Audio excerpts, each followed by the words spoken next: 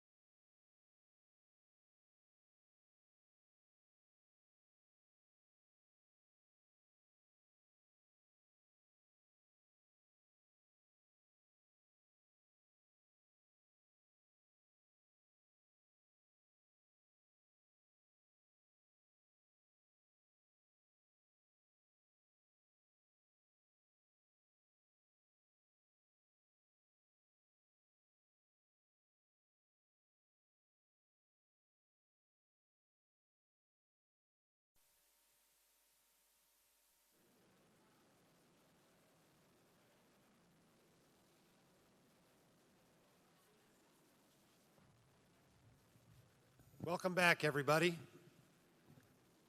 Glad you're still here. We got a bunch of people on the live stream too. For those who haven't heard it yet, you can watch this from your room on a live stream. It's on YouTube. It's on the White Coat Investor YouTube channel. We've been trying to send out emails with links to make it easier for you. So you're welcome to watch as many down here in the rooms as you like, or up in your room, whatever feels good to you. That breakfast across the hall and the coffee that's over there will be there till 8:30. If you don't get any then, you got to wait until 10:10. That's the next caffeine fix. So those of you who haven't gotten any, you got a few more minutes to get out there and get it. Just as a schedule today, our first speaker is going to be Fuad Ahmad. Then we're going to have a 10-minute break. And then our second speaker is going to be Phil DeMuth. And then we're going to take our caffeine break, our 30-minute break. And then Don Baker will be in the morning. Okay? We're not going to have a lunch session today. So you can take a nice, long, leisurely lunch before we start up again in the afternoon, again in breakout groups in each room. The book signing this afternoon is going to be Jimmy Turner and Phil DeMuth. They'll be signing books just like yesterday over in this room across the hall. The women's event tonight that was sponsored by Alpha Investing has been canceled. For anybody who hasn't been made aware of that but was planning to go to that event was canceled. Okay. Our first speaker today is somebody that we had as a panelist at the last White Coat Investor Conference.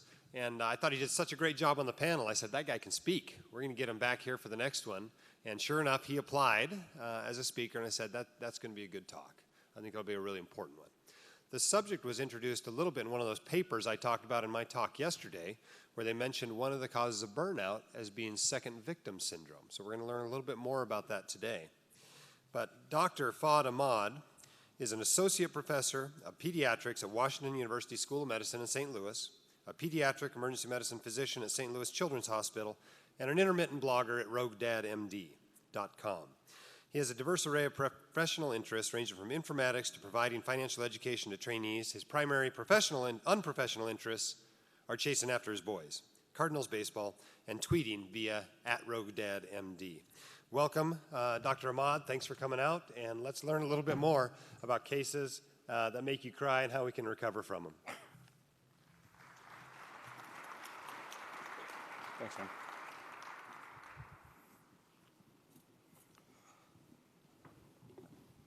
Thank you, everybody. Welcome. And to those of you who are live streaming up in your hotel room or I guess out of town, they've always told me when you're public speaking, imagine people in their underwear. I imagine those people who didn't make it may actually be in your underwear.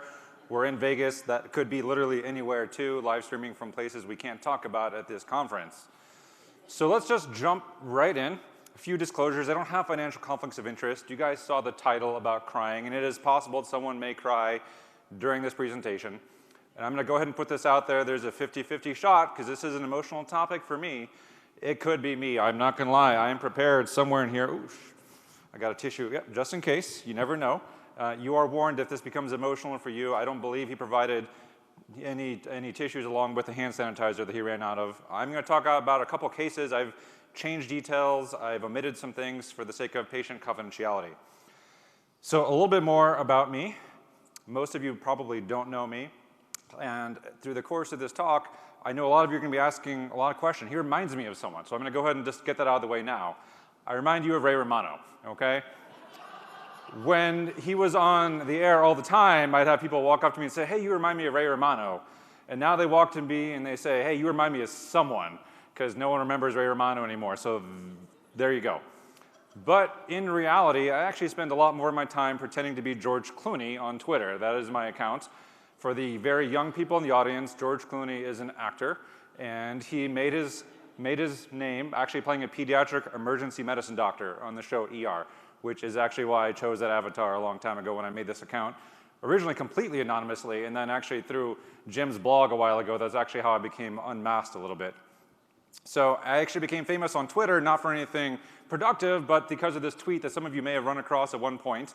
This is from a couple years ago when my oldest son tricked me and his mom into proving that there was no tooth fairy by running a scientific experiment on us. This tweet was seen by 30 million people. It actually led to local, national, and international interviews with me and him and his mom about it. And that's really the only claim to fame I have, other than apparently I was a panelist not that long ago.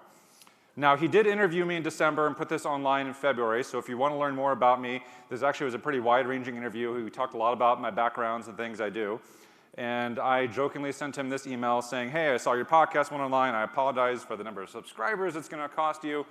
And then comments started pouring in on his website, on the blog page, that said something like this. Sorry, Jim, if I want to hear about identity politics and millennial whining, I've got lots of other resources. I think I'm done here. Your material early on was valuable, and I sincerely thank you for it. Goodbye. That's pretty intense, right? I'm not going to lie. I was pretty upset by these comments because, you know, I was out there opening myself up to the world, and I keep telling people over and over and over, I'm not a millennial, okay? I was born in 1980. That's not millennial. I am part of what I like to call and others call the Oregon Trail generation. Those of you who out there know Oregon Trail know that, right? Not a millennial. And I got into it in the comments because I don't mind controversy, and Jim ended up deleting some of my comments, apparently due to profanity and political emphasis. And then he shut down the entire comment section on this page because it was that great of a discussion. So if you haven't heard the podcast, I urge you to, because this is probably the only web page for his blog or for his podcast he's ever had to shut down entirely because of how intense it was. So just keep that in mind. It was off the hook. Now let's jump into the actual meat of the talk. What are we going to talk about today? So I'm going to talk about a couple cases, and that's where it could get emotional, where I may slow myself down. You've already noticed I'm probably a little bit of a fast speaker. I just had some chai before I get up here. I'm a good South Asian. I always have to have a little bit. I'm going to talk a little bit about how that case and those cases have impacted me and sort of how I've recovered from it. We're going to talk about second victim syndrome, which all of you know about, even if you don't know the words. I guarantee every healthcare professional, physician or not, is going to understand the experience we're talking about, even if you've never had someone discuss it with you in a formal way. And then resources may be the wrong word for objectives, but we're going to talk about things you can do individually or organizationally to help. So this is where I work, St. Louis Children's Hospital. We're in urban St. Louis, Missouri. We see about 50,000 pediatric patients annually. We're a referral center. We're a level 1 trauma center for pediatrics. We see just about everything you can see, from the coughs and colds to the transfers from far away to new diagnoses of bad diseases to bad trauma locally flown in. Unfortunately, one of the things that we're known for is we see a lot of pediatric gunshot wounds. I think we actually see more than any pediatric hospital in the country because of gun violence issues in St. Louis. So we see really everything you can imagine in pediatrics. And let's jump into the case. So, you know, I don't actually like Dr. House. I actually refuse to watch his show, but I was, the day we're talking about, sitting at my workstation, being happily productive, typing away as every good doctor does. This is where we are the best as a doctor, right? We're typing at our workstation, getting our real work done. And I get a call from Outside Hospital. Now, I know some of you probably work for Outside Hospital, so don't worry, I love all of you. We need all of your patients to keep us going. I don't ever turn down a transfer, no matter what it is, and frankly, we rely on you, and you rely on us, right? It's a back and forth. It's a symbiotic relationship. And so you never really know what you're going to get when someone calls saying, hey, they want to send you a kid in particular, because people are really uncomfortable with sick kids once you get outside of the big pediatric centers. It doesn't really matter what they're there for. And they described to me a toddler who was having a little bit of trouble breathing. Okay, I mean, that can happen any time of year, any time of day. It's hard to really know what that means. And they were a little worried that the child could be septic. They were a little worried about some sort of metabolic issue. They just weren't sure. They were doing the appropriate tests. And from what I could tell, they were initiating appropriate therapy. It was really hard to really give a lot of specific advice. They didn't really know. I couldn't tell a lot. Sometimes it's pretty obvious and pretty easy to say, oh, I recommend this X, Y, and Z. These are the next steps you need to do. But in this case, the best I could tell, they were doing whatever they needed to do. And then they said they wanted to send the kid to us by helicopter. Now, to those of you who don't work in acute care settings, it's up to the team that's sending the patient to decide how they get to you. And so I can give advice on what may or may not be appropriate, but it was up to them to decide. And in plenty of cases, if they're far away and they worry the child's sick, they do send by helicopter. And as long as it doesn't sound like a total waste of resources, we say, okay, sure, it's on you. And it's up to you. And if you want to get them here that way, that's fine. And they were worried enough to do it, and they were far away enough to do it. And I said, okay, sure. And so on the way, EMS always gives a call ahead. If they're coming by ground, coming by air, they always come and tell you how the kid's doing. They phone ahead to the ER, and one of the charge nurses gets a call, and you get a little bit of information. And they basically said the kid's doing fine. They didn't have any new information, nothing specific. They weren't actually that worried. And so just as we always do when a kid arrives by a transport team, one of our nurses and a physician tries to meet them in the room to get sign out and hear about what's going on and do a really quick assessment just to see if they need to get anything started right away. And so then they call me into the room. Sometimes if they're not sure or they just want some quick senior advice, the attending will get called in if I'm not available right away. So I want to show you a little bit about my ER. This is the main hallway. This is not all the rooms. You can see this is a long, narrow hallway. There's some rooms behind me that you can't see. Off to the left would be a parallel hallway that goes to trauma bays. And halfway down this room on the left would be the main physician work area. Halfway down on the right opposite would actually be the main nursing work area. There's a door that goes out to triage and our main waiting room.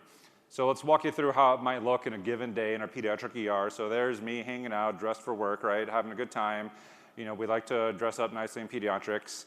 There's our cute little patients wandering around the hallways, all transmitting COVID to each other. It's pediatrics, so there's our rainbows, because we got to keep it nice and fuzzy. There's our cute pediatric residents. We only get the cutest residents in pediatrics, because that's what we look for.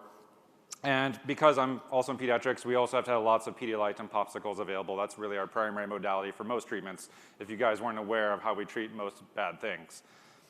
So I walked up to the door in a busy room, busy hallway, and the patient failed what we just generally call the doorway test unofficially. And anyone who works in the emergency department is going to know what I'm talking about, and anyone really in any specialty might have their own version of that. It's trying to decide sick or not sick, right? So I don't know every specialty. If it's a pathologist, maybe you walk into the autopsy room and something's moving under a sheet. I don't really know what you look for. But here, you're trying to see, okay, how's the kid interacting? Are they looking around? What's their perfusion? And I could tell, standing from the doorway, the kid actually wasn't even on the stretcher yet. This kid was sick. They were billed a little bit more. They weren't nearly as well as I had been led to believe by EMS. And it's hard to tell, again, whether that's change in status over time, which happens all the time. Things decompensate and rapidly change. But the kid, I could tell, without even getting within 6 feet, and 6 feet's a good perimeter to tell how people are doing nowadays, right? That the kid was altered. He was not interacting appropriately. He was having trouble breathing, and his perfusion was terrible. And you could tell that, I could tell that from a few feet away, and so did the nurse and the fellow who were in the room. That's actually why they had called me, and they were worried about the kid before they even had a chance to touch the kid. And so we jumped in and started resuscitation. Now, I do have to change, again, some details, modify and omit some things for patient privacy's sake. Now, generally speaking, I am pretty calm in the ER situation, and I didn't have to jump in and start doing compressions on this kid. And I have a lot of kids at home, and I forgot to warn Jim earlier when he censored me online, but I'm pretty excited that he can't censor me now because this is a live feed with a live mic, and so I can say whatever the heck I want right now. And I don't know if he's paid for the bleeping censoring technology for live stream or later, but you know, you may have to actually use it at some point, Jim. So just jumping in. So I do lose my shit at home with my kids sometimes. I don't know if you've got boys at bedtime. I get way more worked up at bedtime with 3 boys than I ever do in a code. I check my heart rate sometimes during and after or before a resuscitation, and it usually doesn't even go over 80. And I'm curious, I actually have my Apple Watch going right now, and it's way higher than 80, but I actually like public speaking. But I tell you, it's probably about 160 when I'm getting my kids to bed. So we jump in this room, and I'm started trying to get this kid some access. This kid actually was an access nightmare. We had one functioning IV that was barely functioning, and it was positional, and the kid needed fluids, the kid needed meds, the kid needed a lot. He was not responding, he was not interacting, and he wasn't doing well. And again, I can't go into a lot of detail, but imagine a critically ill, undifferentiated child. We didn't know if it was sepsis. We didn't know if it was a metabolic issue. We didn't know if it was an infection of some kind or trauma of some kind, abuse. There's all sorts of things that can mimic a sick viral infection in a kid, and it's hard to really know. And so we jumped in and we started trying to do a whole bunch of different things. We were able to get some fluid going. We were able to get some access working. And the kid started to turn around. And I still remember this really, really clearly. I remember a point where that color came back. And I remember a point where that kid opened his eyes and started crying and grabbed at the mask and pulled it away and actually was looking great. And I still, at that point, none of us really knew what was going on. But I still remember thinking, man, he's getting better. Whatever we're doing, it's working. And kind of relaxed a little bit because he still was an access nightmare. We still didn't have an ICU bed for him to go to because he was going to end up needing. But he was turning the corner. And regardless of what it was, we're like, okay, something is going in the right direction. And so I stepped out of the room so I could keep seeing patients. Because as the lead attending in the busy ED in the evening, I've got a lot to do. I'm staffing patients with residents, fellows, helping NPs, seeing patients on my own, overseeing procedures, taking phone calls. If I have to go to a trauma in the back rooms, I have to do that. I'm overseeing a lot at once in this setting. And so I left one of our nurses and our fellow at the bedside, and they call me back in a little bit later and say, Fahd, I think he's having some trouble breathing. I think we're going to have to intubate him. And I go in, and they're right. He's getting worse. And we go ahead and do everything we need to do. We get the meds ready, we get the equipment ready, the resources, and it actually went quite smoothly. We got him intubated in the first try, oxygenated fine, ventilated fine, secured the airway, confirmed the tube. It all actually was going as well as you can imagine, given the limited access we had and difficulty he was having. And so again, make sure everything's calm, step out of the room, because again, have to leave people behind because I got to go see a whole bunch of other patients. And then I get called back again because they're again worried about him. He's decompensating. The ICU is still not ready for him, so we're maintaining him in the ER, waiting for things to happen. And I go back in, and his color is starting to look worse, and his vitals are looking worse. And I look at him, and I was like, man, he's starting to look kind of like he did when he first showed up before we did anything. And I go and I start accessing him hands-on, and I realize, oh shit, we need to start compressions. And we jump into everything. The team is still there because we still haven't gotten him to the ICU, and the nurses around and physicians around. So we jump in and start full PALS, code, resuscitation, compressions, meds, all the things that you might think you need to do, some things maybe you don't think you need to do. And it's during this time period that the family arrives because they weren't there, because this kid came by helicopter and the family had to drive up separately. And so we had to start at this point around the time we were intubating and then going and doing CPR, updating the family. So you can imagine how that discussion was going in that busy hallway. There wasn't even room to really bring him into the room. We normally in pediatric codes bring families into the room for everything, including resuscitations. And in this instance, because we were in a tiny room in the middle of the busy hallway, we couldn't even really do that. So I was going outside the room to give him updates, come back in to run the code. I had another attending physician come in to give help. And as well as our fellow other people, I had as many people as I could have there to give me assistance. And that's when it started. That's when this whole thing that we're going to end up talking about second victim is when it started, is those conversations with the family and going in and out of that room and watching that kid have trouble. And I remember this very, very clearly. I remember talking with those parents, telling them, trying to figure out what was going on, updating them about what they had missed and how sick their child was. And one of the parents just never talked. They just stared. And it wasn't anger. It was a stare of them being afraid. It was them holding on literally to what was next to them for dear life because they were worried that their child was not going to make it. And I've been in this situation in the ER before because of my work, and at least been around long enough to have some of those conversations, and often unexpected because of where I work. And sometimes it's a new diagnosis of cancer, sometimes it's I'm sorry, we're going to have to stop, and sometimes it's other things. And I've had all sorts of reactions and all sorts of looks. And this look, I have to say for me at that particular moment was a little bit different because it wasn't an accusatory look. It was just the look of, please God, please make sure you save my kid. And there was no word said by that person. That's just how I felt. And because I was going back in and out of the room, I was realizing as we started doing CPR for the first and second and third time, as we'd get a pulse back and lose it, and get a pulse back and lose it, something else was coming up inside of me because not only was I thinking about that mom and that dad outside and then talking to them and trying to bring them in, and not only was I thinking about how that child was doing well, I had a new feeling start coming up. It was something I'd never actually experienced before in all the clinical time I'd had. And I don't know if anyone else here has ever experienced this. I hope not, but it's not a fun feeling. For the first time ever, I had a feeling of panic. I thought, holy shit, I am missing something. I don't know why this kid is still coding. I had everyone in the room I could think of. I'd done everything I could do, what I thought I could do, and all I could latch onto was I got this kid at some point well enough that he could wake up and pull off his mask and cry. And now I'm doing an hour of CPR going back and forth, and I must have missed something because to get him that well and now to have him looking like this, I mean, I said, I must have done something wrong. I don't know what. And no one said I did anything wrong. I couldn't find anything I had done wrong. There was no accusations. There was no, oh, Dr. Ahmad, what about this? You missed that, or we shouldn't have done that. It was just what my mind had said. It was that look of the child and the mom and that feeling. And I'd never had that before. And I'm in the middle of running the code when I started realizing this is panic. And I told you, my heart rate doesn't really jump during codes. It didn't jump during then. A lot of ER doctors like to pretend that that they're always got their shit together and that they got ice in their veins, right? But really on the outside, you're like, what's wrong with that guy? Like, they need to calm down. I'm the opposite. You really, when I work in the ER, you really can't tell if I'm ruffled or not ruffled. And so no one in the room knew what suddenly I was feeling. But I recognized it even though I'd never had that happen. But thankfully, I'm surrounded by fantastic people in a fantastic hospital, and I've had good training. And so I started to ask for help. That's what you're supposed to do. You survey the room. You ask the other physicians. I had another attending in there helping me. I had other senior fellows. I had senior nurses. I actually called the pediatric ICU and said, can you send a doc down just to give additional assistance and ideas? I did all the things you're supposed to do when you need help. And no one said, oh, you missed this, or you shouldn't have done that. And finally, after an hour of coding this kid, we got a pulse to stay. And the ICU had a bed, and I said, thank God. And I walked them up after a long period, dropped them off, and gave handoff to the ICU attending at the bedside and with the family. I walked him up there. And I make this as a joke, this tweet. I didn't write this tweet in relation to this patient. You know, sometimes I have a lot of friends and family that joke that all I do is give out popsicles, and sometimes I feel like that's all I do. When I dropped off this patient to the ICU, I'll tell you, I felt like nothing but a popsicle pusher. I felt like, holy shit, if this kid dies, I don't know what happened, but it's gonna be on me. Thank God there, I'm here in this fantastic hospital with this pediatric ICU, this amazing doctors, and I can let the better doctors take care of this, because I obviously don't know what I'm doing. I couldn't figure it out. But the ICU, just like in a lot of places, they're the top level doctors, they know everything.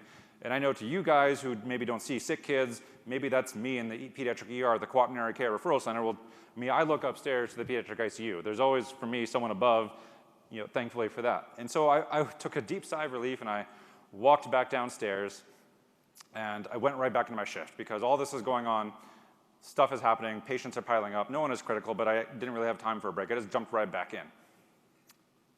And I'd been back in the shift for not very long when my charge nurse walks up to me and says, Fahd, you coded again, and this time decided not to do anything.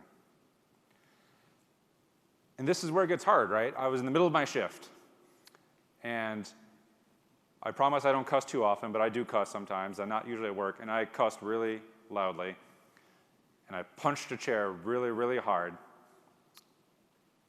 and I took a breath, and I just went right back to work after that.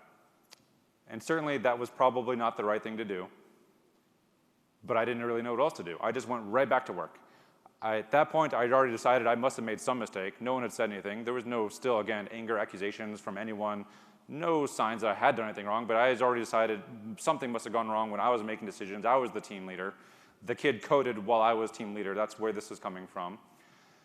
And so I go on, and I finish my shift, and I actually ended up talking with the family briefly afterwards. And that's where, again, it sort of gets cemented what we're talking about. I was up there visiting with the family briefly, and again, I had that look from that same parent who just never said a word to me, just looked at me. But this time they were crying and holding their child. And for the first time ever, I actually wanted to cry. And I say that because we talk about the name of this title of this talk. None of you know me. I graduated med school in '06. I've seen, unfortunately, some bad things. And I've always handled them okay. I've never felt a need to cry before. I've never actually before this wanted to cry because of a bad patient outcome or a bad encounter. I've been stressed, I've been frustrated, angry, tired, but I've always had other mechanisms of dealing with it that let me move forward even when I didn't feel good. But this was the first time I ever wanted to cry in a patient room, and I didn't. I actually intentionally held myself from doing it. And it's not because I'm a guy and guys shouldn't cry or because doctors aren't supposed to cry with their patients. That certainly is maybe what people believe. The reason I didn't cry, because I very clearly remember thinking, I can't cry because I think it's my fault their child died. And I should not be crying with them because it's my fault. And so I didn't. And again, no one said that to me. The family didn't say that to me. They actually were very appreciative. But that was what I decided. Some confluence of circumstances had penetrated my brain and said, you know what, somehow, some way, this is my fault, and I don't get to grieve with them because this is about them and not me. So I left after talking with them, and I debriefed a little with a colleague. I talked about the case. Is there anything we could have done different?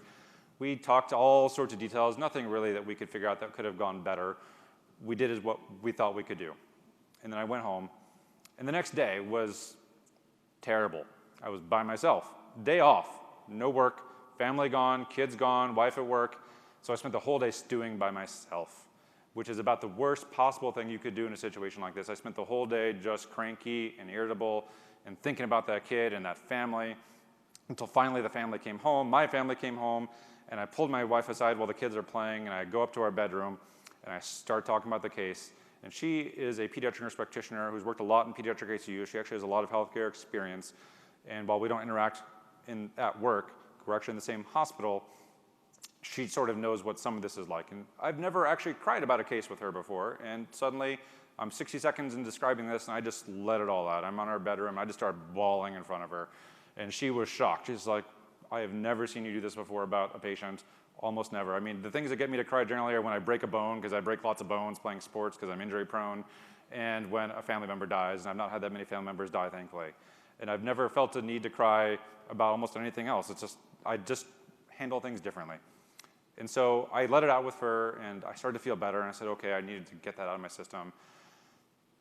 And then the next shift comes, and I realized, hey, there's another new feeling I'm not used to. I was afraid to be at work because I was still thinking I made a mistake, and I am worried when the next kid comes in, I'm going to make another mistake when the next sick one is here, and I'm going to kill another child. That's what I was thinking when I started my shift. And I hadn't told anyone else about what I was thinking or feeling other than my wife that night.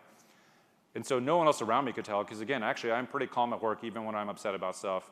I'll tell people verbally, but I don't wear my heart on my sleeve at work, generally speaking.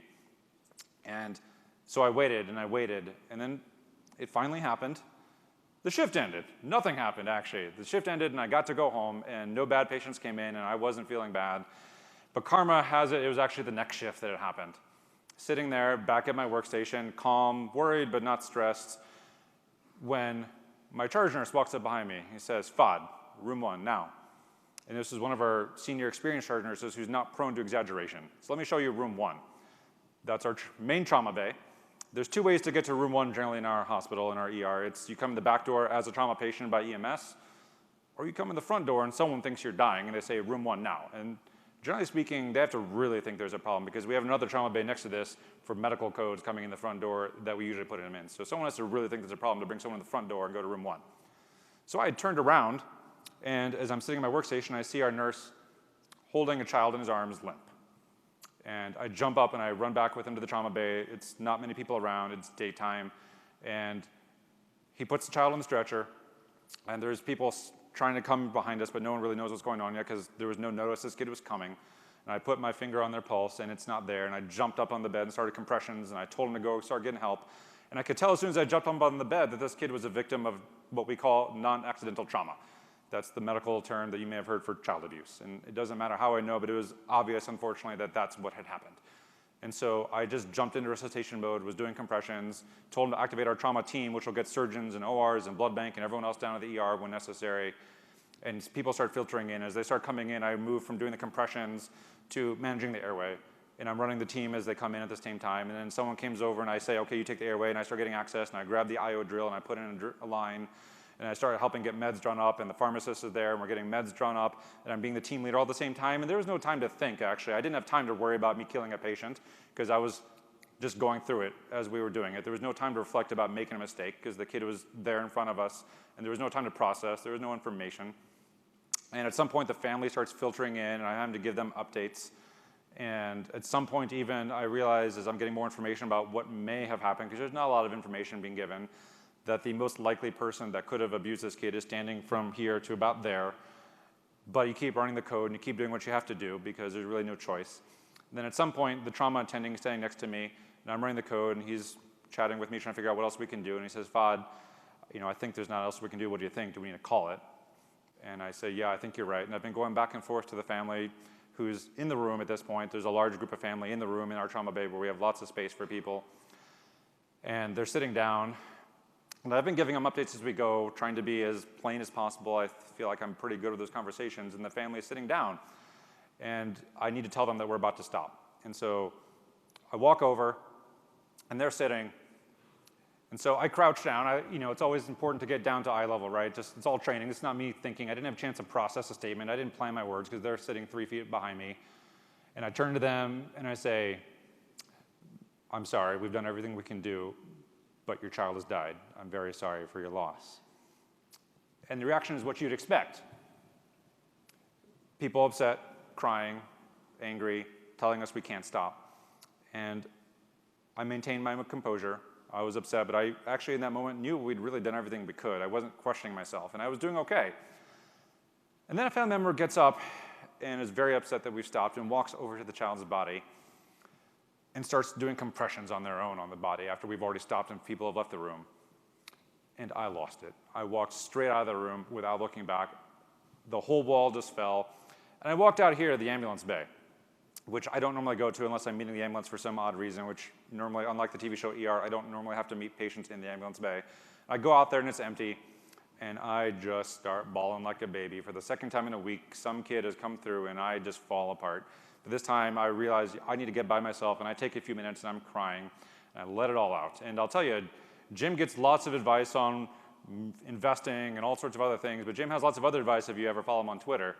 You know, this tweet was not written in around the time of this, but he wrote this: if you've never gone out to the ambulance bay to cry, you haven't been practicing EM very long. It was always the toddler drownings and teenage car wrecks that got me. And so this was my first time going to cry in the ambulance bay. And he also said, the ambulance bay is a good place for a mid-shift cry. Life isn't fair way too often. And Jim, I agree, an excellent spot for a good private cry. And just so you know, the dates there don't correspond to these patients at all. This is a separate conversation, but it's true. The ambulance place is a good place for a cry. And it was my first time really using that. And so the next few weeks go along, and I'm trying to figure out what to do with myself and how to process this, how to recover from this.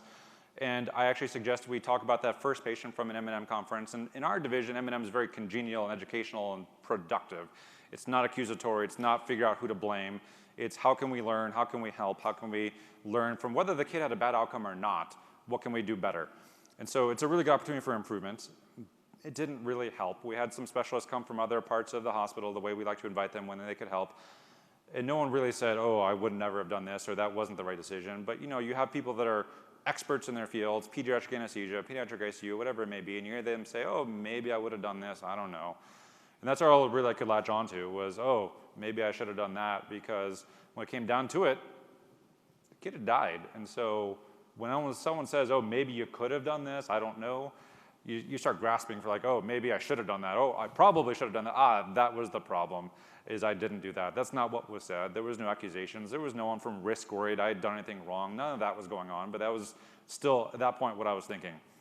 And I actually got put into contact with a peer support program that I didn't even know existed.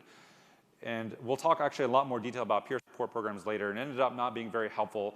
It was weeks after the fact. I talked with someone. It wasn't me asking. Someone said, oh, hey, this is a difficult patient. Do you want to talk to someone? I said, sure, I guess. I don't know. And I talked with someone from another department who's an attending physician to sort of debrief emotionally. And I never talked to them again, never heard from them again, and I let it go. So let's fast forward. I love Costco, okay? Most of you don't know anything about me. I love Costco. They have the best pumpkin pie in the world. I don't care how good your grandma makes pumpkin pie. Theirs is better, I guarantee it. I can feed all my kids dinner with the samples. Well, not now because they've canceled them, but I can go to the food court and I can feed the whole family for $6, and it's fantastic. I mean, this is the right place for people to love that, right? So going forward, this is a few months in the future, this kid has been coming back and forth in my mind every so often, the first patient, and shoving him back. And I said, I don't need to think about this. I don't want to think about it because I've done what I can. I've processed it emotionally. I've thought about it in every way. I've debriefed. I've done the M&Ms. I've talked to people. I've cried. What else am I going to do? I don't want to think about it anymore. But then it kept coming back in my head and coming back in my head. And then every so often, you come in my head, and I started having a tear come out and be like, oh, no, why am I, no, I don't need to cry over this. I already did that. I'm done. One day, one evening, I'm driving home from my happy place, and I'm not joking. I love Costco. Like, just going there for anything, just to even get a hot dog and roam around to see if I can buy an $8,000 play yard is a fantastic evening for me. And I'm driving home with my boys, and they're in the back, and they're being boys, which they're all young, and they like to hit and fight and scream and yell and play and joke. And I'm in the front seat driving, and it's dark, and wife's not there, and suddenly a kid pops back in my head. And this time I couldn't shove it back. I just started bawling in the car, and the kids couldn't tell. They didn't know. They couldn't hear me. They couldn't see me, and I didn't say anything. I managed to compose myself before I got home, got in the door, and I realized, you know what? I think maybe I have a problem. There's something going on here. I started talking to a couple of friends. It's kind of like I have PTSD or something. It's kind of what it felt like. I hadn't really thought about it that way before, but it's really what it felt like. Like I felt like I was traumatized by what had happened, and I couldn't control my emotions. So what happens next? So I was like, I really need some actual support. I can't just pretend I'm fine. I'm not. This is bothering me. And I had been realizing as I reflected back, yeah, it actually been bothering me for a while, and I'd been getting more irritable about all sorts of things, work-related, home-related. I wasn't blowing up. I was doing fine in my shifts. There weren't any complaints, or I wasn't feeling like I was making mistakes, but I could just tell looking back and in the moment as I felt that something wasn't right with me. And so I ended up seeing a counselor. And apparently this is taboo to talk about, right? I didn't realize that because I really didn't care at that point. I told my counselor I was going to come and give this talk, and she said, are you going to tell them you're seeing a counselor? And I said, yeah, why not? And she said, because people don't want to talk about that. And I said, oh, well, one of my specialties is making people uncomfortable and talking about things they don't want to talk about, so I'll talk about it. That's fine. I saw a counselor, and it helped quite a bit. And I actually tried to write about it. So he mentioned I'm an intermittent blogger. I've become intermittent, actually, probably largely because of what happened starting with all this, because I found I actually had writer's block. I wanted to write about this for my blog. I wanted to write an editorial for JAMA or something, and I couldn't get the words out. Even as I was talking about it with my counselor and my friends, I couldn't get the words on paper, and I actually found it was interfering with my other writing. None of you would probably know this, but I spend half my time actually doing academic work. I have research grants. I work on unrelated clinical research that aren't about finance or second victim syndrome. And I was having trouble writing manuscripts about totally random topics that had nothing to do with this. I just had block, and I couldn't get it out. So I said, you know what? White Coat Investor 2020 is coming up, and I love to talk, apparently, so let me see if Jim will take this as a talk. And he didn't tell me that he had apparently been tabbing me to come back here. He accepted the talk, and I said, great. And when he accepted me to talk and gave me the contract, it's like, hey, he's going to give me a therapy session and pay me to come to Vegas to come talk. And like, that's fantastic. He doesn't realize it, but I'm not doing this for him. I'm doing this to make myself feel better. So thank you, Jim, wherever you are. This is fantastic. I think that's one of the ways I can make myself feel better. Now, it's not the 700 people Jim had promised me. It's like 95 plus a few people in their underwear somewhere. And he'll be selling this online at some point in the future. I don't know how many people will be watching this, but 1 year later goes by. This has been a little bit of time, and I'm doing a lot better. This talk has been accepted. I'm preparing for it. I'm getting things going at work in a whole bunch of different ways, and I'm actually feeling okay about things. And the 1 year anniversary of this child's death is coming up, and I'm not going to do anything. You're not going to celebrate this. I'm not the family member. I'm not in contact with them. I'm not going to personally commemorate it because that's not my role, but I was reflective. I was thinking about them. And as the week came up, it ended up being a really rough week, and not for the reasons I expected. So first, our family cat, Chloe, who my wife had gotten while we were dating, had been sick, and that week, she turned the corner and got worse, and we ended up having to go from kitty hospice to putting her down and putting her to sleep because she just was suffering. And she and I had a love-hate relationship. It was mostly hate, because she was antisocial, only liked my wife, and I actually am allergic to cats. I like cats, but I've actually been taking allergy medicine every day of our marriage because of her. But at the same time, she's a family pet. I loved her, and so I was taking care of her, and it hurt when she was gone, and it hurt the kids when she was gone. On top of that, that same week, I found out a good friend of mine who'd had pancreatic cancer and had been dealing with it for a while had just died. It was actually the same day we put Chloe down that I found out he had died, so that wasn't very fun.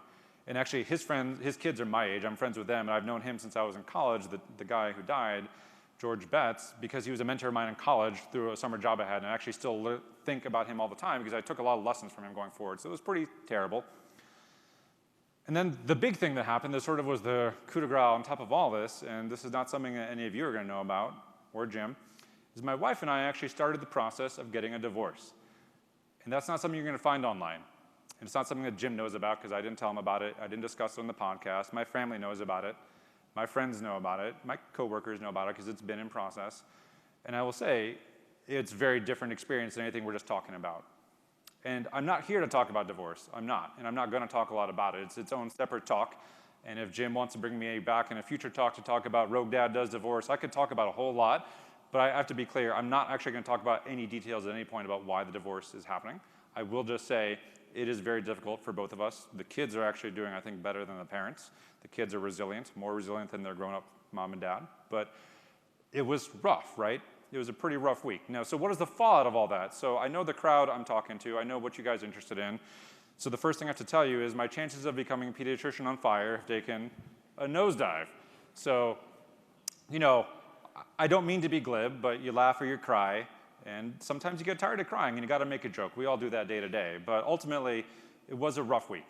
Okay, so I took this picture in the foothills of the Rockies. I flew up to Denver that week as all this was going on for the funeral. And after the funeral, we went out into the mountains and the rain started. And then the rain lifted and the rainbows came out. And I took this super pathetic looking selfie. And I was like, hey, these rainbows are shooting happiness into my brain. That's sort of what I told myself.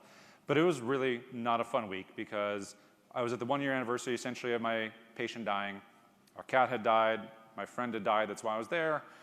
And really, while divorce isn't necessarily thought that way, it's like, yeah, my marriage just died. That's sort of what it felt like. I guess that really is what happened. And so it was a pretty awful week. I think it's fair to say it may be the worst week I've ever had in my life. But I'm an optimist, and so I like to think it's the worst week I've ever had so far, right? Yeah. No. That's supposed to be the glass half full way of looking at a bad day, but whatever, right? I'm in a different place now. This was a while ago. I'm doing much better. And while this is not actually what was intended from a timeline standpoint, we actually signed our papers this week, and they're actually supposed to go to the court today to go to the process. So we're actually, like, when I'm talking fresh, this is pretty fresh. And so I didn't know how much I was even going to talk about it, but that's part of the story now. But again, I'm not going to talk a lot about that divorce, but it does give you a lot of perspective, and we're going to talk about perspective later. So we're going to switch gears, though, because this is pretty heavy, and I need to change it up a little bit. And so I do want to talk about something else that has been on my mind a lot, and it's also pretty important. And I think most of you will be familiar with this. It's Baby Yoda. Who is he? What is he? Where is he from? Isn't he really fucking cute, right? He has nothing to do with this talk at all. There's no reason to have him there. I just think we need Baby Yoda in our lives, and I didn't know that until I discovered him. If you've not watched The Mandalorian on Disney+, please, time to go do it. Okay, let's actually get back to the rest of the talk. Who here has read this book, House of God by Samuel Shem? Okay, lots of you. So he's gotten himself in trouble now because apparently, in retrospect, this is actually a very sexist book, and I think they're right, but that's actually not why I bring it up.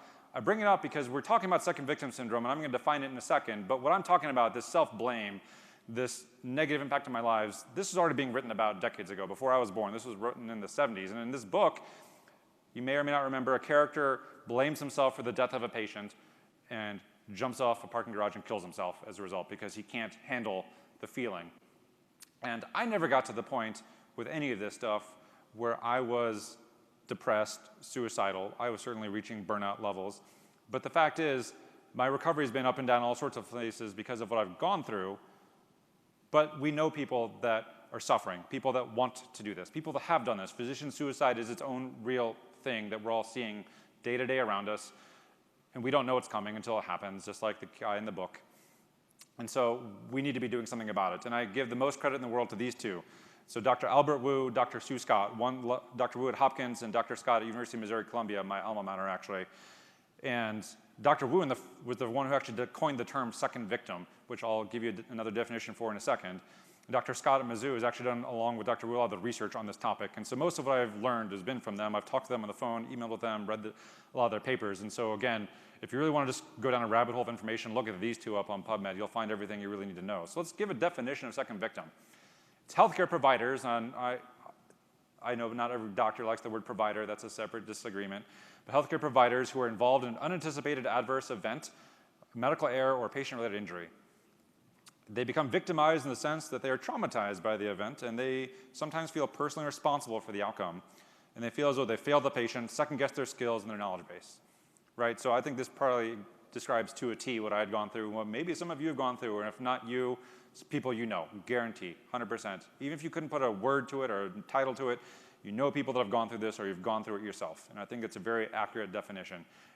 And it turns out it's actually a controversial term because apparently people are worried that it's going to distract from the patient. So those who actually had family members harmed by an error worry that the use of the term second victim will sort of detract from what's maybe called the first victim, quote unquote, the actual patient themselves. And so they actually want a different term used.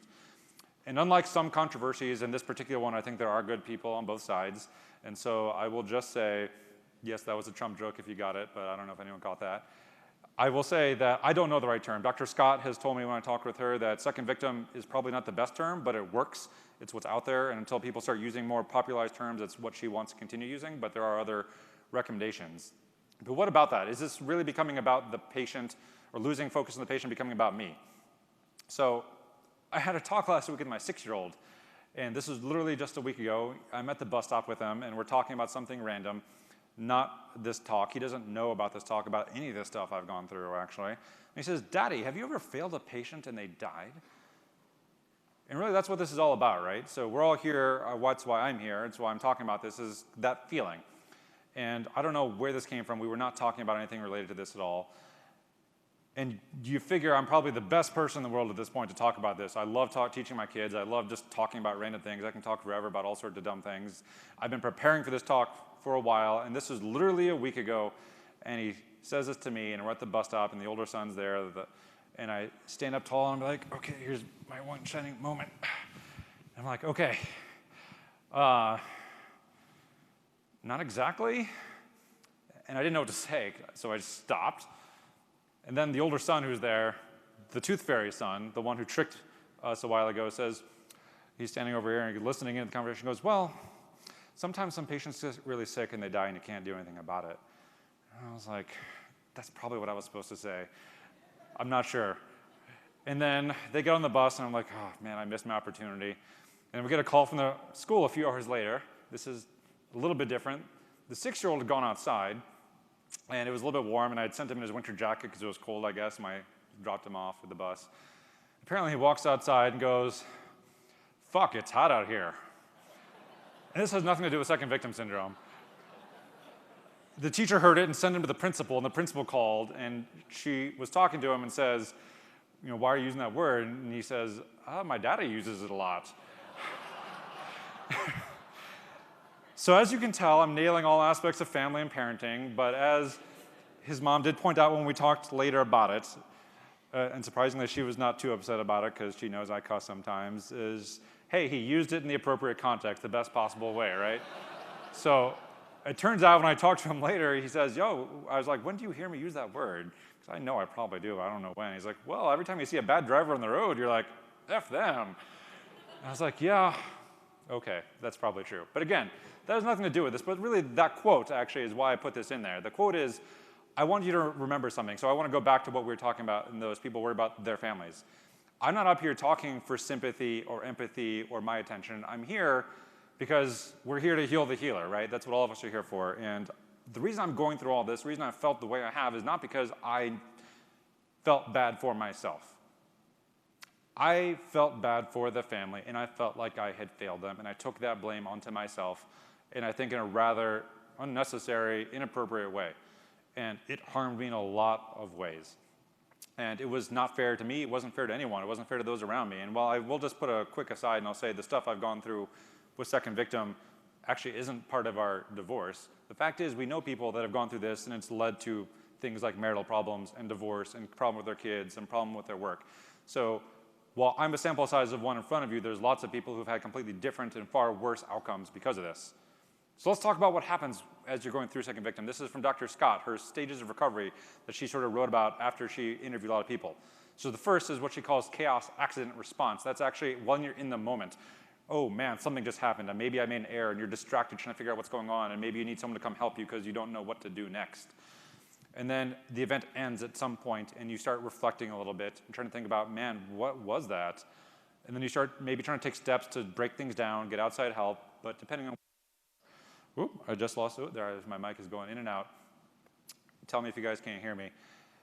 You start getting the inquisition. And so sometimes you're anticipating or worried about the inquisition. Sometimes that could be a lawsuit. There's no lawsuits around this kid because as far as I know, and as far as anyone else can tell, nothing actually went wrong. We just couldn't save the child.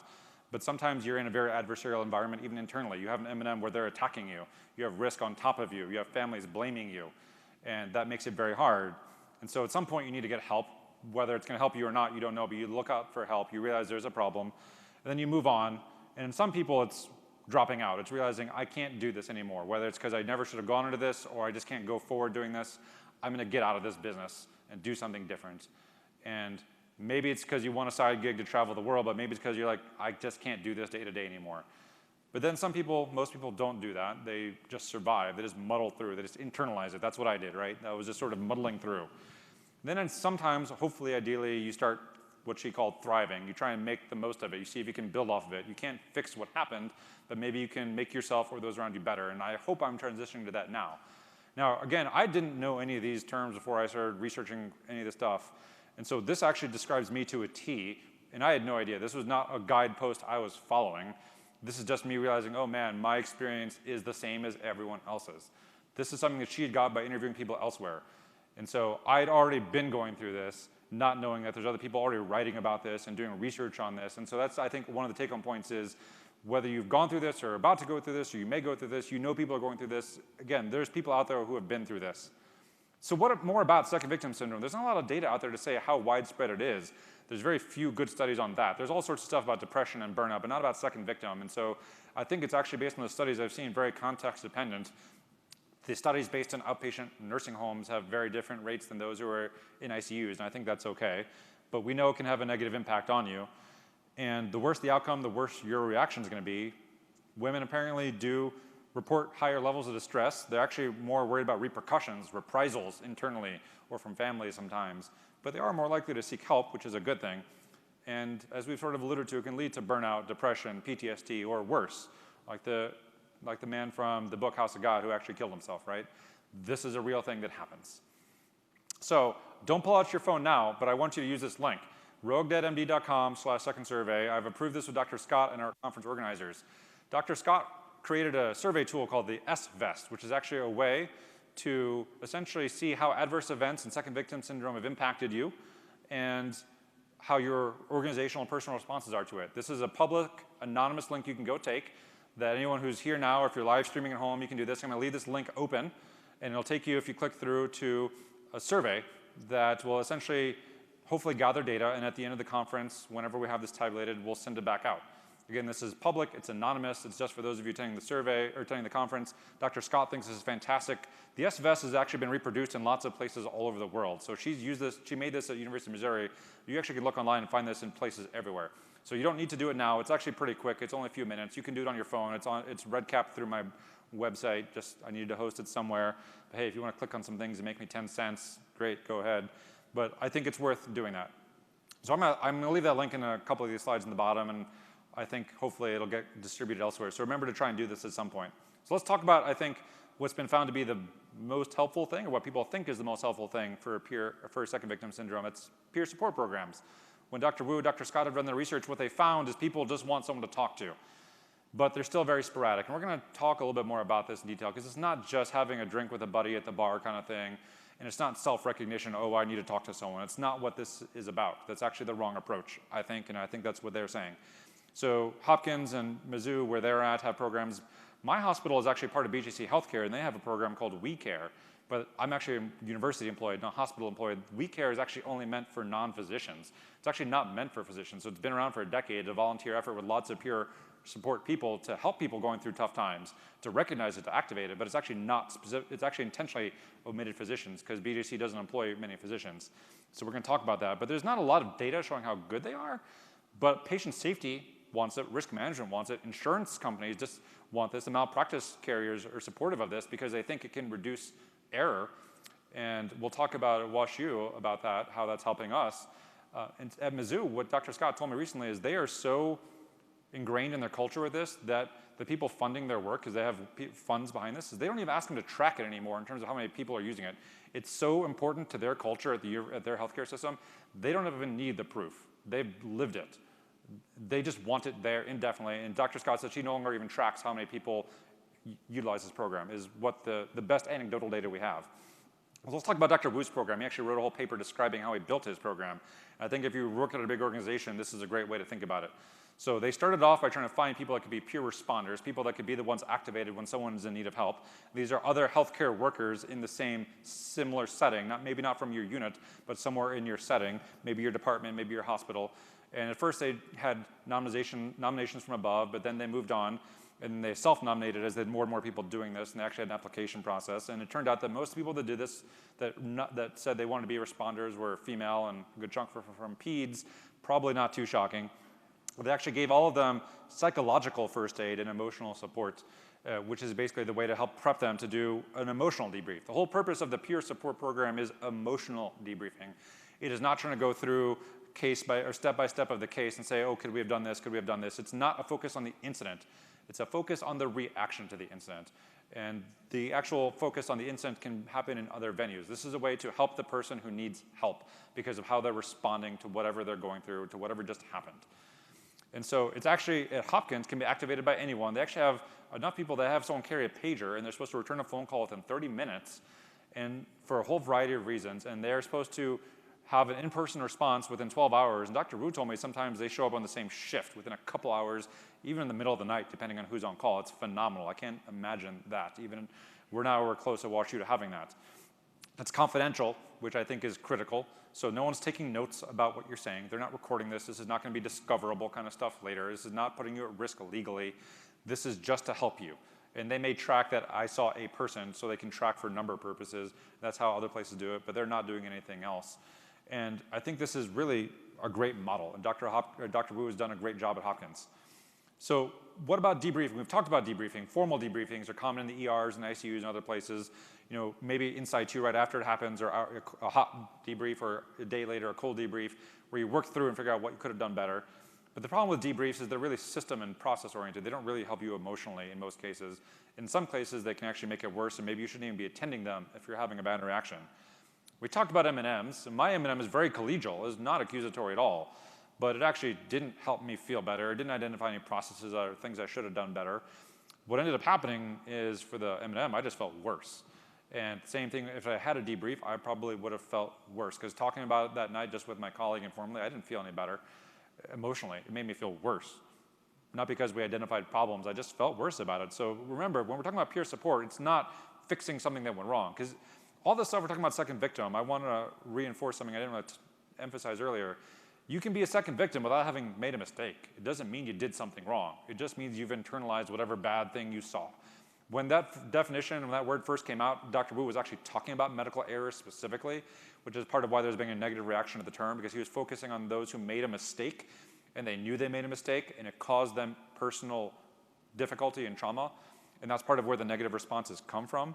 But it's become a much broader term to encompass really just you having a bad, negative, strong reaction that's leading to this kind of PTSD thing.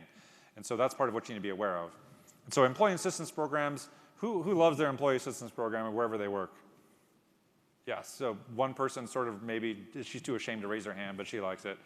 So one person likes it. So at WashU, we had someone in our department check the employee assistance program. These are the things that offer things like free counseling, confidential for 5 or 6 visits. And they called a list of 50 providers that our EAP had given them that are supposed to be available to our physicians. And out of the, maybe, no, they actually told me it was 100. I apologize. It's called 100 providers. Only 2 of them were actually taking patients, because the people providing these EAPs are really just not very helpful. They don't really provide you anything. Most people don't want to call an EAP. It's just not that helpful. And so our department, thankfully, is working with them to get things better, but a lot of EAPs people don't want to use. 1, they're worried about liability, and 2, the EAPs are poorly designed. Sometimes you do need to just take a break. Now, obviously, in that moment, when we talked about that first kid, I should have taken a break, right? I shouldn't have just gone right back into my work. I should have taken a breather, and I'm much better about that now. I've learned a lot. And I'm better about that with my trainees or my colleagues and the nurses. And there's times I have the nurses or other people take a break, and I would just keep going. And you know what? As I've learned over time, it's like, hey, it's okay to eat. It's okay to breathe. It's okay to go to the bathroom. I don't have to apologize no matter how bad it's going. Unless a kid is actually dying, it's okay to have 5 minutes to run to the back and eat whatever crappy food I brought with me. But then the next day I was by myself, and that was a break, and that was the worst thing possible. Then the next time I was back in work, and I was also the worst thing possible. So this is complex, right? You need breaks, but you don't know when you need them. You need someone who's looking out for you to figure out, do you need a break in a moment? Do you need a break for a day, but someone to talk to? Do you need a break from your shifts? Because there's going to be cases, or if you're a surgeon, or if you're a psychiatrist, right? This is all depending on where you are, where you're working. You can't just cancel a bunch of cases for a week, right? You can't just not show up for a shift. You can't just cancel clinic. People are relying on you, so we're loath to do that no matter what you're setting. If you're a private practice and you don't even have a university backing behind you, this sounds even more impossible. But ultimately, if you don't figure out some way to give yourself some pause or to recover, you're going to start having those negative effects. Counseling. So I did counseling, and my counselor used cognitive behavioral therapy, and I'm not a psychiatrist, and all the psychiatrists in the room really talk about the pros and cons of different modalities. I've read a lot about EMDR, eye movement desensitization, I can't even say it, desensitization and reprocessing, was actually apparently focused more on PTSD specifically, and maybe has some help in second victim. And I've never done this, I've just read about it, and I have a friend who's gone through it and says it's helping her. Again, this is not something where I can tell you that this is what you should or should not be doing, but these are other modalities to think about. And while second victim is mostly talking about things like burnout and PTSD, there are some people who are going to have true, really diagnosable anxiety or depression that meet some official criteria that actually need medical therapy, that need their primary care doc or psychiatrist to do this. You need to escalate beyond peer support, and escalate beyond counseling, escalate beyond a break. You really just need true medical therapy, and that's okay. Again, a taboo topic, right? And this becomes dicey when we're talking about things like depression, right? Because, at least in Missouri, if you say that you are depressed on your license on the renewal, people get flipped out because now the state board can do things about it. And so people don't even want to acknowledge they have depression or the symptoms of depression or need help because they're worried about the legal, professional, personal issues around it. So this is not an answered question. In the state of Missouri, this is still an issue where you could be getting depression because getting treatment for depression in a very professional way, but still be worried that you're putting your license at risk. And that's not something that's been answered. This is part of the culture of medicine that needs to change. So my small piece that I've been working on, various aspects, not all about second victim. One of my fellows, Dr. Ali Greither, hopefully she stays with us as faculty, she actually wanted to start a debriefing program. That's not about second victim, though in some cases we actually are using it for emotional support when we need it in real time. But we've had a really rough summer. In the last year or two in St. Louis, we've had what's really a record number of children get shot and come to our hospital, and some of them are not having good outcomes, and our staff has had a really, really rough time. And we've had nurses leaving and doctors who don't want to be there anymore because it's just terrible, right? I mean, we probably see more pediatric gunshot wounds than most of the adult ER doctors around here probably are seeing because of some weird, bad confluence of circumstances. And this has nothing to do with me, but we found that we need more support in real time. And some of our debriefs end up becoming emotional debriefs because that's what they need, not process debriefs. I did help push to restart a Pierce program at WashU. Ours was basically dead because the people that started it left. There was never any money. And with a group of us, we actually convinced the leadership to actually put money into it. Now for the first time, I think one of our very senior and fantastic faculty members is going to get, I think, 25% of their salary paid by the university dean, basically just to run a peer support program. Because we basically said, if you don't pay for this, we're not going to be able to do it, and you're going to have bad outcomes, and you're going to cost yourself money through lawsuits and things like that. And that's where patient safety and risk get involved. Before the university agreed to do it, we actually had gotten malpractice carriers saying that they'd pay for it because they knew if they can prevent one lawsuit, they're going to save millions of dollars. So you could pay 50 grand a year for 20 years and still come out way in the head as a malpractice insurer by avoiding one $5 million lawsuit. So you need to get funding for these things. You can't just have it all be volunteer effort, right? In academia, that's all we do is just give away time, give away time, give away time. People are never paying you for what you want to do. And that's one of the most frustrating things about it. And we said, if you want to do this right, you got to pay for it. I'm doing some outreach. I'm up here talking. So that wasn't necessarily intentional partly, but it was part of it spread the word, right? I've also done local outreach. I got invited to speak to another group not far away from where I am. And so I'm trying to make more awareness. So what can you do? So I think the first thing all of you can do, if you weren't a believer in this, is stop pretending. Look around, realize that this is a real thing. And just remember, I think this is going to be a good analogy given where we're at, is if you expose someone to a virus enough times, they're going to get sick, right? That's why we're all elbow bumping and stuff like that. And if you expose someone to trauma enough times, they're going to get traumatized. So the whole put on your big boy pants and suck it up buttercup philosophy that's been around medicine for decades and beyond is just, it needs to go away because it was never the right approach. It was what we were taught, but it was never the right approach. And it's not millennial whining to say that. It's not even Oregon Trail generation whining to say that. It's just something that we were doing wrong for a long time, and we just need to move past and say, it doesn't matter what generation you are, it's not the way to deal with it. And so whatever your way of changing is, again, I know there's people here that are not academic, that are in private solo practice, group practices, they don't have a university behind them. And unfortunately, at the micro level, talking with Dr. Scott, there's not a lot of big system things you can do. I've heard about some people contracting into surrounding organizations that have peer support programs, people calling Hopkins or University of Missouri and saying, hey, can I have my practice work with your peer support program? Dr. Scott says she gets calls like that every few months saying, hey, can we work with your peer supporters, even though we're not part of the healthcare system. But you need to start trying to figure out what you can do because there's all sorts of baby steps you can take. And the first step is just talking about it. Sometimes it's going to be just with your buddy or your friend or your family. Then you need to express yourself for your self-healing. And that's going to be different, right? I'm up here talking. Most people are not going to be comfortable getting up here and bearing their soul in front of 400, 500, 600 people, and this is not easy for me either. My heart rate, when I checked it earlier, was 120. Oh, I'm down to 93. That means I'm doing good right now. But you have to find some way to let it out, whatever it's going to be. It can be in private. It doesn't have to be that anyone knows. So this is Lydia Wood. She's a nurse in our unit who's also had a difficult time with second victim, and she's allowed me to share this. This is a self-portrait. So as you can hopefully tell, she's a talented artist as well, and she's decided to start using art to express herself. And so she actually is now putting this out there. She's going to start writing about it, and she's even been commissioned to write about, to make paintings for hospital systems and things like that. Everyone has to find their own way of how they're going to heal themselves, whether you're going to do counseling or talk or paint or do music, whatever it's going to be. And some of you have personal strategies already, I know, to cope when you've had difficult cases, but we're talking about going beyond that. We're not talking about just, man, I'm upset that that patient didn't do well or they were angry. We're talking about truly when you're traumatized by something, which is the level beyond. And hopefully most of you don't have to go through that, but some of you will. So I'm going to kind of wrap up here at the end and kind of remind you guys that it's okay to cry. I didn't think that before, I guess, but it really is okay. And I want you to know that you can still be a guy and cry and throw axes, right? So this is me throwing axes. I want to point out that the one on the left, watch it right there, that did hit the bullseye. I want to point out both of these actually hit the bullseye. The one on the right sticks, the one on the left bounces, but I actually hit both bullseyes. This is what we do in St. Louis for fun. What you can't see are the people around me drinking when we do this.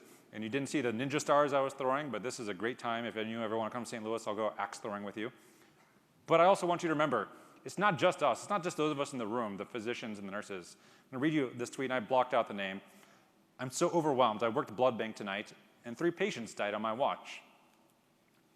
I was working as fast as I could, but it wasn't fast enough. The 3rd patient was bleeding, but receiving blood transfusions was against their religion. There's something terribly agonizing about watching somebody bleed to death by inches, knowing that you could help them, but being refused. There's a common misconception that lab workers are unaffected. We are all affected. We were following their progress obsessively, rooting for them. And I think we need to remember that. So you remember the second patient I told you about, the one that came through the front door. It actually wasn't the nurse that actually brought him in. I found out months afterwards, it was a parking attendant that pulled this kid out of the car and brought them into triage, and then handed him off to our staff. And I found out well after this was happening that that person had a really tough time with it and ended up quitting the job and leaving because of this. We've had another bad series of cases recently where I wasn't involved, where a child had a very bad outcome, and it was very, very difficult for the staff in a way that was beyond even anything I've described. And the registration people have said they can never work in our ER again because of what they saw. So all of you need to remember, it's not just you, it's not just us, it's all around us. It's not just the docs, it's not just the people doing the compressions or having the talks with the families, it's everyone. So I'll put up my take-home points, and I'm probably only going to focus on the first one, which is education, because I believe by saying the word education, this officially qualifies you for an hour of CME now, so that's probably the most important thing Jim's hoping for. The rest of this, I think we've already really reinforced in a whole lot of other ways. Awareness, acceptance, discussion, intervention. I don't really know what the take-home points are, right? I'm sort of spitballing this as I go sometimes. I've never talked about this publicly, but I do believe I've sort of gotten the point home. But I think really what you need to do is go back to wherever you are and think about, even if you haven't gone through this, what would you do? If you knew that you needed help, who would you talk to? Would anyone know?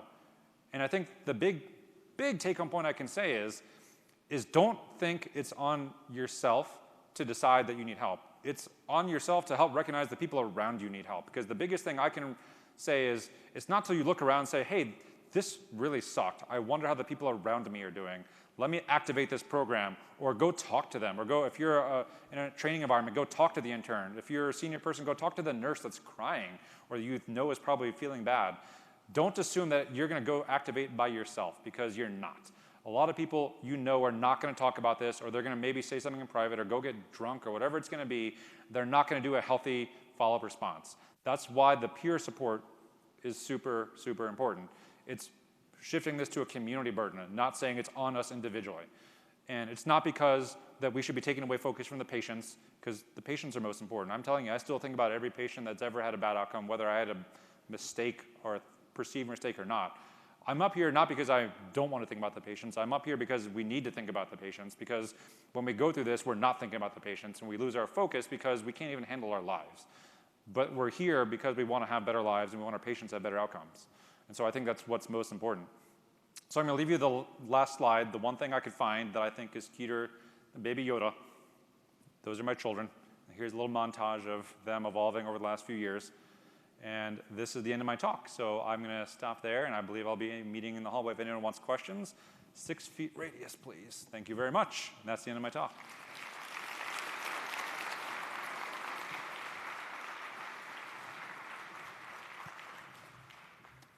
Thank you, Dr. Ahmad, for being willing to be so vulnerable here today. It's a good demonstration of why I feel so strongly about serving doctors with my work. We're a little bit behind, so let's cut this 10-minute break to a 5-minute break. That'll get a little bit closer to being on schedule, and then we'll have Dr. DeMuth up here and get to learn a little bit more about reducing taxes. So come back in just a few minutes.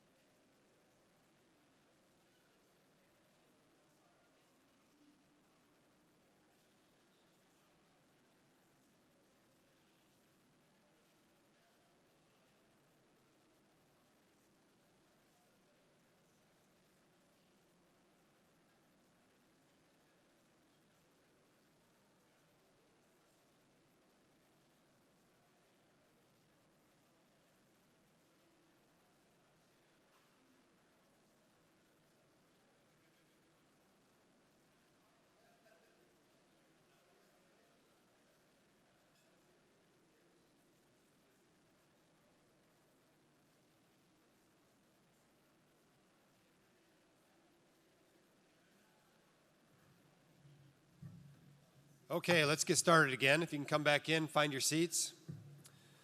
This next session is sponsored by EQRP.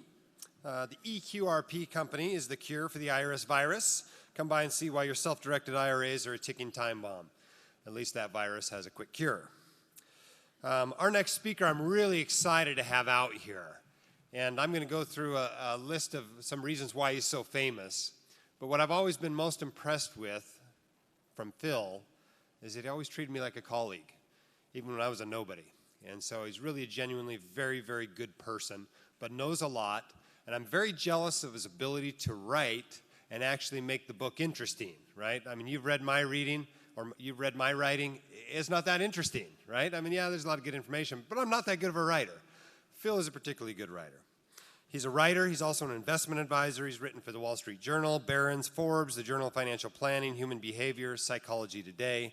He's the author of 9 books on investing, most co-authored with his pal, economist Ben Stein. His opinions have been quoted in the New York Times, the Financial Times, Yahoo Finance, On Wall Street, Fortune, Research Magazine, Investors Business Daily, Motley Fool, TheStreet.com, and seen on various TV shows, including Worldwide Exchange, On the Money, Squawk Box, and Closing Bell. He's been on Fox and Friends, Wall Street Week, and Consuelo Mack Wealth Track. He runs Conservative Wealth Management and is an investment advisor to high net worth families across the country. Phil, thank you for being here. Let's talk about tax planning for white coat investors. Super. Thanks.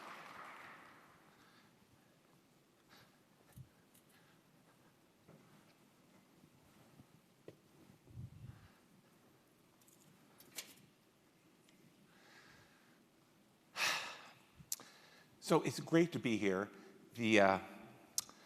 I'm a member of the financial services industry, which for decades has preyed unscrupulously upon physicians.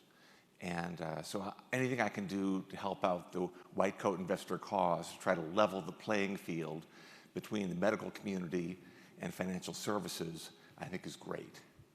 So let's see. Click.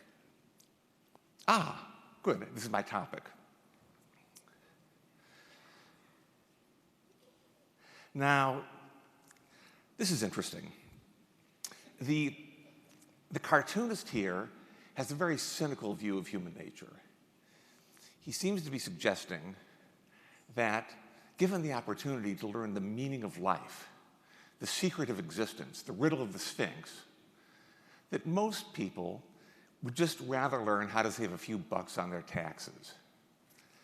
Well, I know this is a very deep-thinking group, and we're not going to make that mistake today. So today I've decided to talk exclusively about the meaning of life. But what I think we'll find, this is my dream for you, is that by the end of my talk, the clouds are going to part and a bright celestial beam of white light is going to come down from the heavens and shine upon you. And you're going to have a cosmic vision. And what you're going to realize is that these two mountaintops, the meaning of life, tax avoidance, they're going to come together. And you're going to realize that the meaning of life is to save money on your taxes. Now, what is the purpose of life? As we all know, the purpose of life is to translate your human capital into financial capital. That's obvious. Your human capital is anything that you're bringing to the party. Your good looks, your personality, your connections, education, all that kind of stuff. Your superpowers, your secret superpowers. But we already know a lot about the people in this room. If you could reliably make three-point shots from the corner of a basketball court, you wouldn't be here, because you could be earning tens of millions of dollars a year playing basketball. Or if you had a face that the camera just loved, people couldn't take their eyes off you, you'd be in Hollywood earning tens of millions of dollars there. But what you guys have is this interesting combination. You're very smart. You've got IQs probably between 1 and 2 standard deviations above the norm. And you've coupled your smarts with being very hardworking, and you've hitched all that up to getting some kind of a professional license, which is what economists would call a rent, that allows you to charge a higher than normal rate for whatever service you provide than if there were no licensure. I consider that I might be a great brain surgeon. I've never had any training, but I just feel that way. But the state won't let me practice. So I can't hang out a shingle, I can't get hospital privileges. We'll never find out what a great brain surgeon I might have been. But somebody in this room probably has that license and can do it. So here's what happens. The x-axis here is your lifespan. So you start off with the yellow human capital building, your education, your training, all that. And then in your 20s, you start to save and invest as you start working for a living. And then your savings grow and grow over time until when you reach the top of that isosceles triangle in your 60s, you'll probably retire. You'll spend down your retirement savings and leaving a little bit in that turquoise section, so you're not lighting your last cigar with your last $20 bill and then dying. There'll be some money left over for your estate, something like that. So this is the basic story on transitioning human capital into financial capital. And there's great news for you here. You guys are all the winners. We live in a society that rewards people for helping other people solve difficult, important problems. So you get to have a great life. You get to have the nice house, the nice car. You can send your kids to good schools. You get to go on nice vacations. Everything that constitutes the middle-class American dream, the dream of the world, is in your pocket right now. However, there is a worm in this Eden. The way that society rewards you for doing what you do is by paying you a high salary. Well, you think that's pretty great because you'd rather have a high salary than a low salary. However, paying a high salary means that you pay a lot of taxes. So this is a problem. In other words, we live in a society with a progressive tax code. It's not that you pay more money in taxes because you earn more money, because that would be true even if we had a flat tax. Rather, the very rate at which you pay is higher the more money you earn. So it starts out at 10%, and now it goes up to 37% the more money you earn. So here you are, things seem okay, but wait a minute, the government's taxing you, help, I'm being taxed. So what do? Well, the government has opened a door, and it's saying, come in here, freedom from taxation. Just put your money in a 401k or an IRA. And so you run in here, the fire's out, whew, you made it. And now your savings can grow and compound tax-free over the years. So it feels like you're safe, but in fact, you've just sprung a trap, because now all your money is trapped inside this retirement plan. It's going to grow and grow. And when you retire, it's going to be pulled out, taxed at your marginal rates then, and you're going to find yourself, you were taxed heavily while you were working, and now you're going to be taxed heavily when you retire. So all your money is easy to see, it's easy to get at, it's easy to tax. And so my conclusion is that you're doomed. Now, I say this, and I'm trying to be helpful. I'm not trying to just kick you when you're down. Charlie Munger is Warren Buffett's sidekick running Berkshire Hathaway. He's one of my gurus. And I heard him talk earlier this year, and he said that his Harvard professor told him, tell me what your problem is, and I'll try to make it more difficult for you. So that's what I'm going to try to do today. I'm going to take what you think your problem is, I'm going to try to make it even more difficult, even harder, on the theory that when you see truly the pickle that you're in, you will think about it and you'll be halfway on your way to solving it. Now, there's more. Because you guys have high incomes right now, you give off the illusion of being wealthy to other people, because you've got the doctor house, the doctor car, et cetera, et cetera. But unfortunately, you also give that illusion to yourself. You think, huh, I've got a very expensive lifestyle. I must be really well off. But those two things don't really go together. They're almost the opposite of each other. And so what I find is that doctors live rich, but they don't tend to die rich. And so this is the problem that I want you to focus your attention on. Let's pause for a minute and all think about the truly wealthy doctors that we know. I've known a couple in my day. One, an allergist. He had a chain of clinics across a large metropolitan area. I think the business model is that the patients would come in, they'd probably have an intake with a nurse, then they'd have the audience with him. You'd look at their chart and say, well, I've got the specialist here who's just the perfect guy to treat exactly the symptoms that you have. So from now on, you're going to be seeing him. Come get your shots every other week, whatever it is.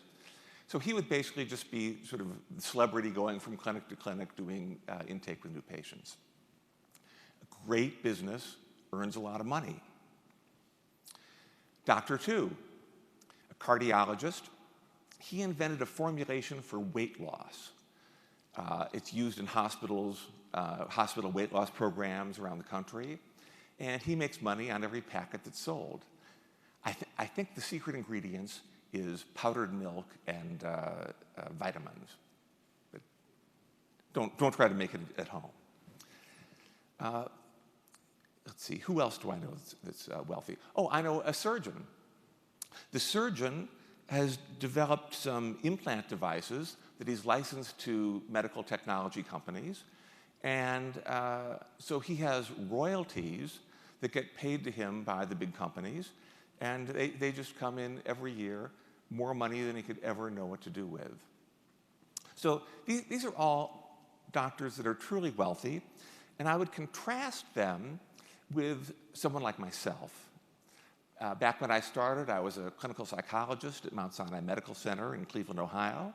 I wore a white coat. Dr. Philip Demuth was stitched onto the pocket. And I would see patients for individual psychotherapy in the Division of Behavioral Medicine. And so my business model was seeing them, an hour once a week.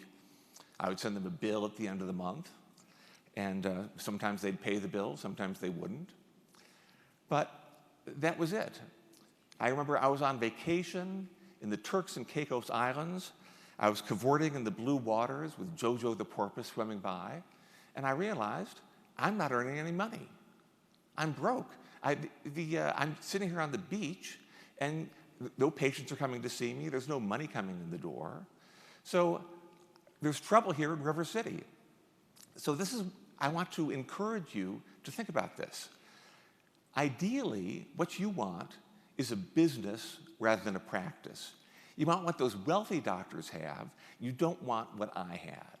You want to think about your career in such a way that you can develop a business. I don't care if you have to sell Peloton bicycles in the waiting room. That's a great business. You want to have income that's not dependent on your hourly labor. You want to be able to earn money while you're sleeping, while you're at the beach, whether you show up that day or not. Then you get deductions like a land of dreams. You can sell the business and get capital gains treatment, which might be half as much as ordinary income. Or if it's held by your estate, you might get a step up in basis. So this is a great way to organize your life, if you can do it. So I was talking to my partner, Ben Stein. We've written some books together. And I said to him, Ben, you're in the same predicament I was in back when I was practicing psychology. You don't earn any money when you're not in front of the cameras or giving a speech. It's just that you earn Hollywood money when you're in front of the cameras, and you earn a fortune when you give a speech. But if you're not doing those things, you're not earning any money. And Ben said, no, I disagree. I beg to differ. He said, remember the first time that we flew out to Omaha to have dinner with Warren Buffett. And we asked Warren, what is the one thing that is the most important thing for all investors to know that investors do not know? And Warren told us, just in the bat of an eye. He doesn't have to think. He just has all the answers right at the tip of his fingers. He said, you need to know that stocks are not pieces of paper. Stocks are not tickers that float by on the Chiron on CNBC. Stocks are shares of operating businesses. And so one way or the other, what you need to have is either your own private business of some kind, or you need to invest in public companies. And those public companies, they're like, you know, the worker bees are out there getting pollen and nectar, and they're making honey, and it goes upstream to the queen bee. And the whole hive, the whole enterprise grows in value year after year, or else some of it gets distributed in the form of dividends. That's what you want. So even if you have a job like mine as a psychologist, where there was very little prospect of turning it into a business, you can still, by investing in public companies, create this income stream that you need. And in fact, even if you have your own business, at some point you're going to liquidate it, and you're going to have to diversify that money, and you're going to put it into public companies then. So that's what you want to get to. The problem is that when it comes to doing this, doctors are terrible investors. And this is a cliche among my profession, which is why they're so easily preyed upon. I think of a doctor I knew, a gastroenterologist, and he was making a lot of money. And he decided to invest it, and so he bought a racehorse. And the horse, I think it was just a baby horse, like a foal, a foal, a pony, something. It was just a little baby horse. But he loved that horse. And increasingly, I never saw him because he was spending all of his free time out in the country, not in the city where we live, but in the outskirts of the country. He was at the stables, and he was hanging out with the horsey set. And the horsey set, by the way, this is a very fine group of people. Who wouldn't want to hang out with people like this? So it was a great life, a great investment. The horse was getting more valuable every day as it grew. And then the horse died. Now, I should have given you a trigger warning, because as you know, Trigger was Roy Rogers' horse that's been stuffed, by the way. Anyway, the horse died, but fortunately the horse was insured. So the doctor goes back to his desk, and he goes to the papers, and he finds the insurance. And paperclipped to the top is his invoice to renew the policy, which he had forgotten to mail it in with a check. So this was something of a dilemma. He called up the insurance company and explained to them that how he'd intended to renew the policy, but he'd been super busy recently. He'd meant to do it, he just hadn't gotten around to it. It was in a stack of papers on his desk. Who can blame him? The insurance company was very understanding. They were very sorry to hear about this.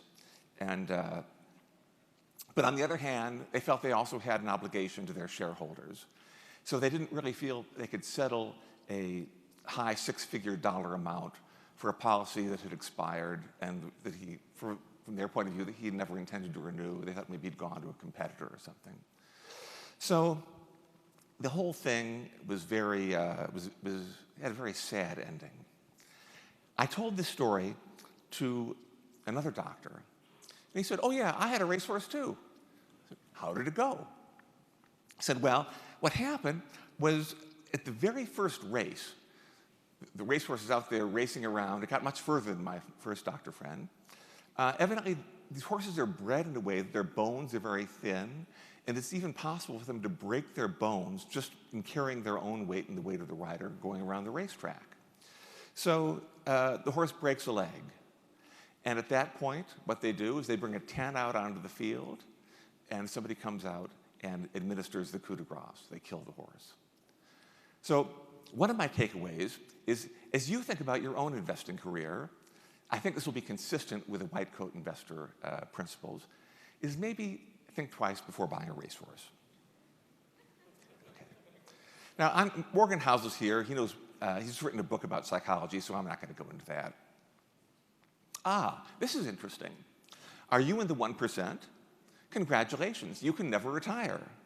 You're going to love this. Okay. This is a map of our social structure. It's a little out of date because it's from ancient Mesopotamia, but I think the points still remain. The points are still valid. At the bottom of the social structure, we have the slaves, the lower classes.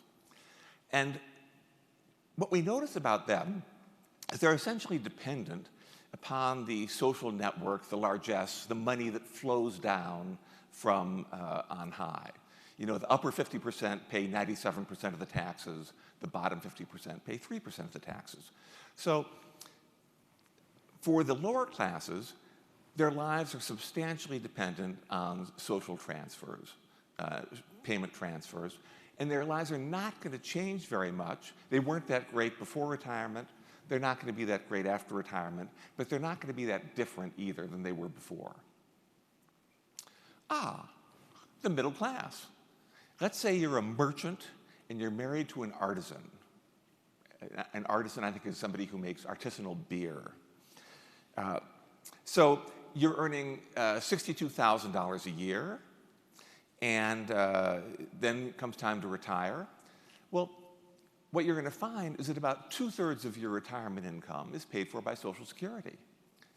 And then the other third you can make up by maybe your 401k plan or retirement plan of some kind, or maybe you've got a side hustle you're working, or you can do extreme couponing or belt tightening. So your income may fall off a little bit, but it's not going to be that serious. What about you guys? You're the priests. You're the upper class. Well, that's very interesting. So the gateway to the upper class is $422,000. And let's say you retire at 65 and takes $36,000 in Social Security. You've got $386,000 you need to supplement that to stay in the same place. Where do you get that money? It's easy. You use a 4% safe withdrawal rate and just take the money out of your $9.7 million IRA. Any questions? Now, I'm probably exaggerating. You probably don't need $9.7 million. Maybe you have a spouse that's working. Maybe you'll delay Social Security. But the point is, it's going to be a big IRA. And you need to calculate what kind of savings you're doing now in order to get to that point. Let's just look at a couple of examples here. Oh, this is you, yeah. This is what we don't want to have happen. Now, in these are 3 case studies.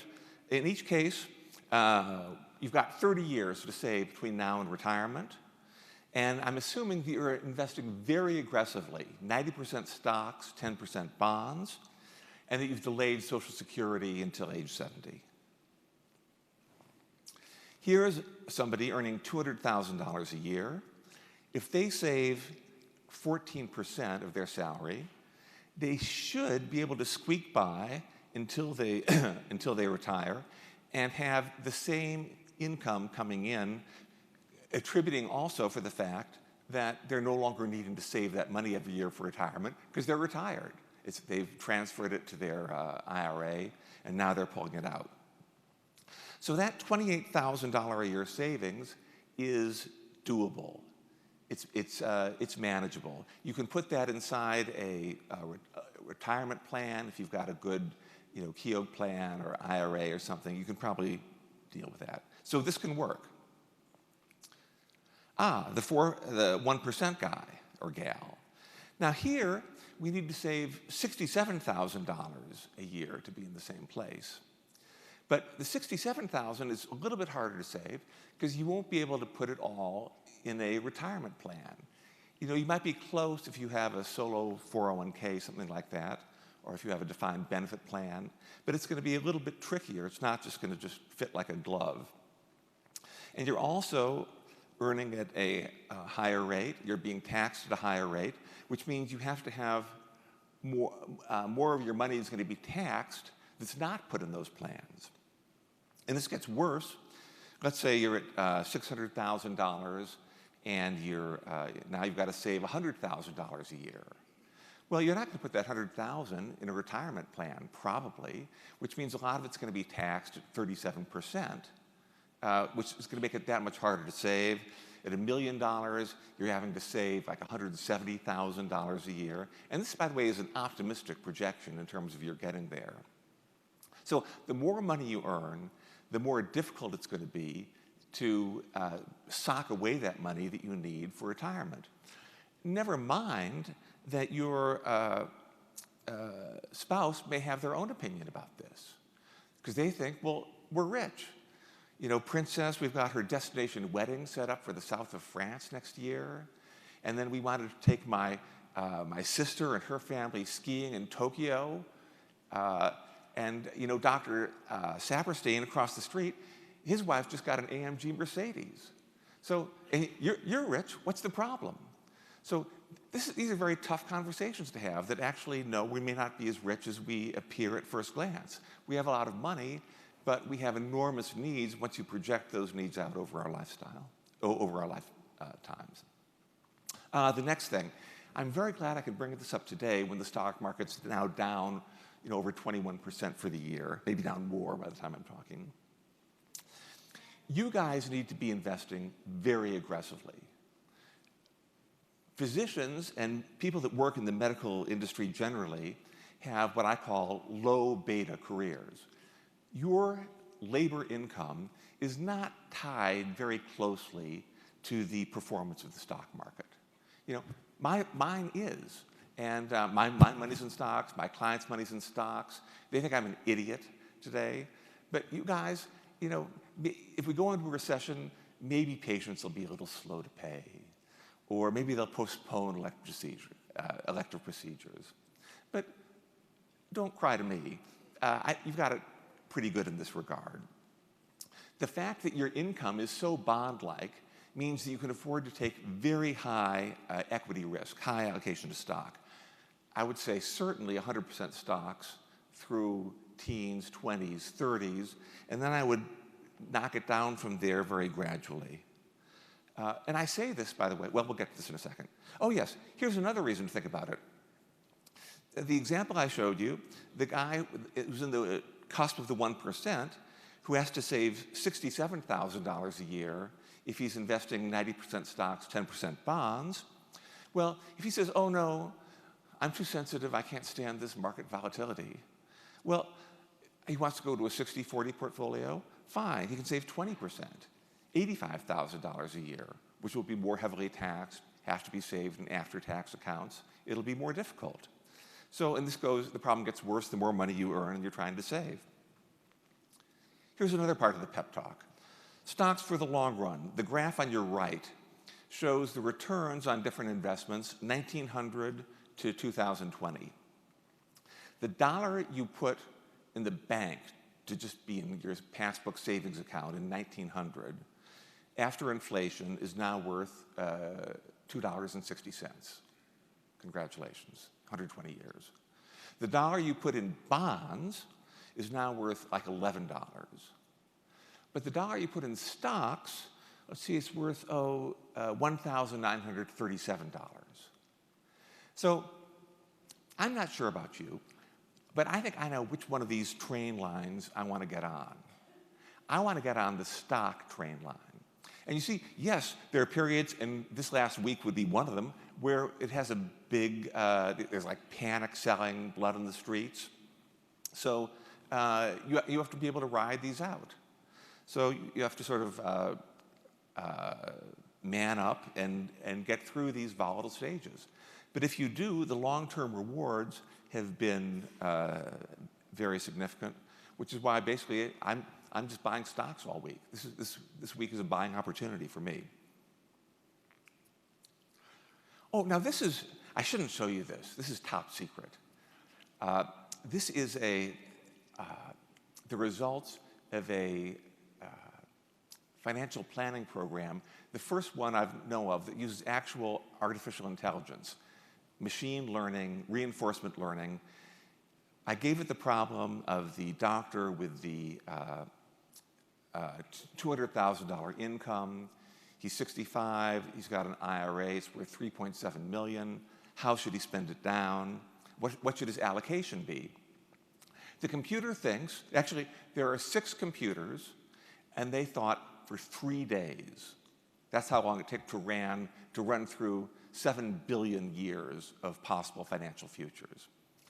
And at that point, it said he's going to have the best shot if he's invested 75% in stocks, 25% in bonds. That's a much higher allocation than I'm used to giving people. I'm used to saying, oh, 50-50 or 40% bonds, 60% stocks, 60%, 40% stocks, 60% bonds for somebody on the cusp of retirement. So I think this is not peer-reviewed, but my sense is that this is what's coming. Higher allocations to equities are going to be more broadly recommended in the future. We'll see. Now, of course, you want to minimize your use, to maximize your use of these tax-sheltered accounts. You want to have an HSA if your insurance plan will let you do it.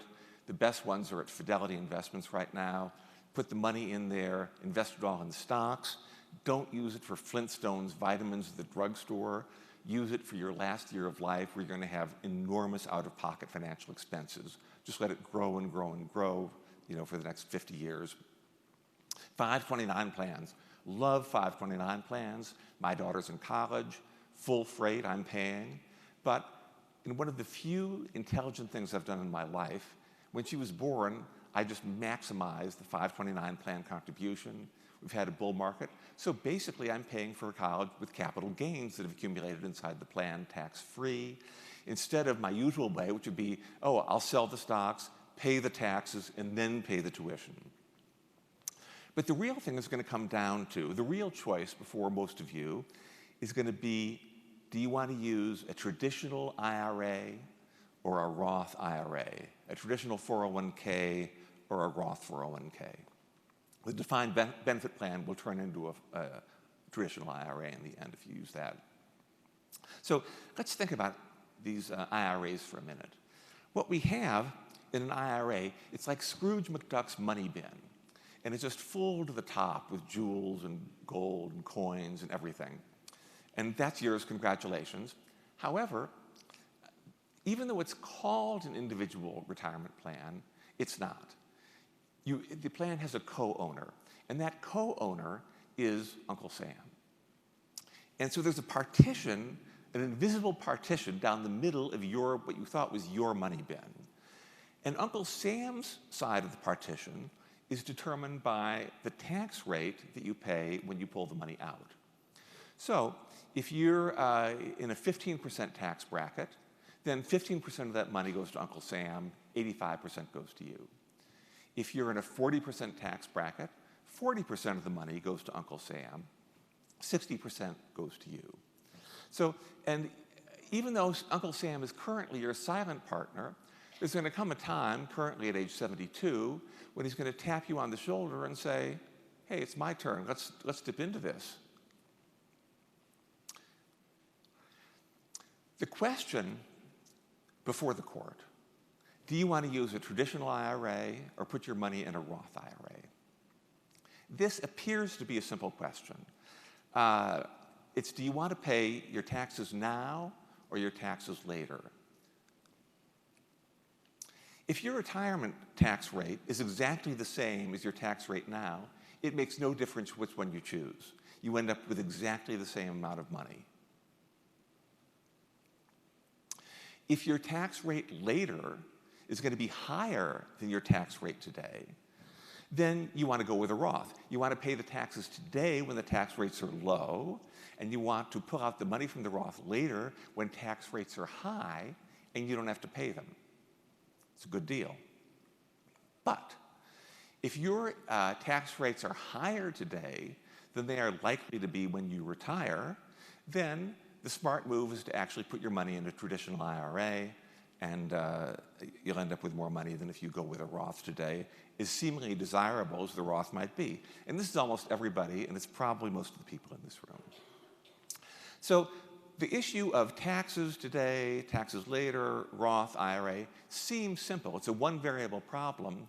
The problem is that we just don't know one of the variables, which is, what are our taxes going to be tomorrow? It's an interesting question. Oh, this is Senator Sanders' tax plan. Let's see.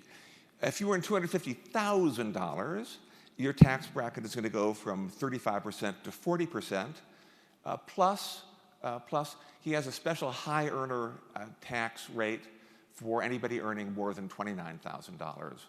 Might be some people in this room, of an additional 4%.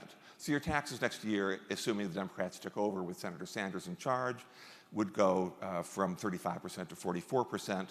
And of course, your payroll taxes would also go up greatly. You know, you'd be paying 24% of your money just in payroll taxes before you see a dime to help pay for Medicare for all. And of course, it doesn't actually pay for Medicare for all. Most of it's being paid for by deficit spending, but it's putting a nickel in the meter. Biden, he also wants to repeal the Trump Tax Cut and Jobs Act next year. He's going to raise taxes in various ways, including on payroll taxes. And the Tax Foundation estimates that if President Biden and the Democrats run Congress starting next January and pass his plan, that your take-home pay next year will be 16% less if you're in the top 1%. So all this is going to make it harder and harder to save for retirement. And of course, there are many other possibilities too. We could have a wealth tax. It's probably unconstitutional, but they can try it. We could have a flat tax. Or how about this? A value-added tax, a European-style value-added tax. That's kind of cool. But imagine you've spent all your money converting your IRA to a Roth, so you've paid all the income tax. Then they change the tax code, so now it's no more income tax, we're going to pay at the cash register. Well, then you'll have the great enjoyment of pulling the money out and being taxed twice on the same amount. So these are all interesting problems.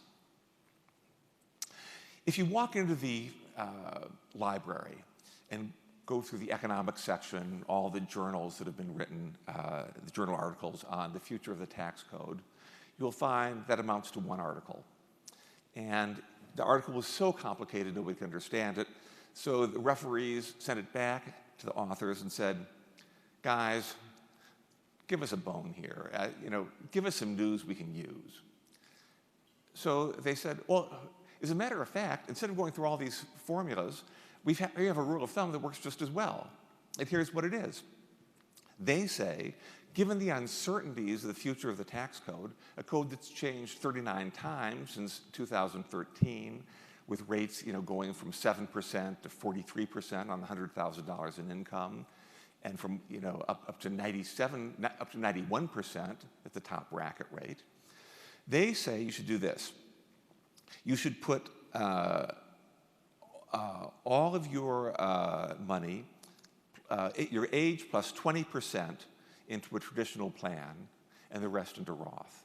So if you're young, you're 20 years old, age plus 20%, that would be 40% into a traditional plan, and the rest into a Roth. If you're old, 60 plus 20%, 80% into a traditional plan, 20% into a Roth. This is the best rule of thumb that the economists have been able to come up with.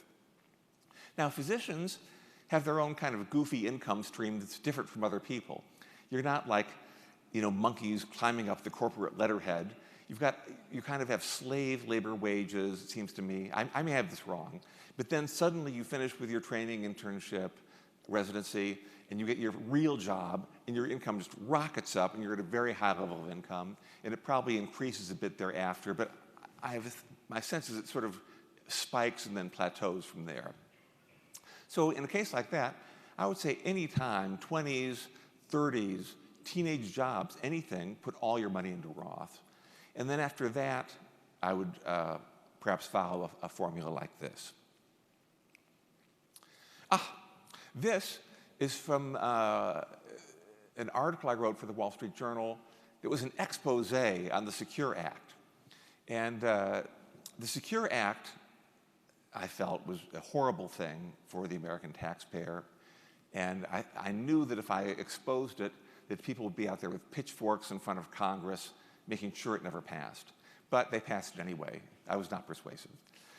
It was passed because the insurance companies want to use your IRAs and your 401ks to sell you annuities, and the government wants to sell you wants to give you a tax raise without actually voting to raise your taxes.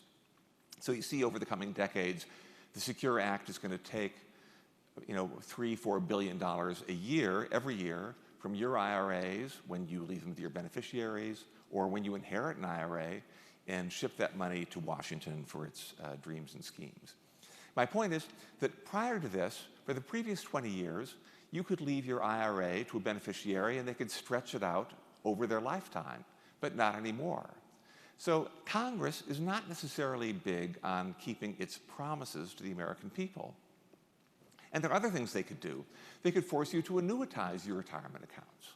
They say, this is for retirement, so let's have an annuity. Or they might force your heirs to take it out in 5 years, like annuities are forced to do. And they can find ways of taxing Roth income. They can add it to modified adjusted gross income. It can affect your Medicare premium, Social Security. In other words, you have to sort of sit back and think about what you want to do here in the face of a very uncertain future. And I just want to point out that it's even if a person says, these government plans bother me. I'm not quite sure what the government intends. I think I have enough money in these government plans for now. And going forward says, I'm just going to put my money in a standard brokerage account. And I'm going to invest it in a way that I don't accumulate a lot of dividend income, which is very highly taxed. And I'm going to aggressively harvest tax losses. I'm going to have lots of assets in the account so I can do it. You can pretty much keep up with a Roth IRA. It's not as good as a Roth IRA, but it's perhaps subject to different risks than a Roth IRA is. I'm not recommending it so much as I simply want to point it out that it can be done. In other words, if we don't know what the best thing to do is going forward, the correct answer is to diversify 1 over X. And in this case, there's 3 possibilities: your taxable account, your traditional IRA, and your Roth IRA. Now, this is a platonic ideal. I don't think anybody should actually use this. But I do think that when you're 72 years old, you will be happiest if you have a slug of money in a taxable account, a slug of money in a traditional IRA, and a slug of money in a Roth IRA, so that you can do some fancy footwork. So no matter which way the government is serving the ball, you've got money you can throw at it that won't be as heavily taxed. And you won't make the mistake of having all your money in one kind of an account, and that turns out to be the account that the government really wants to go after. Let's look at a couple of case studies here. These are assumptions across all of them. This is this is just this guy. 65-year-old doctor, he's got a $3.5 million IRA. He's got another $3.5 million in his taxable account. He's married, expecting average life expectancy, conservative investment returns, but he foresees aggressively rising tax rates. What do? Well, I put it in a computer. And the computer grinds all this, and it feeds it into the tax code, and it sort of shakes it like a sieve, and it puts together every possible combination of Roth conversions and spending down all of the accounts, like number 1 to 800. And then it gives me the list. But the computer doesn't say what it's doing. This is what it does, but it doesn't say why it chose this over the other. So my life is now spent saying, what is the computer thinking? What is it trying to tell me? What is it doing here? In this guy's case, I want to show you 2 possible solutions. What the computer thought was the best solution, and then the first best solution that doesn't involve doing Roth conversions. He's got a traditional IRA. So on this chart, this bar graph, it shows the total taxes he's going to be paying over retirement. The turquoise lines there are the computer suggestion, and the mustard colored are what happens if he doesn't do any Roth conversions. Now, I present this because you're going to be facing this exact set of decisions when it comes to that halcyon period between the day you retire and the day you hit 72, and you have to start taking money out of your retirement plans. So this is how it boils down. The computer's saying, no, we want him to convert his IRA to a Roth IRA going forward every year up to a modified adjusted gross income of $749,999,000 a year. Why? Why? Does anybody know why that number? I'll tell you. Because at $750,000 a year, his Medicare premiums double. So the computer's at least trying to spare him that indignity. Then we see it has him doing all of this at the front end between now and like 2026. Why is he doing it? Why is the computer doing that? Well, because the computer is assuming that the Trump tax cuts are going to expire in 2026. So the computer says, let's do all of the heavy tax paying while the taxes are low, and do as little tax paying as possible later when taxes are high. So as a result of doing the conversions, here are the doctor's required minimum distributions. Doing it the computer's way, he's going to have very low minimum distributions, but otherwise they're going to be, $200,000 taxed as ordinary income later in retirement. But it's not a free lunch. You'd say do it, but it's not a free lunch, because what's going to happen is that if the good doctor and his bride dies in 6 years, he will have just spent like $1 million converting all of his traditional IRA to a Roth, and that money's gone. That money's in the coffers of the federal government. So the break even, the payback doesn't come until late in life. So it's the best tax thing, assuming you have the long life and the investment returns to support it. So his ending balance is going to be about $300,000 higher if he dies on schedule, and his taxes, he'll save about $800,000 in taxes over his life if he does it that way. So those are some of the trade-offs you have to consider: your investment returns, your longevity, and what would be the consequences if you were to die early. Here's another case. This one's even worse. This is a 65-year-old physician. He's got a $5 million IRA, and he's got another $9 million in a taxable account. He's expecting a long life, he and his wife, and moderately rising tax rates. He also has very high bracket kids, which becomes very relevant. The computer says, this is an easy problem. Let's take that $5 million IRA and let's convert it to a Roth IRA this year. Thank you very much. You've got your salary plus another $5 million on top of it. You can pay taxes on 37% plus state taxes. That's your best solution. Sorry. Versus just not doing any Roth conversions at all. So that's if I said, could you write me that check to cover the taxes on this? $2 million, do you want to write that to the US Treasury right now? It's a tough call. Of course, you aren't going to have any required minimum distributions this way, instead of getting, $300,000 a year later. But you do have that big gap. If you die early, you may not, your kids might wish you had never converted in the first place. On the other hand, if you have high bracket kids, they might wish you'd done it anyway. Because do you want to inherit a fat traditional IRA from your parents and then have to pay taxes on your high bracket rates? No, you'd much rather have inherit a Roth IRA where you can take out the money tax-free. So it still may be a good idea, but these are the tough calls that you're going to be called upon to make. The software will probably get better, but it's still going to be trying to predict the future, still going to have a lot of unknowns.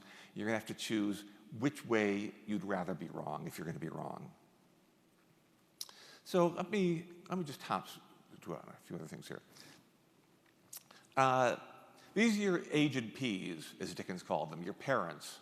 They're back there in Smallville, USA, Ma and Pa Kent. I'm sure they were good to you in their way, But we have to ask, what have they done for you lately? Are they doing all they could? I'm not so sure.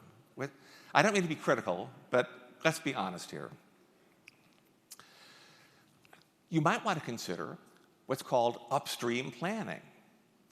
And that's to say, you could give your parents $15,000 a year and have them use that to pay for their own Roth conversions. In fact, you can give each of your parents $15,000, and your spouse could give each of your parents $15,000. So that's $60,000 per grandparent family. They've got these Roth IRAs. They've got these traditional IRAs. They're in a low tax bracket. Why not have them do the conversion at their rate? Then you inherit it, and you take the money out tax-free because you're in a much higher bracket. Or, how do you like this idea? You go through your portfolio and you find your low basis stock. Your shares of Apple that you bought at the IPO. There's a ridiculous basis on it. And if you sold it, you'd pay huge capital gains. And instead, you gift that $15,000 a year to each of your parents. And that way, when they do die, you would then inherit that stock, and you would inherit it at a stepped-up cost basis. So you can sell it that day, take all the money, put it in your pocket. So that's another great deal.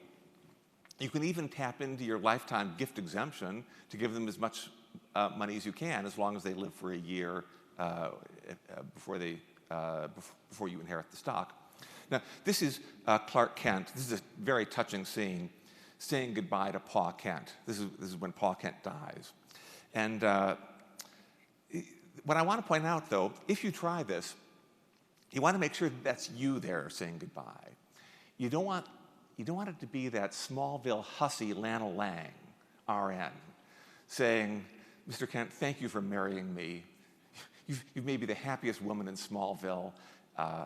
And don't worry, I'll look after your accounts, and I'll make sure that Clark is well taken care of." You don't want that to happen. You want the money. You want to be able to be sure that the money is going to go to you. So I've been a bit cynical today. Let me close by telling you a heartwarming story that we can all leave feeling really good about ourselves. An attorney in Chicago, an estate attorney, Fred Ackers, had a client who was in extremis. And he got a phone call from the client's son. And the son said, "Mr. Ackers, I've got some terrible news. My father died at home this morning, and we never got around to selling his stock that had all the tax losses in it. So we won't be able to use those on his final individual tax return this year the way you told us to." So it was a very bad situation all the way around. So Mr. Ackers said probably the smartest thing in the history of jurisprudence. He said to the son, "You're not a doctor. Call an ambulance." So the son called a private ambulance. They took the father across town to the hospital. He arrives at the hospital. The doctors pronounce him dead on arrival. But by that time, the shares had been sold.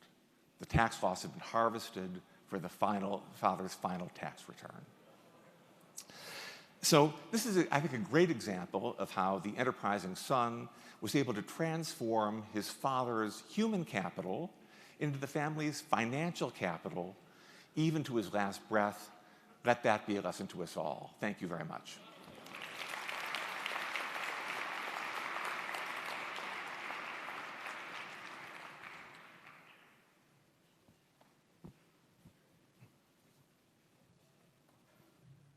I think we're back on schedule, but this is time to get some caffeine. I want to keep you guys awake. So take a half hour, visit the vendors, grab something to drink, visit with people with a nice, safe distance, and we'll see you back here in a half hour for Don Baker's excellent talk.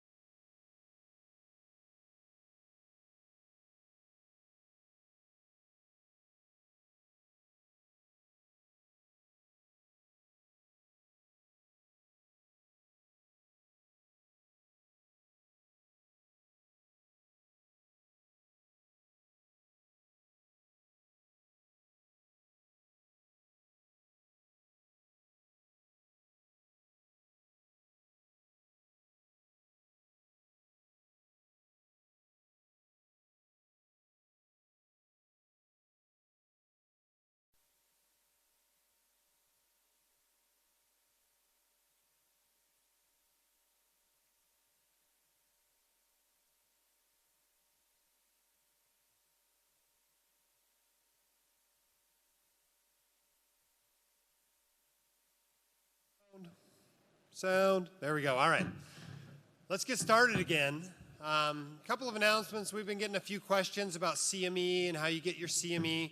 Remember, there's a link in the app for the conference. That's at cumulusapp.com. They'll ask for a key for the conference. It's White Coat 2020. The W and the C are capitalized in that. There's information there both for physicians and for dentists. But the bottom line is for physicians, you have to do a survey to get CME. And that survey is found at whitecoatinvestor.com/CME survey. So if you are here watching this in person, please, please, please, whenever you leave, whether it's today or tomorrow at the very end, whatever, however long you stay, please do that survey on your phone or on your laptop, and then stop by the registration area, which today is still in the room where you registered. Tomorrow it'll be in the hallway, and get your certificate so you take it home. That will save us a ton of work sending certificates out. So get your certificate before you go. We're not going to make it that hard. All we're going to do is check the list and make sure you filled out the form. You know how these things work. You've been to CME conferences. For dentists, it's a little bit different directions. There's a couple of uploads in the app. Make sure you look at those. And it's a little bit different process. You got to go to a different website to get your continuing education credit. All right, so we have a special treat. Our next speaker is Dawn Baker. Dr. Baker is somebody I met for the first time at the last White Coat Investor Conference. And she is a practicing anesthesiologist and the founder of PracticeBalance.com. and a master in balancing life, which is something I'm not that good at. I have a hard time finding balance. She became interested in writing about wellness as a lover of language and outdoor athlete who experienced a major health crisis during residency training. She's dedicated to sharing information on self-care, self-reflection, and self-knowledge for high achievers who crave more simplicity and balance. She's a speaker and published author who has been featured in national syndicates such as Kevin MD and MedPage Today. And she's a regular contributor at mothersinmedicine.com. She's a wife and mother to one daughter and one whippet dog. Dawn also enjoys slow travel, rock climbing, strength and conditioning exercise, attempts at practicing yoga, and long walks with her family. And today she's going to teach us about self-knowledge, the key to managing physical and financial health. Dr. Baker.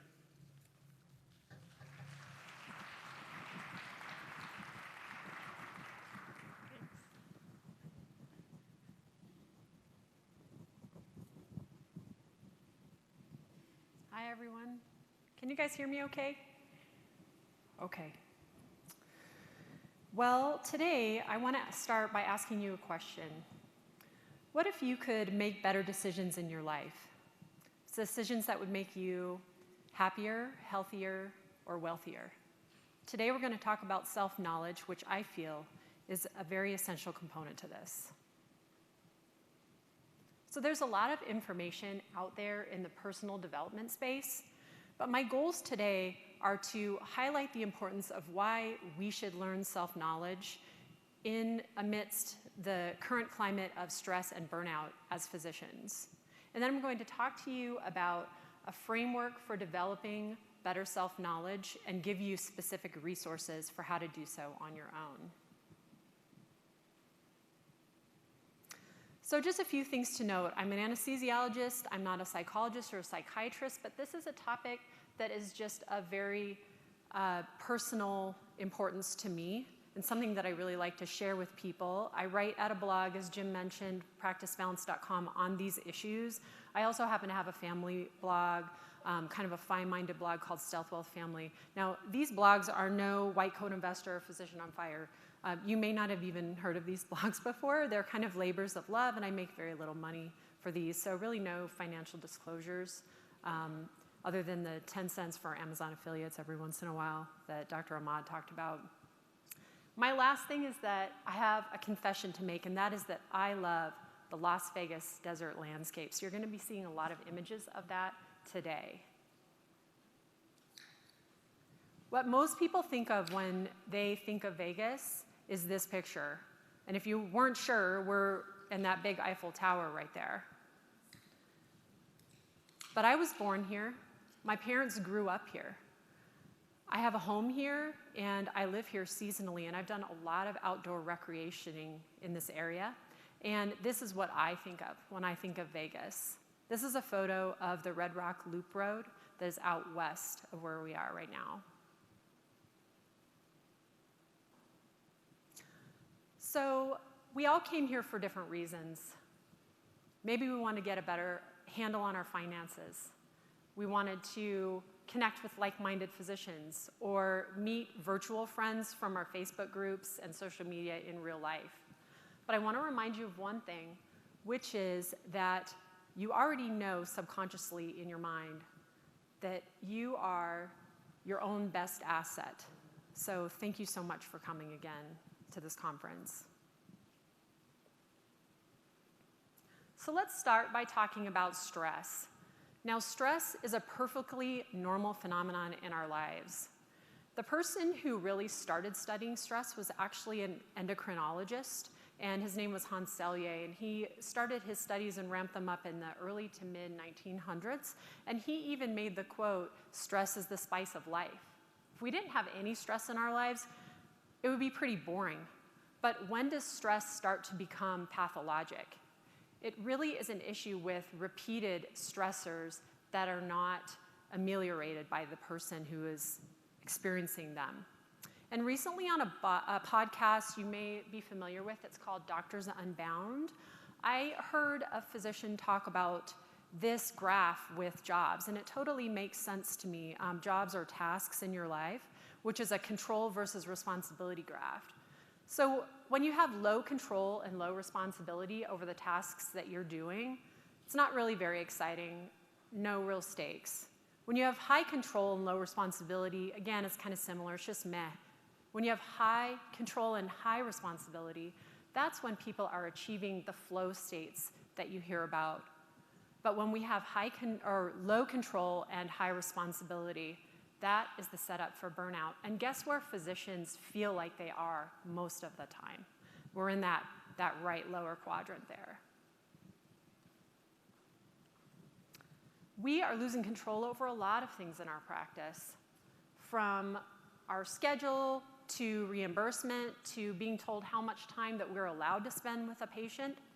And the other thing about control that we have to realize is that we really don't have control over other people's thoughts, actions, or feelings, and that has never become more apparent than in the current state of events that we're experiencing in the media right now with the COVID virus. The only thing that we truly have control over is ourself, our actions, our perceptions, our feelings. I had to put a Baby Yoda meme in there too. Shout out to Fod. I love Baby Yoda. He's so cute. So the physician phenotype is also one that sets us up for burnout. It's the high-achieving, self-denying perfectionist. And a lot of us went into medicine wide-eyed and bushy-tailed and very idealistic about what we were going to do and how we were going to change things. And at the end of our training, we're much wiser, but we're also haggard, and we look like Yoda. Another Star Wars meme, the hidden curriculum in medicine. We all know the overt curriculum, the pathology, the physiology, the pharmacology. But the hidden curriculum is one of personal detachment. I would say that it's commonly looked down upon. We talked about crying this morning, commonly looked down upon in a lot of programs and trainings and things to cry at work, to be attached to your patients and their outcomes. So we are taught that we should be invulnerable to these things and that we should be self-reliant. And on top of that, we should be physically invulnerable. How many people here have gone to work sick? Like almost everybody. Me too. I actually went to work a couple years ago with pneumonia. It's really bad. We do it. We're expected to. So these are dangerous waters that we tread in today. But the most important thing is that we take care of ourselves before we can be effective caregivers to our patients, but also to other family members and community members who are going to be relying on us as leaders. And if you don't know what this is the Hoover Dam. So if you have any time while you're here and you want to go do something touristy, this is a really awesome feat of science. So I gotta have a Simpsons meme too. I'm probably dating myself here. I watched like every single episode of Simpsons in the 90s. And this is one of my favorite ones where Ralph and Lisa go on a date, and he doesn't really know what to say to her. He doesn't know what to talk to her about, and he's like, so, do you like stuff? And my husband and I say this to each other sometimes when we aren't talking. It's just the reason I brought this up is that what is your stuff? I want you to think about what stuff do you like? A lot of us have been going through our lives, our adult lives, from studying to training to adulting with our head down, not really thinking about what passions we have, what our values are, what motivates us. I want you to try to remember those things starting today.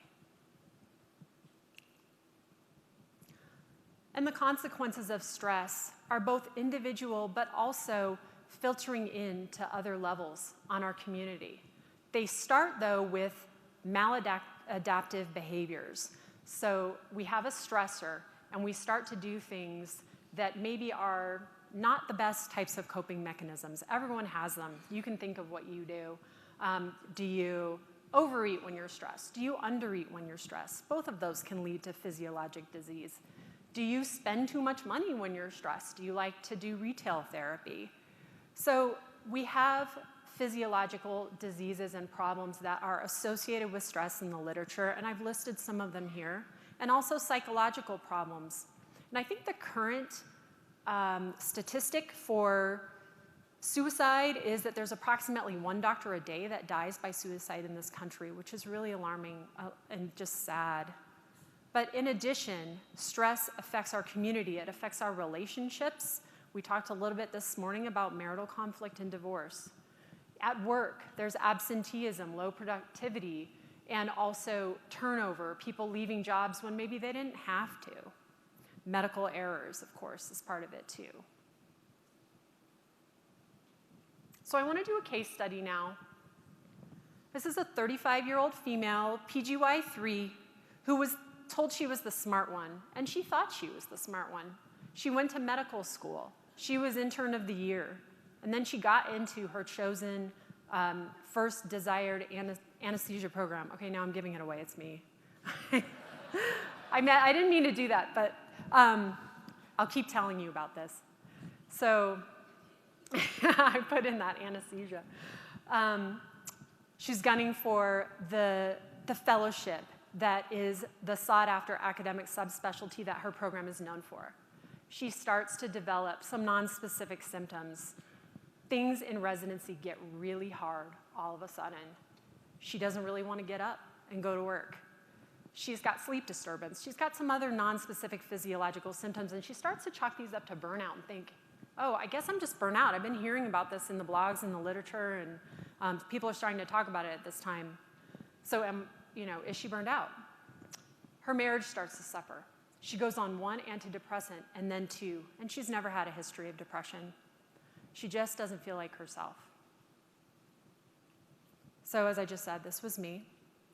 And it turned out, after some labs were drawn, and it was suggested to me that I get a scan of my head as well, I pushed it off forever. I had my head down, I was doing what I thought I was supposed to do, and I was being everything to everyone. All the while, I had this growing in my head. I had a very large pituitary adenoma. It was causing me to go blind and have severe hormonal dysregulation that was causing a lot of the symptoms that I was having. I was going blind, and I wasn't even self-aware enough to realize this. But I was having problems on my doing ultrasound-guided blocks and things that we have to do, procedures related to kind of spatial things and using ultrasound in my job, and I just didn't even think anything of it at the time. So I had to have surgery. I had to be on meds. I'm on meds for my whole life. I can't see you guys over here. I actually have a little blind spot still, and it's probably better because it makes me a little less nervous that there's just like the smaller group that I can see. But so if you happen to surprise me from the left and I don't see you and I run into you or something, please just forgive me. But I have to take medications now for my whole life so that I don't faint while I'm on stage right now, like, doing this, standing up. But I would never trade this for the whole world because it gave me a gift of becoming self-aware and a wake-up call and realizing that I need to learn more about myself. And when I was off, I had my surgery time. I had a lot of recovery time. This is the kind of stuff that I did. I embarked on my own self-knowledge experiment, and I'm here to say that now I practice medicine on my terms and I live life by my own values. So the good news about stress is that it's very individual. Everyone perceives stress in a different way. So you might see me on this climb in the Red Rocks, 30 feet off the ground or 20 feet off the ground. There's my husband down there, standing on a dime edge with a little bit of shoe rubber and then grabbing another dime edge with my hand and think, oh my gosh, this is stressing me out big time. I would never be able to do that. But for me, this is a warm-up route. Now, I look at someone like Alex Honnold, who is the free soloist that is in that Oscar-winning movie Free Solo, who actually happens to, as a side note, live in Las Vegas. And that stresses me out. I get sweaty palms just watching him in that movie. So we all have different levels of what we can do in life and what we can withstand at work as well for stress. And I will tell you as well that when I thought I was experiencing burnout, I had so much shame around the fact that I was stressed by the things that all the other residents seemed to be handling. But we need to not think that way. We're all different. We all handle things differently. So now we're going to talk about why we should care about gaining more self-knowledge in our lives. From ancient philosophers such as Lao Tzu and Socrates, all the way up to modern day psychology researchers like Daniel Goleman, who wrote the book Emotional Intelligence, we have learned from them that increased self-knowledge is associated with increased happiness in individuals. In addition, you will be able to define your own definition of success if you know yourself. And you'll be able to know what sets you apart from other people. What are your strengths and weaknesses and how you can play those up at work and in life. So you will then have greater success. And also, who would not like to get a better handle on their habits? Self-knowledge will help you to learn your likes and dislikes and also your strengths and weaknesses, as I mentioned, so that you can optimize your habits and get them to work for you. The other thing is, this morning we talked a little bit about, Dr. Ahmad in the very first talk was talking about having his heart rate monitor. We all have these quantitative tools that we use nowadays, and they're really common and they're very useful. And I'm talking about like Apple Watches, Fitbits. We've got sleep trackers. I know I have this ring on that tracks my sleep, and we like to look at these numbers. But the other thing is for the finance-minded, budget trackers. We have all of these budget apps and macro trackers for food and things that we can use and rely on. But I feel like that the end goal is really to get to a point where you don't have to rely on these numbers.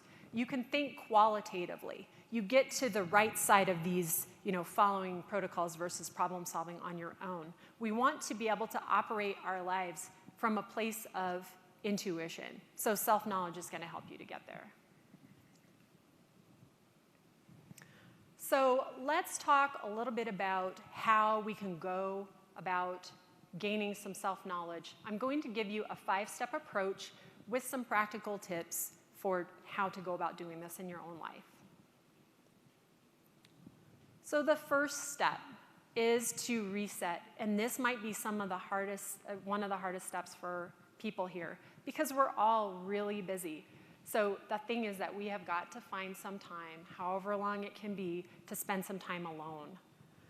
If you can take a vacation, that would be great. If you can't, just one day, just half of a day, to remove inputs from your life and spend time by yourself.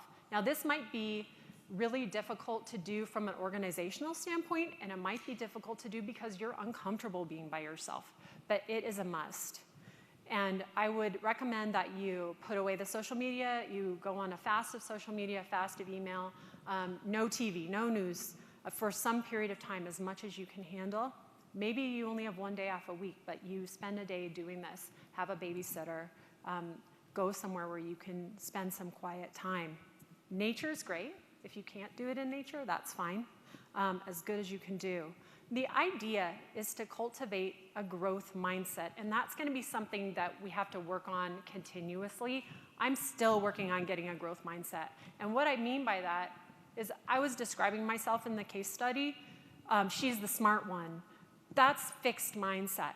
And a lot of us have parents that, well-meaning parents that did this to us when we were kids. I know my parents did. That's my ballerina. That's my pretty girl. That's my smart boy. Those kind of things become ingrained in your identity. And then you don't really know how to separate yourself from them. But where we want to get is to the point where we are human beings we know that we are human beings that are capable of change. We're capable of doing hard things.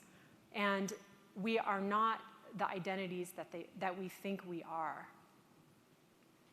So continuing on with that, we want to gain awareness of our ego and identities. And by ego, I don't mean like this is an arrogant person, an egotistical. By ego, I mean those identities that you see yourself as. I'm the doctor, I'm the intelligent person, I have a lot of money, I'm wealthy, these kind of fixed mindset things. And more on the lines of after you've spent some time by yourself, this is also, spending some time by yourself. But I want you to try practicing meditation, and that can be in a way of movement, or it can be sitting alone. Doctors don't like to do this, I know. I mean, we are very busy people. I don't love to do meditation in the traditional sense either. I do not sit on a cushion at my house for 20 minutes. Some people do, but that's great.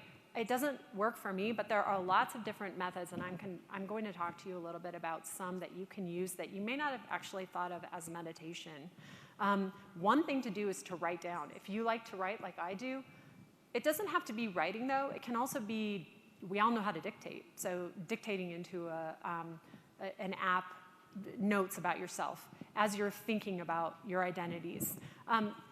You can use a structured journal, or you can use an open journal. There are journals you can buy that actually give you prompts about yourself.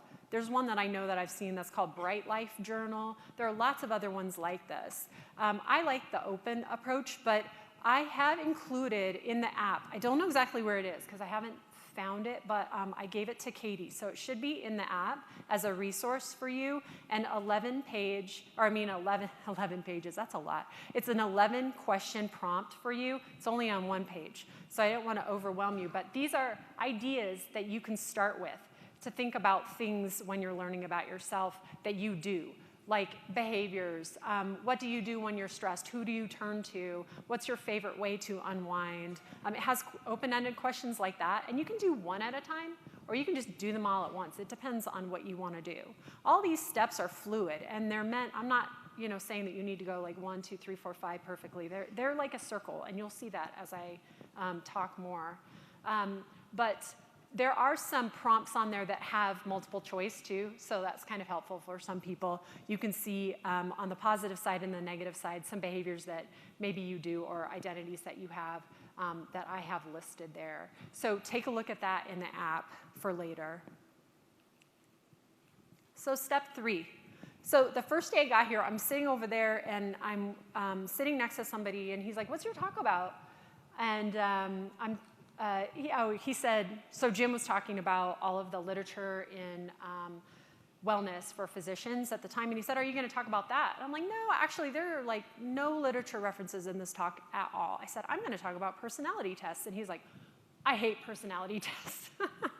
And I thought, great, but I have curated personality tests here for you. These are the ones that I think that you should really focus on if you're interested in going further. So there's 6. And the reason that I chose these is because, number 1, I like them. Number 2, they're not too long. They're not too woo-woo. And they don't cost a ton of money. So some of them do cost and some of them are free. So I'm going to try to mention that as we go through. But the highest price that I've seen for one of these is $50. I think 40 or $50. So we're not talking about super high. I'm going to talk about 6 of these in detail. And there's 5 listed here. I missed one on my... when I was turning my slides in. So the first one, Myers-Briggs type inventory. Some of you might be familiar with this.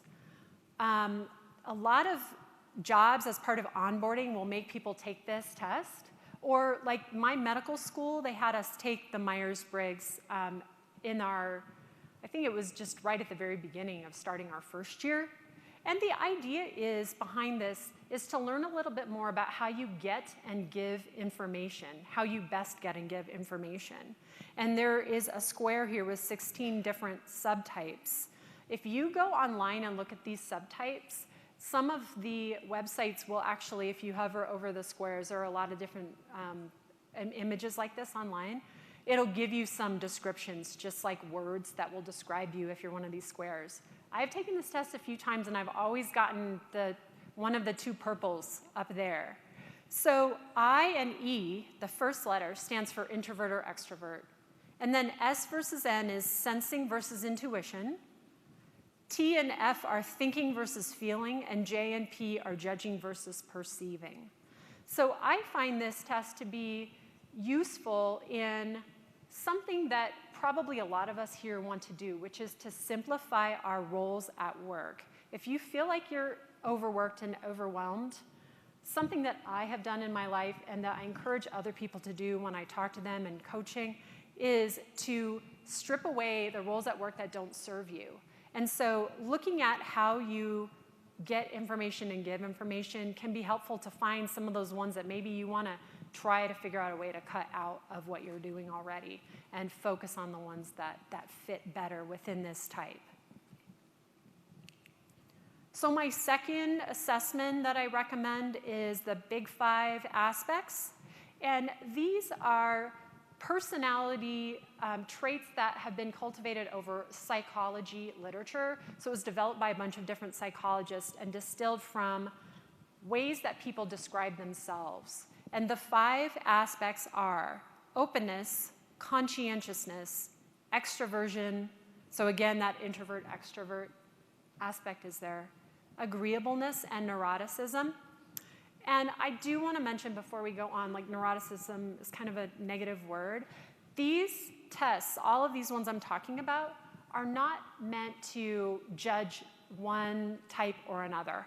There are positives and negatives to all of the different types. I mean, you can imagine, and a lot of us are, fairly neurotic. That is a good thing in medicine, being super detail-oriented.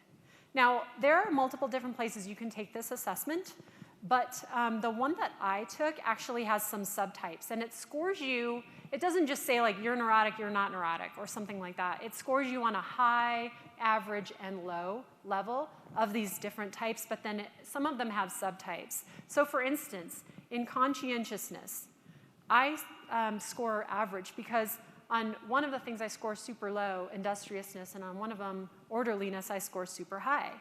I definitely am an orderly person, and I have taken this to develop in my own self-care regimen that I know that when I have a big task, like for instance, coming up with what I'm going to say at this talk, I have to clear my plate. I have to clear my clutter in my house. I clean. I remove things from the counters, and it's the same all the time. This is something that I do every time, and I know it makes me better and it makes me more productive. So that's an example of something that I learned from this. Another thing that I learned from this is that I am highly agreeable. And being agreeable is a good thing because it means that you can be a peacemaker, and we all know that anesthesiologists are peacemakers, even though they get blamed for everything in anesthesia. I have many means for that, but I didn't put them in here. But highly agreeable people also need to be very careful because they don't like conflict. And that definitely is me. And I know that I have to have personal boundaries when people are asking me to do things. I need to pause and think about it before I say yes, because I will say yes to everything, because I don't want to upset people. So I have learned this in my life that I need to pause and think about it and come back to people and then be better at saying no to certain things that people want me to do. So the third test that I recommend is another one that is introvert versus extrovert, but it's a little bit of a riff on the other two that have that aspect in them, which is that this is a test all about introversion and extroversion, and it's very short. It's free on the website for Susan Cain. I'm going to list all of these in the resources at the end, but she is an author who wrote a book called Quiet, and the book goes into detail about how introverts can navigate the world of business, which is really set up for extroverts. And again, no judgment if you're an introvert or an extrovert. But the thing is that introvert, extrovert doesn't just mean like, I don't like people and I do like people. It also means how do you regain your energy and what zaps your energy. So for example, I am an introvert. I like to get up and talk to people, and I love, going to dinner and chatting with people. But when I saw the sign up, that Google sign up for all of the dinners, at first I'm like, ooh, I want to be with that person, I want to see that person, I want to do this. And then I'm like, whoa, hold on. I cannot do all of these dinners. If I do this, I am going to totally burn out on this conference before I can give this talk. So like last night, I did not go to dinner. I sat in my room and I had Whole Foods takeout because I know that that's what I need to do to recharge my batteries. And if I do something like this, then afterwards, I've got to go relax by myself a little bit and recharge by myself. So you've got to find ways to do that at work or in other areas of your life if you happen to be an introvert. And if you're an extrovert, it's the opposite. If you're upset, if you're having problems, you need to go and seek counsel of other people and seek being around people, not necessarily crowds, but trusted sources that you can use to help regain your energy. So the fourth one I want to talk about is Clifton Strengths. And this used to be called StrengthsFinder or StrengthsFinder 2.0. You may have read that book. And it has 34 different strengths that if you take the assessment, you will get the top 5. If you do the kind of the lower level version, I think you can spend more money and get a more detailed version. But these are all of the different strengths here in the words. And like my top 2 are learner and relator.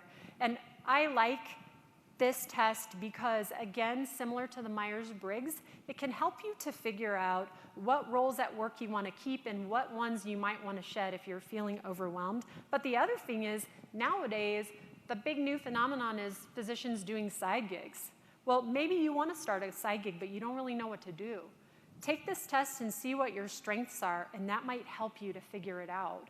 I know as a relator, that's why one of the reasons that I really like to write blog posts, and I love it when I get the feedback from people, and they don't always put it on the blog as a comment, but sometimes I get DMs from people, and before I get that, I'm thinking, why am I doing this? Why am I spending this time writing and putting it on there and like doing the links and all of that? I love to write, but is anybody really reading this? And then I'll get one of those messages and it will say, I really related to what you said. I love that you put this on there. Thank you so much. It really helped me, or something like that. And that's why I do it. So just as an example of a kind of a side gig thing for you. This is my favorite personality test that I'm going to talk about. And it is called the Gretchen, or 4 Tendencies, and it's by Gretchen Rubin. Now, this test really corresponds with how you can develop better habits or get rid of the bad habits that you have. And there are 4 different types as far as how you respond to expectations. Inner expectations are like goals that you set for yourself. Like, I am going to exercise every day. But outer expectations are things that people are placing upon you. So you hire a trainer, and then that person says, I want you to meet me here at 11 and bring your running shoes and your gym clothes.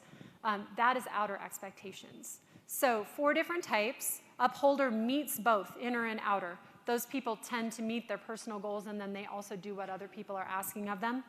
Obliger is actually the most common subtype in Gretchen Rubin's research. And those are people who meet outer expectations. They readily do what other people want them to do, but they resist their own inner goals and have a hard time achieving the things that they just set within themselves.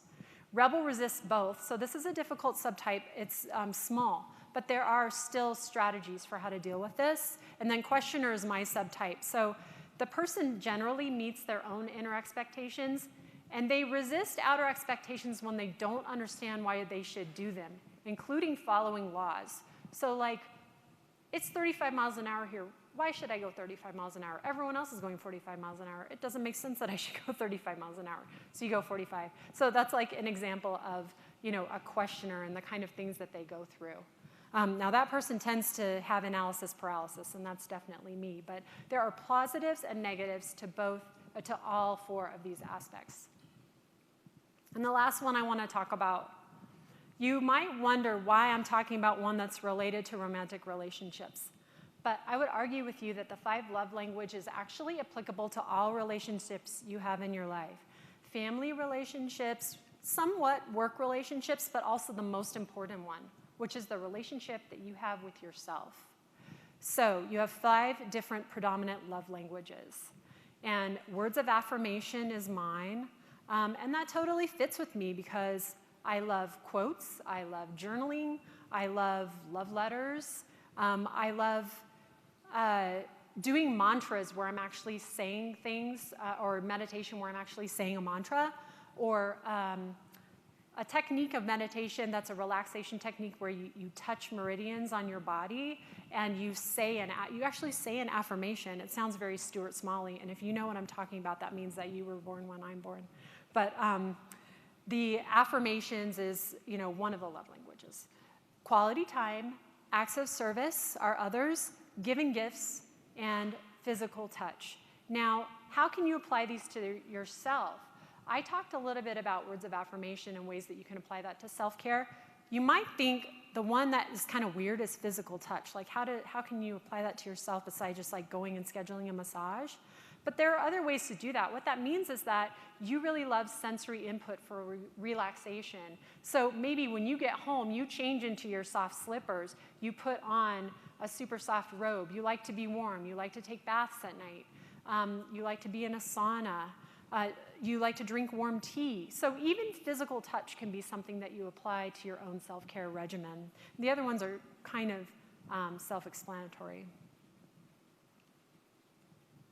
So the 4th step in my 5-step approach is to take the knowledge that you gain from whatever assessments you decide to do, and then get inspiration from others and reflect back on that. So what I mean by gain inspiration is go to the sources that are supplying the information for the assessments and read books on it. Go to blog posts. If you don't want to read a whole book on like quiet and introvert, Susan Cain has blog posts about the topics. You can just go to those. You can go to podcasts where the people who wrote these assessments are interviewed or something of that nature. You can find a lot of information, both long and shorthand, that you can use to read more and get more insight about your subtypes. For instance, Gretchen Rubin has a very extensive blog which talks about the 4 tendencies. She also has a podcast, by the way, weekly episodes where they talk a little bit about different subtypes. But she has PDFs for different work environments, and there's actually one for healthcare workers where you can apply the 4 tendencies to your patients. So if you do primary care and you struggle to get people to follow your guidelines, take a look at that. You can only kind of guess what your patients are, but you can try some of the different methods that she has listed there to get some stubborn patient to take your medications. She has those kind of resources. There are other things for personal development on her website too, just as an example. Now, it has never been easier to join a tribe because of social media. There are so many Facebook groups out there now for physicians, both men and women and co-ed, where you can get a group of like-minded individuals and start soundboarding on them on habits that you want to maintain or habits that you want to change in your life. And you can even find tribes based on the subgroups that you tested into. One social media platform that I really like, again, I like words, is Instagram. Instagram, now you might think this is for millennials and it's for people who like to compare and do butt selfies or something like that. But it is super helpful because it has a self-curating aspect to it. So you start following some accounts of people that post inspirational quotes, maybe if you like words, or inspirational images. And then you cut out the ones, you try something and then see what they post, and cut it out if you don't like it. You just unfollow that person. So the algorithm, I think, is a lot easier for self-curating on Instagram. So just another idea if you're a visual person. I love photographs, so that's another reason that I like that. So journaling, again, I talked a little bit about journaling before. If you don't like to write, think about dictating, think about making a little video to yourself, just some way that you can reflect and put it down in words, even if you never look at it again. it's really helpful to process the information. So step 5, these are starting to get kind of circular, as you've noticed. It's similar to step 1 and 2. The one thing I really want to highlight is developing a regular practice. So the idea is that you need to integrate your self-knowledge by having a mindfulness practice, whether it be formal meditation or informal meditation, even a breathing practice. So there are a few different techniques you can use that I've seen that are super, super fast. One that I've tried myself, and I do this in the car on the way to work. I don't listen to anything. Like, I don't listen to radio or NPR or any of that. I used to do that, or music. I will just have it silent, and then I'll do a breathing technique. So my drive to work is like 5 or 10 minutes. I mean, that's, enough to get some benefit from it. You do an inhale for 4 seconds, a hold for 7 seconds, and then an exhale for 8 seconds. And this is actually validated in literature to increase your parasympathetic tone and decrease your sympathetic tone. You'll find that it's kind of hard in the beginning. It's hard to hold those 7 breaths, but it really does help.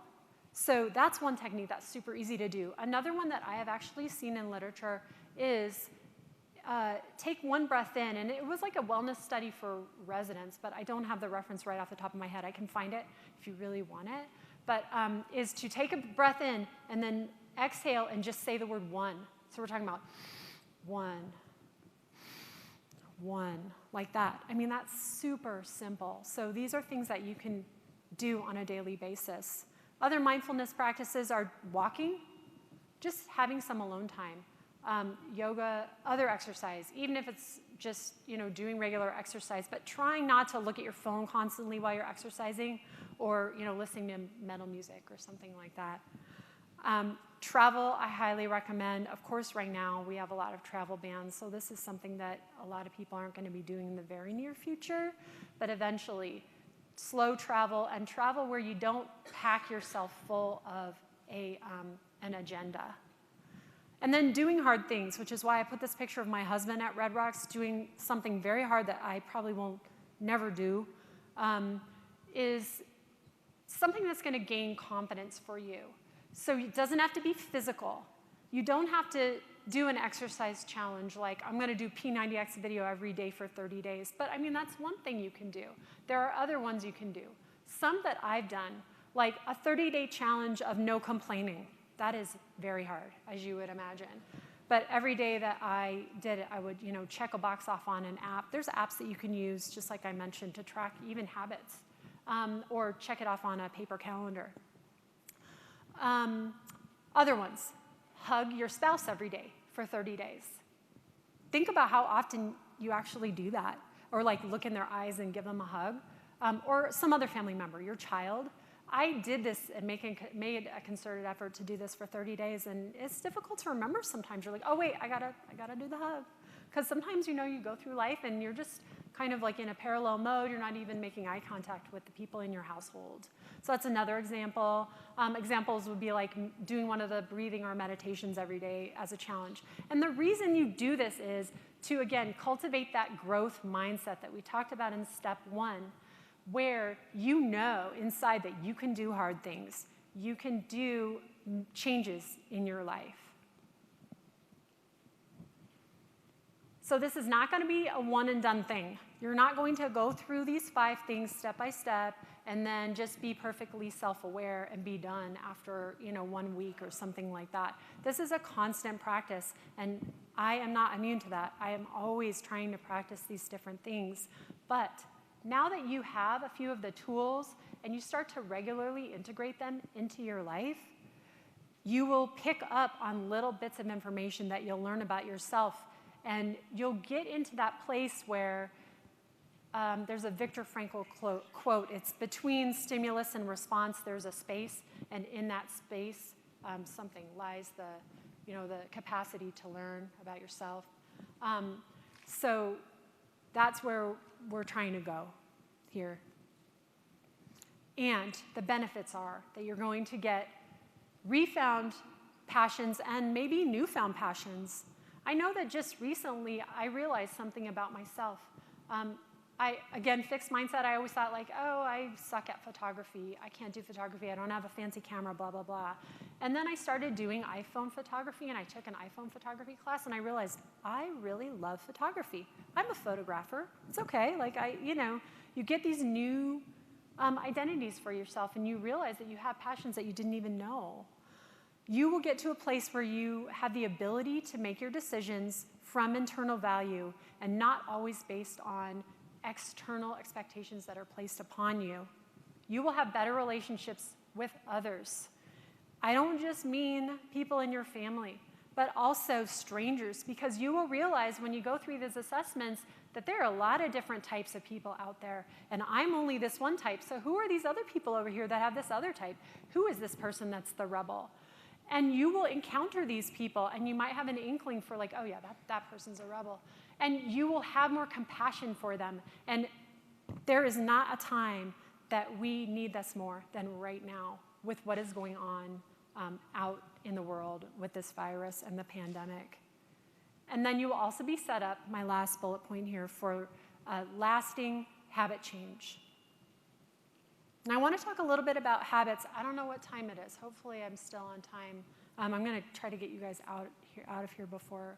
I want to talk a little bit about habits because there's still a really difficult issue, even if we're very self-aware. So the first thing I want to mention is a habit loop. Now, in medical school, when we did basic science, you probably remember going through Skinnerian experiments, like animal experiments, where it's like the mouse hits the bell and then they get the prize and those kind of things. Well, we are not immune to that in our own lives. We're basically just animals too, and we get in habit loops. For example, maybe you have a cue that you smell the yummy coffee when you walk into the hospital, but you're trying to save money, but you walk in and you smell the Starbucks. So that is your cue. And then your routine is you walk over to the Starbucks and you get in the line and you get your latte. And your reward is that latte tastes really yummy. And all the while, you're doing this again and again every time you go in, and you're developing a craving. So then when you just get to the door, maybe you have like turned the key off in the car, you're starting to crave that coffee. So the key with the habit loop is that in order to break a bad habit, we break a chain in this loop. In order to reinforce good habits, we try to strengthen the loop. Some other habit things. Gretchen Rubin, before she wrote the 4 Tendencies book, actually wrote an entire book on habit change, and it's called Better Than Before. I highly recommend this book as well, and I reviewed it on my blog. One of the habit strategies is 4 Tendencies, so she conceived of the 4 Tendencies framework while she was writing this book. These are the 21 different strategies, and there are a lot of different strategies that work with different subtypes. So for example, if you're an obliger, which most people are, it's like 70% of people are that person that resists their own inner expectations but will readily meet outer expectations. Accountability, the one that's on the side there in orange, is your best friend. Another one I want to mention is pairing, which is pretty much good for all subtypes. Pairing is an interesting strategy that I commonly use, which is like you want to do a habit that's kind of unsavory, something that you want to reinforce, but it's not your favorite thing to do. Pair it with something you really do like. So maybe you want to develop a practice of walking every single day, whether it be on a treadmill or outside. But it's like, I don't find time for it. I don't really want to. I don't want to get on my treadmill. It's boring. If you pair it with something that you really like to do, like read your favorite book, or listen to your favorite book on tape, listen to your favorite podcasts, listen to your favorite music, watch your favorite show, something like that, then you are more likely to complete that habit. James Clear is another person that's written about habits. He wrote a book called Atomic Habits. And this is that idea that very small habits will have, like compounding interest, have very enormous effects over time. And he identified 4 laws of behavioral change. And they are to make it obvious, make it attractive, make it easy, and make it satisfying. So these kind of things are like you want to, on your way to work, go to the gym. But normally you get up and you think like, oh my gosh, I've got to get all my stuff together. I'm not ready. I've got to just go to work. Maybe you hit your snooze button or something like that. So the way that you make it obvious and easy is that you pack your bag the night before, and you put all your stuff right by the door. So that right when you walk out, all you have to do is grab your gym bag. Or maybe you even put it in your trunk. But if you live in a cold place, I've done this before, then all your stuff is freezing. That is not fun when you're trying to put your clothes on. But make it attractive. So maybe you wear your favorite gym shoes, something that's super comfortable, or you wear something to work out in that just makes you feel really good about yourself. Make it attractive in the way that you're listening to your favorite music while you work out, so you have that in your gym bag when you want to go. Make it satisfying. You celebrate every time that you did it. And I don't mean celebrate by going and having a cheesecake and undoing everything you did, but some kind of a small celebration. You mark something off on a calendar. You identify, I did this today. And along those lines, the last habit thing I want to talk about is B.J. Fogg, who riffed on this idea of James Clear's Atomic Habits, and he just recently wrote, I've heard this guy on podcasts, he is great. If you can ever find him on a podcast, I think he was on Tim Ferriss. B.J. Fogg, Tiny Habits. He's a Stanford behavioral researcher, and he also studies the idea that if you do these really small habits each day, they will add up to big, sticky habits. So, for instance, he is known for doing like 1 push-up a day for a period of time. Like you do 1 push-up a day for like a week, and then you do 2 push-ups a day for a week, and 3 and 4, and you ramp it up more and more. And now the guy, I think, is doing like 100 push-ups a day. And the thing that keeps you, that he distinguishes from James Clear, keeps you doing the habits and keeps it into a lasting lifestyle change, is the idea of something he calls shine, which is that heightened sense of self. It's not the repetition. It's not that you do it every day. It's that as you're doing it, you get a sense that I am a strong person. I am an exerciser. I am healthy. I am someone who saves money. I am doing better by my family today. Those kind of things, that kind of identity that you then get is the useful part and the part that's going to stick in your life. Okay, this is my last slide. So you'll get this talk. You'll be able to see these resources. The assessments that I have listed here are just links to all of the different tests that I mentioned. A couple of them you can do in 2 different places. Some of them are like there's only one place. But I picked the ones that I thought were just easy to navigate and not too complicated, didn't cost too much money. Because some of them do cost money. The Understand Myself costs like $10. Myers-Briggs, I think, is $40 or $50. And the Gallup Clifton Strengths is similar. And Gretchen Rubin and 5 Love Languages are free, and so is Quiet. Podcasts. Podcasts are super easy to listen to and gain information on, and it doesn't matter if you like to listen to 3-minute podcasts or 2-hour podcasts. There is a podcast for you on personal development. And I've listed some of my favorite ones right now. They change a little bit. Try some of these, and if they're not exactly your cup of tea, you can do a search in your podcast platform for related ones and find something that speaks to you. There are lots of them out there. There are even ones where they don't update all the time. Like you can just go back to old episodes, like they only lasted for a year or something. But those are still great ones to listen to and download into your app. Books. There are too many books to list that I think are really great, but some of the ones I actually talked about here or had quotes from are listed. And then I want to make a last plug for coaching. Coaching is becoming a big thing nowadays, and pick your genre, pick your thing that you want to fix in your life. You will find a coach for that, and you will probably find a physician coach for that because they are everywhere. And the place to find them is on Facebook, doing Google searches. If you want to lose weight, there's a coach for that. If you want to get unstuck in your work, there's a coach for that. If you want to develop a side gig, there are coaches, and they're all physicians, but you don't have to have a physician coach. There's a course on the tinyhabits.com website that you can do. It's like a self-directed kind of coaching. I think it's a 5-day journaling thing, and then a coach will actually call you at the end of that.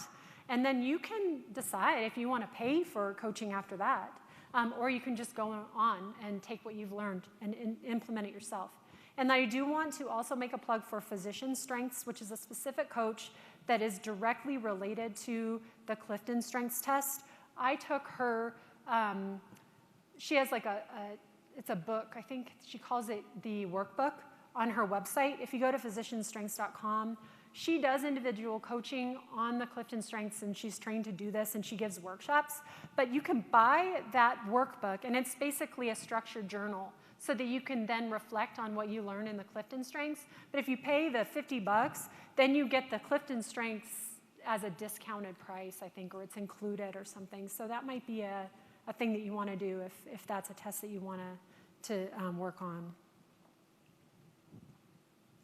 So I want to thank you again for coming and listening to this talk. I know this was not talking about how to do a mega backdoor Roth or asset allocation, but I think that this is an equally important topic. So again, thank you so much, and I'll be available for questions after.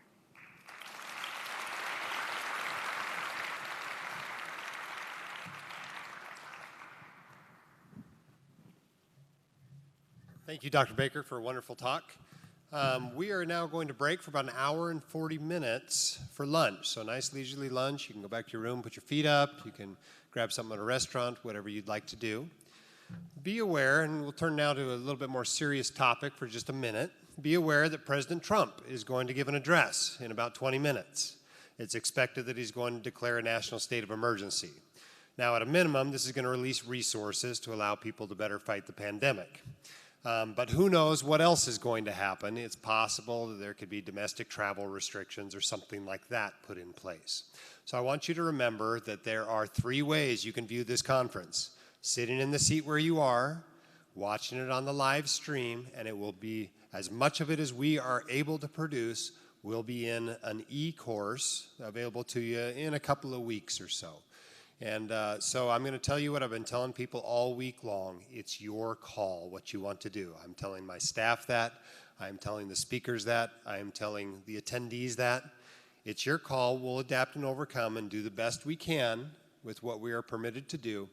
But please make your own decisions, and we'll move forward from there. I'll see you in an hour and 40 minutes.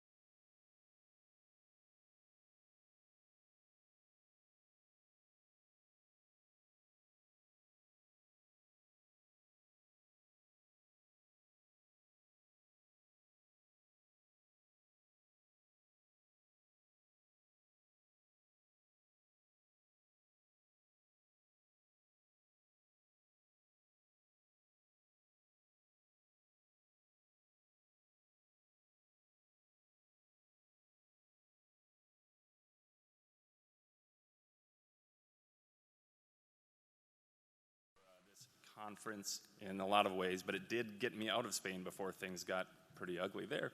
So in that way, for me, it was pretty good. I do want to thank you all for being here, whether you are here in person or joining us on the live stream, or perhaps watching a couple weeks from now from the comfort of your own home. I'm glad you're able to join us in any way that you can. Before we get started, I do want to share a few reminders related to the COVID-19 pandemic. Please do your best to practice social distancing. I see you're doing that pretty well here. Especially keep your distance from people you really don't want to talk to anyway, treat this conference like the prison scenes from Arrested Development, if you saw that show. No touching, no touching, no touching. Okay. There is alcohol-based hand gel in the back of the room, also in the hallways. In addition to that, there are alcohol-based beverages at a few dozen establishments around the complex. Feel free to use both liberally at your discretion. This is Vegas. Finally, one quick pro tip. In your hotel room, there is a roll of toilet paper next to your toilet. There may be an additional one in the cabinet. And if you take those in the morning before you come down to lecture, place them in your carry-on bag. By the time you get back, they will have been magically replaced. And if you do that, a time or two or three, you'll have a nice 4-pack, maybe 6-pack of toilet paper to take home, and that's very valuable swag. Okay, just a quick little life hack for you. All right. Well, with that, just seriously want you all to be very cautious, wash your hands, wash them as though Floyd Mayweather just gave you your last paycheck in individual dollar bills. I made it rain. All right, let's introduce today's contestants. Come on up. By the way, each of our contestants will be going home with a very nice swag bag with a pile of books and a handful of advertisements in them. So make sure you get your parting gifts on the way out. All right. So we have Dawn Baker. If you were here this morning, you caught her talk in the big room here. She is an academic anesthesiologist who downshifted to part-time work before partaking in a lengthy sabbatical, which she is now enjoying. She is married with one preschool-age daughter and maintains 2 blogs, Practice Balance and the Stealth Wealth Family. Next to her, we have Crispy Doc. He is an emergency physician working about 6 shifts per month. A perfect storm of burnout led him to enter, and these are his words, not mine, accelerated financial puberty, cut back at work, and rediscover his mojo. He is married and a father to a 4th grader and 6th grader. His ER doc wife works a shift every other week, and she runs a successful side business. He maintains the blog crispydoc.com, and we'll call him CD. Next to CD, we've got BC. BC Krygowski is a palliative care physician working a very part-time schedule. She and her husband, who is also a physician, work part-time and are raising 2 grade school-age boys with a healthy dose of international travel. Sounds familiar. She has written several books, including one which you'll find a little card for in your bag called, there it is, Spending Habits for Professionals Who Want to Fire. And she also blogs at bckrygowski.com. How about a quick applause for our panelists? Excellent. All right, we've got a number of questions that I would like to ask, and we'll go through those one at a time. Hopefully our panelists can address most of them, and we'll do our best to stay on schedule. We've got the stage for the next 51 minutes, according to my watch here, so we'll just jump right into it, if you're ready. All right. So, the title of this panel begins with Extreme Solutions for Burnout. Personally, I had some maybe mild symptoms of burnout, but my transition to part-time and then no-time work stemmed from a recognition that financial independence made all that work entirely optional. So I'm curious as to what role burnout has played in your decisions to cut back from clinical medicine. And Crispy Doc, with a name like Crispy Doc, why don't we start with you? Sure. So, And speak right into that mic. okay. Yeah. Can everyone hear me okay? I think you alluded to the perfect storm. Maybe about 7 or 8 years ago, I was at a place where we were short-staffed in my group, and I was overworked, as was everyone else in the group. And it also happened to coincide with my first lawsuit, buying my first house, and expecting my second child. And so that was a perfect recipe for burnout. And I think what happened from that is this move where something had to change. I thought about maybe considering radical change at that point. Maybe I just needed to get out altogether or find something differently. What ended up happening was, sat down with my wife, we sort of figured out that probably the best option for us was to play the long game. I was a known quantity. I actually worked with people who I really, really loved and wanted to stay working with, but I didn't want things not to change and sort of go in that same course that had become a rut. So at that point, we basically decided to change the institution from within. I put together some policy proposals for my group where physicians could target exactly the number of shifts that they wanted within a range. And then over a period of a year of sort of discussing the pros and cons, the group adopted that. We ended up where we established a threshold below which folks would not be equity members, and I chose the lowest number in that range, and things changed. My original plan was never to cut back from medicine. It was to get out of medicine altogether, and this was going to be kind of, stop the bleeding until I was at a point where I could do that. And one of the happy accidents that happened was that as I worked less, I fell back in like with medicine and didn't resent it and actually began to enjoy the practice of it again. And so I've sort of stayed at a sustained, slow fade from that point onward. Great. All right. Dawn or BC, do you care to weigh in on the role of burnout in your decision making? So I'm married to an ER doctor, and about 6 years ago, he was a medical director, and I was a medical director of an inpatient hospice unit for the VA. Can you move that mic a little closer? Thanks. Yeah, sorry. And he was taking call 24/7, 365 days a year. And even though I was technically Monday through Friday, 8 to noon, it was never 8 to noon. I would have to go back in on the weekends or in the evenings or afternoons if there was something happening. And I was taking call 24/7, 365 days a year. So after 2 years of both of us doing that at the same time with a 1- and 3-year-old and no real help, we've always been the ones to help our family members for the most part rather than them helping us. And we were also doing a renovation of a house down to the studs and jackhammering out the foundation. So that was the perfect storm for me to burn out. In retrospect, that was not wise, but I couldn't see it at the time.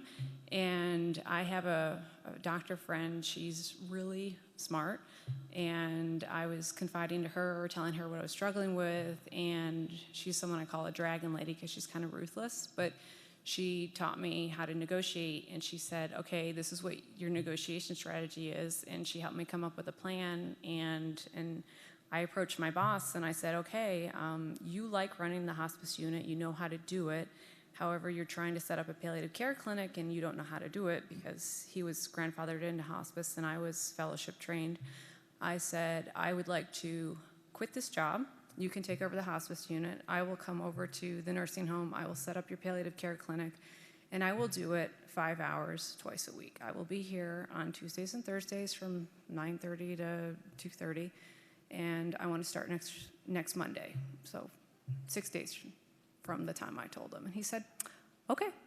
And that was my exit strategy, and that's what I did for 2 years. And then I went to him and said, I'm tired of this. 2 days a week is just too much for me, and I'm going to go to a 10.5-hour day on Wednesdays. And he said, okay. And that's the good negotiation skills. Just say what you're going to do and do it. Yeah. Okay. Take it or leave it. Yeah, and actually, I do have to say there's a little caveat to that. There's only about 141 spots nationwide for hospice palliative medicine fellowships, and there's only 7 in the state of Florida. So in the peninsula of St. Petersburg at the time, I was the only fellowship-trained doctor there. So they kind of had to take it or leave it. That But- gives you some power. Yeah, exiting was the strategy. Yep. Yep. How about Dawn? Should I call you DB since we're all just a bunch of initials up here? You're going to get confused, though. A, B, C, B, D. Okay. Dawn, what do we have to say? I know you gave us some great tips this morning on fighting burnout and finding balance, but Well, if you weren't at my talk, I guess my perfect storm was that I thought I was burned out, but it turned out that I had overt organic disease. So a health scare was what really caused me to think about what I wanted to do for my career trajectory. But I was in residency, so I don't know how many residents are here, but it's kind of unique to go straight out of residency and start part-time, but that's what I did. I decided that I didn't want to pursue a fellowship track in anesthesiology, also among some very, very strong urgings of my husband. Please don't do a fellowship, he said. So I went out looking for jobs, saying to people, my ideal job is to work 3 days a week. I didn't say I don't want to take call or anything like that. I just said, this is my ideal job. What can you do for me? And I found a job that would allow me to do that with a guarantee, and it happens to be at the university where I trained. Now, there were other jobs in the community where I was looking, and I was restricted to a geographic area. So I think that if I didn't have that, there might have been more options, but really, I think most people just don't even think to ask for these things. The other offers I got were per diem offers, so it wasn't like anyone was overtly like, NFW, you cannot do this. But they're definitely, you have to definitely be aware that someone's going to say no to you, and you have to be okay with, being said no to. so you've each talked a bit about how you were able to create or negotiate a part-time position. How much pushback was there when you approached either your group or your boss or whoever actually tells you what you can and cannot do? CD, why don't we start with you? So that's a good question. I think there were a lot, we're lucky that we have a multi-generational group, and some folks may find that your group falls more along the lines of a particular generation, and that generation may not necessarily have the same priorities over time as the newer ones. So I think for a while we had the, suck it up, put on your big boy pants, as you so poetically put it, Don, approach. And then I think the nice benefit of trying to change an institution from within is I'd been with this group for a decade, and these were people that I knew and cared about, and they cared about me. So when I said something needs to change and this is not okay, I think a couple of things had happened that had kind of made it a little bit more hospitable. One of those things was, first off, we are very lucky to be in a group where, I hope I don't offend, we are not a sausage party. We have a lot of incredibly talented women in our group. And I think because of just the natural apportionment of reproductive organs, I think there needs to be more flexibility to accommodate that 50% of talent in the workforce. So I think things had evolved naturally over time, and we were in a better place where I think there was more support than there might have been had I tried to do this 10 years earlier. I think being a known and trusted quantity where people wanted to work with you and see how they could keep you made a difference. I don't think people were, expecting me to walk, and I would not abandon my group. But when I said something needs to change and this isn't sustainable, they wanted to work with me on that. And I think that helped a lot.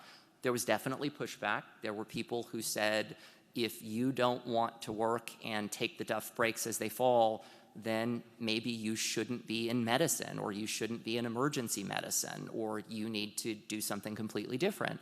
And these were people I cared about and considered friends. So I think you have to expect that there's going to be some folks out there that want to define the practice of medicine within very strict, boxed combinations that are historic and maybe outdated.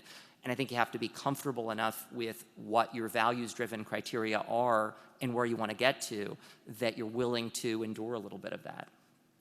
Sure. I think anytime, part-time work discussions come up, and I mentioned it in a talk I gave at the first WCI Con conference, and someone said, well, that may be all well and good for you, the anesthesiologist or the ER doc, but it would never work for me. And I hear that on blog comments, I hear it all the time. What tips do you have for someone who feels like their particular situation is not amenable to part-time? And Dawn, you actually wrote a guest post on Physician on Fire addressing that topic, so if you wouldn't mind starting with this one. Sure. Of course, I am anesthesia as well, so Yeah, it's right. hard. But I had some tips in my post that I wrote for you, Leaf, and the one thing that was that I think is the biggest tip is timing. You have to think about the staffing of whatever your group is, and if you're short-staffed or flush, and if that is a fluid situation. Because I know that when I ask for I'm on a 9-month, quote, sabbatical, unpaid, but I asked for this at a time when the staffing was really good in my group. So if you're going to ask at a time when everyone is, rushing like mad to fill shifts or in the clinic or something like that, it's probably not the best time. There are alternatives, job sharing and things like that. If you want to go down and you're in a clinic type of a situation, you have to find someone that will help you with that. That's not, just you, so another supporter. The other thing that I did was, instead of going straight to my department head, I went to someone that was more senior, but that I felt was, I really trusted, and I asked that person what they thought about the feasibility of doing what I wanted to do, and they were supportive. So that's another way to go, is if you feel like there's someone that you can talk to that is higher up than you, but maybe not quite the person that makes the decisions. And I'm an academic, so again, academic versus private practice are different, and you might really have to bring some sort of incentive for your group, like Crispy was talking about, like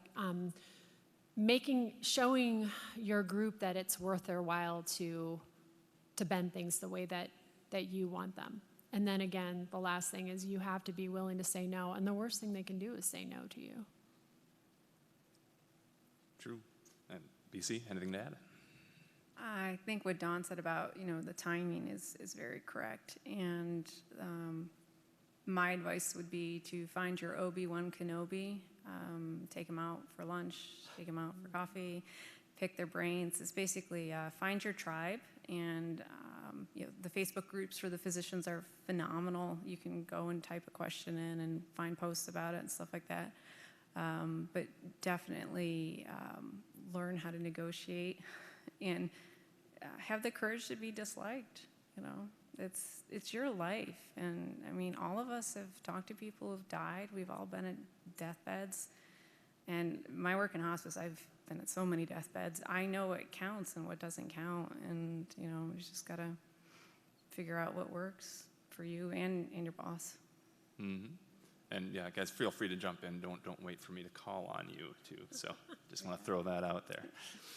I might add a couple of things that I didn't do well the first time and that I probably would have done differently that I have since when I've sort of tried to introduce changes.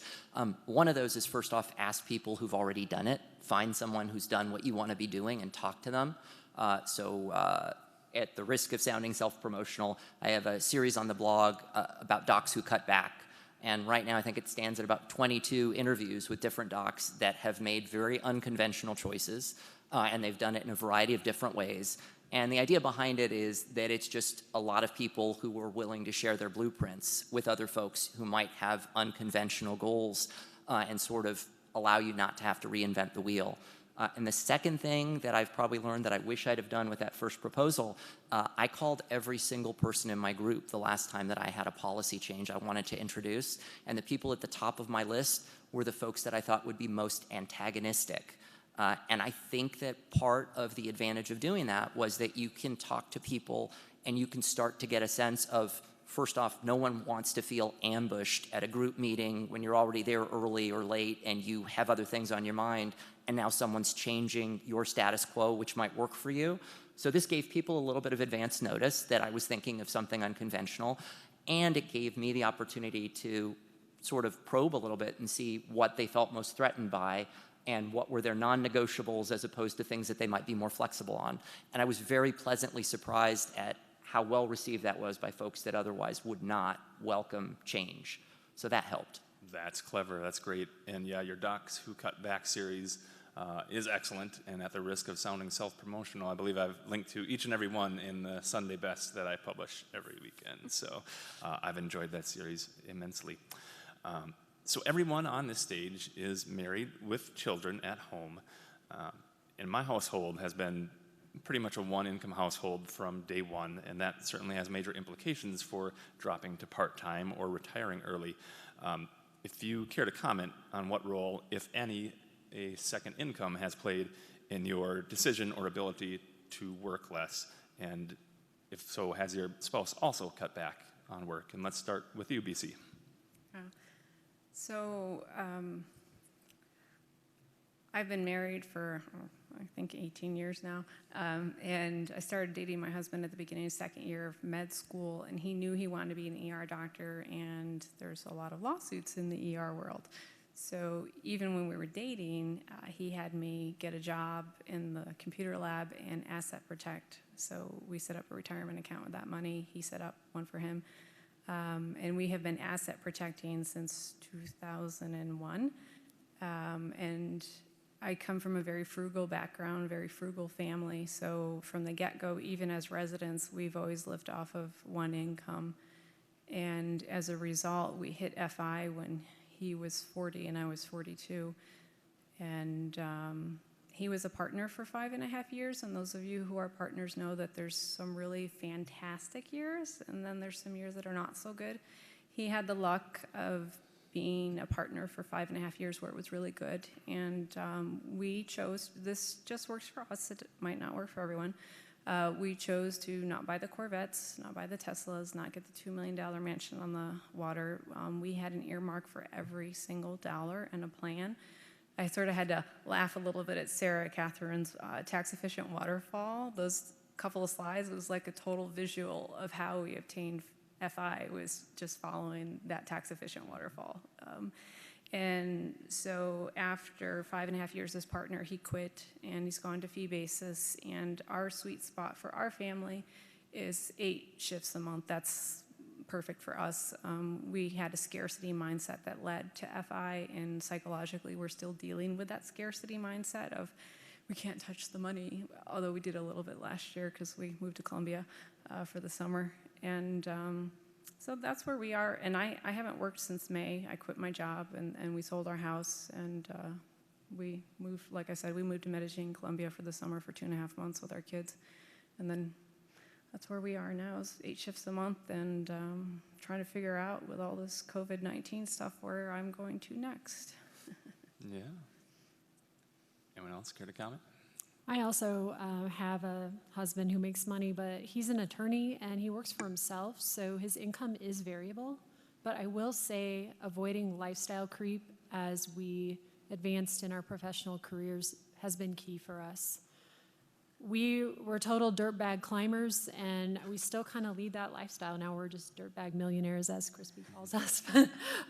We just are simple people. We don't buy fancy cars. We don't wear fancy clothes. And my husband always is like, oh, that house is too fancy. We can't buy that one. Or that car is too showy. We can't buy that.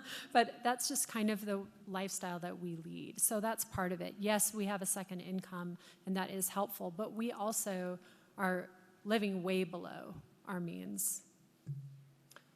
So I'm probably the guiltiest of the crew in that I live in coastal California in a very high cost of living area. And I would say that having a second income and a second physician level income absolutely was critical for us to sort of keep our life as it was. And that's not to say that other people can't make those choices, but to be able to accelerate. So when that option of working less came, first it was a little bit less, and it wasn't instantly 6 shifts a month. And we sort of scaled back on that once we felt that we had kind of super saved and built up a nest egg enough that we were comfortable reducing that. But that's absolutely thanks to having an income earning spouse that allows us to live in a high cost of living area. And I think it's important, you know, when you're in a relationship and you're both working and probably both having a little bit of burnout, and that you decide together that we're going to, you know, you can't just make that It was not in a choice in vacuum. isolation. Yeah, absolutely. Yeah. so, it's like I said, we're all parents here. And, for me, a desire to spend more time with my family and have these, worldly experiences with my kids that we couldn't have if we weren't location independent and able to travel played a big role in the choices that we have made. How has parenthood changed your approach to the career that you have now and maybe the career that you thought you were going to have before you had children? And go ahead, Dawn. Well, I cut back even further when I had my daughter, but I didn't do it immediately. Again, I timed my situation. I was working 3 days a week as an anesthesiologist, and then once I had her, it was like I had this lightning bolt moment in my head where even, I was saying that we're pretty simple people, but I still loved to shop, and I wouldn't have called myself a minimalist at that point. But when I had my daughter, all of a sudden, I wanted to be a minimalist. I wanted to spend all of my time that I wasn't doing other things with her. And I had her pretty late, and I suffered through infertility, and it was just something where this was exactly where I wanted to be. I wanted that role of being a mother. I wanted it so badly. And so I waited until my group was not short-staffed, and then again, I asked to go down to 2 days, and I did that. And it just changed my outlook on everything. I wanted to minimize my possessions, minimize my choices so that I didn't have my brain cluttered so that I could focus on being a parent and being a good doctor and a wife at the same time. So I was 31 when we started to try to have kids, and by the time you're 30, what do they say? 90% of your eggs are fried. At least that's what I was told. So 3 years later. Try doing it at 40. Right. So 3 years later, as I was working as a hospitalist at the time, we were still not pregnant, so we had to go see a fertility specialist, and I got pregnant. And I remember my cousin saying to me right before I went into the hospital, she said, "You're going to go into the hospital one person and come out another." And I never understood what she meant by that until I went into the hospital one person and I came out another.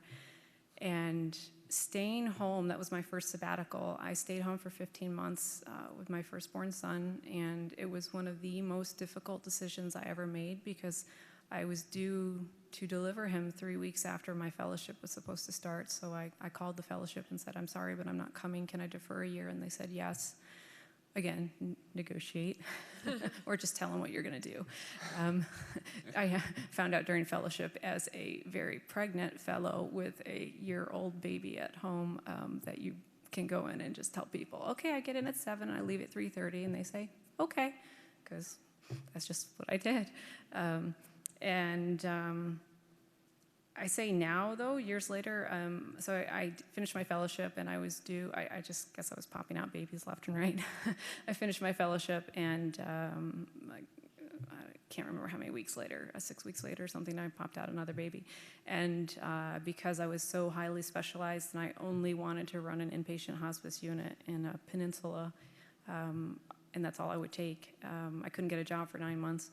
And now, years later, I said to my husband recently, I said, "I feel like parenthood has killed my medical career." And he said, "No, I feel like parenthood kills a lot of medical careers." And we discussed that, and our consensus was, it's really easy to be a bad parent. Like, I was talking to someone recently, and they're a dual physician couple, and I remarked how difficult it is to be a parent, and this parent kind of blew me off. They were like, "Oh, it's so easy." And I was thinking, yeah, but every time I see you, you're not interacting with your kids. It's your spouse that's interacting with the kids. Like, you kind of ignore your kids, and you work all the time. You work all the weekends. Like, you don't spend that much time with your kids. And so I was kind of like, I guess it's easy to judge other people if you're not in their shoes, and that's probably what I'm doing right now. But it's easy to mess up being a parent, and I'm sure you can think of people, even your own parents, you're like, if you screw up the first 18 years of your kid's life not being there, you pretty much pay for it for the rest of your life. You'll be in your 70s and still paying for something that happened when you weren't there when they were 15 and struggling. So it's a fine line. I'm gonna get off my soapbox now. CD, parenthood. Yeah, I think people sort of find what their sweet spot is in parenthood, right?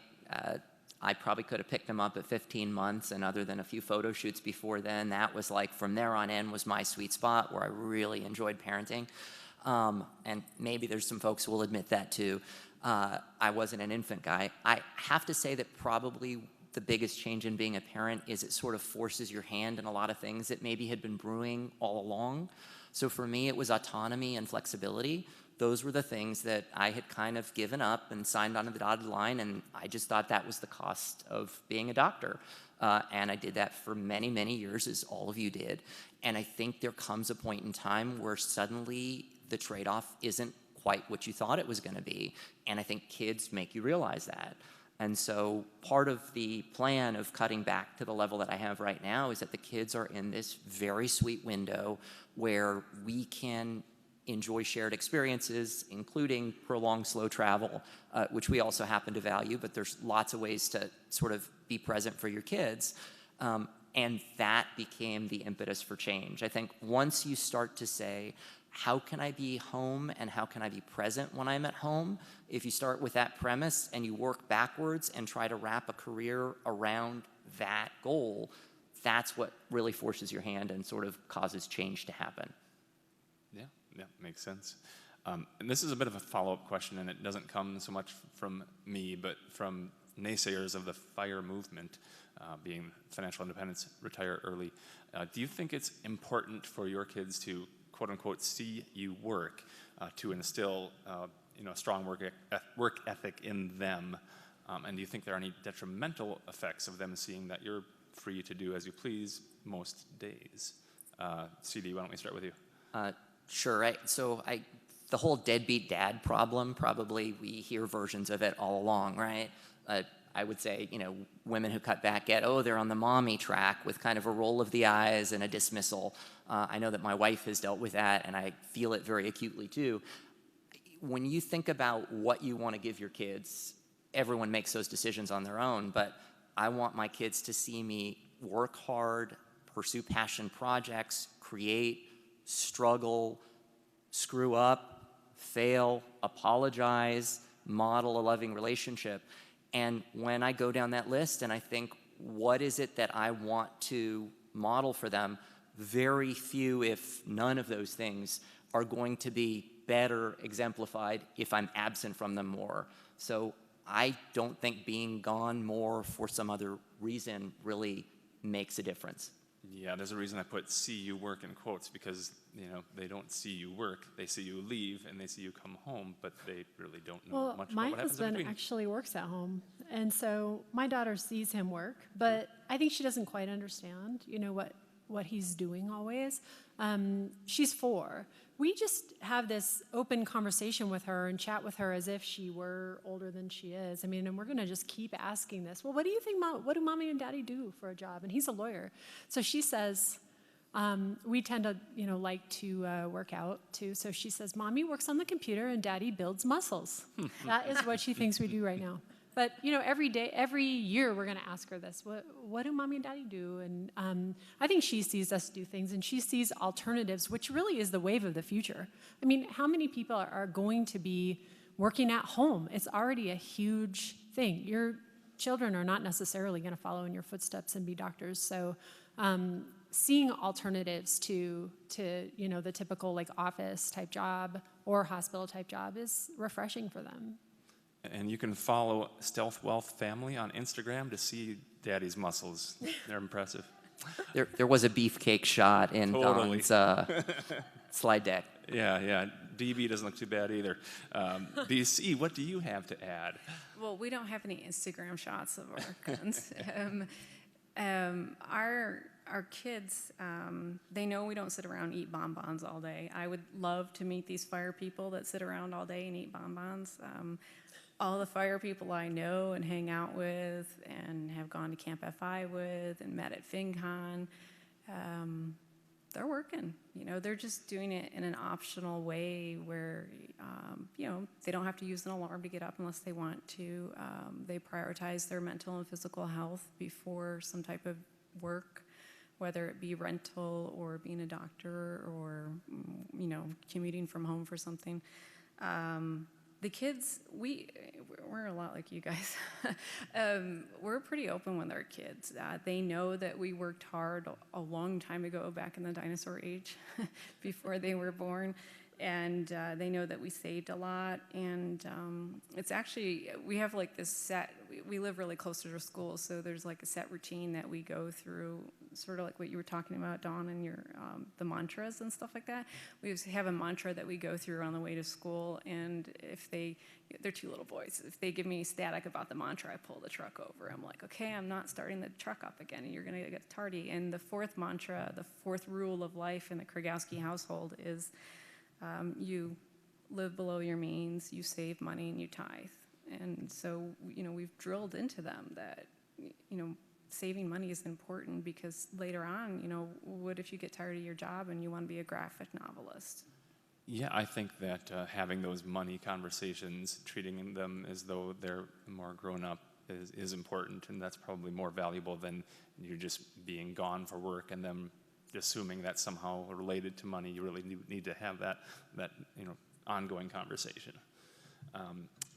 I think a primary reason that many physicians would like to work less is they assume their lives would be better if they had less work and more free time. So I'll just ask the panel if that has been the case for you. Is your life better, and would you choose to do this part-time work again? Would you do anything differently? Dawn, how is life as a part-timer, and how is life on sabbatical? It's great. I mean, I can't compare, working super long hours, because I didn't do that since residency. But you did it in residency I in did medical do it. school.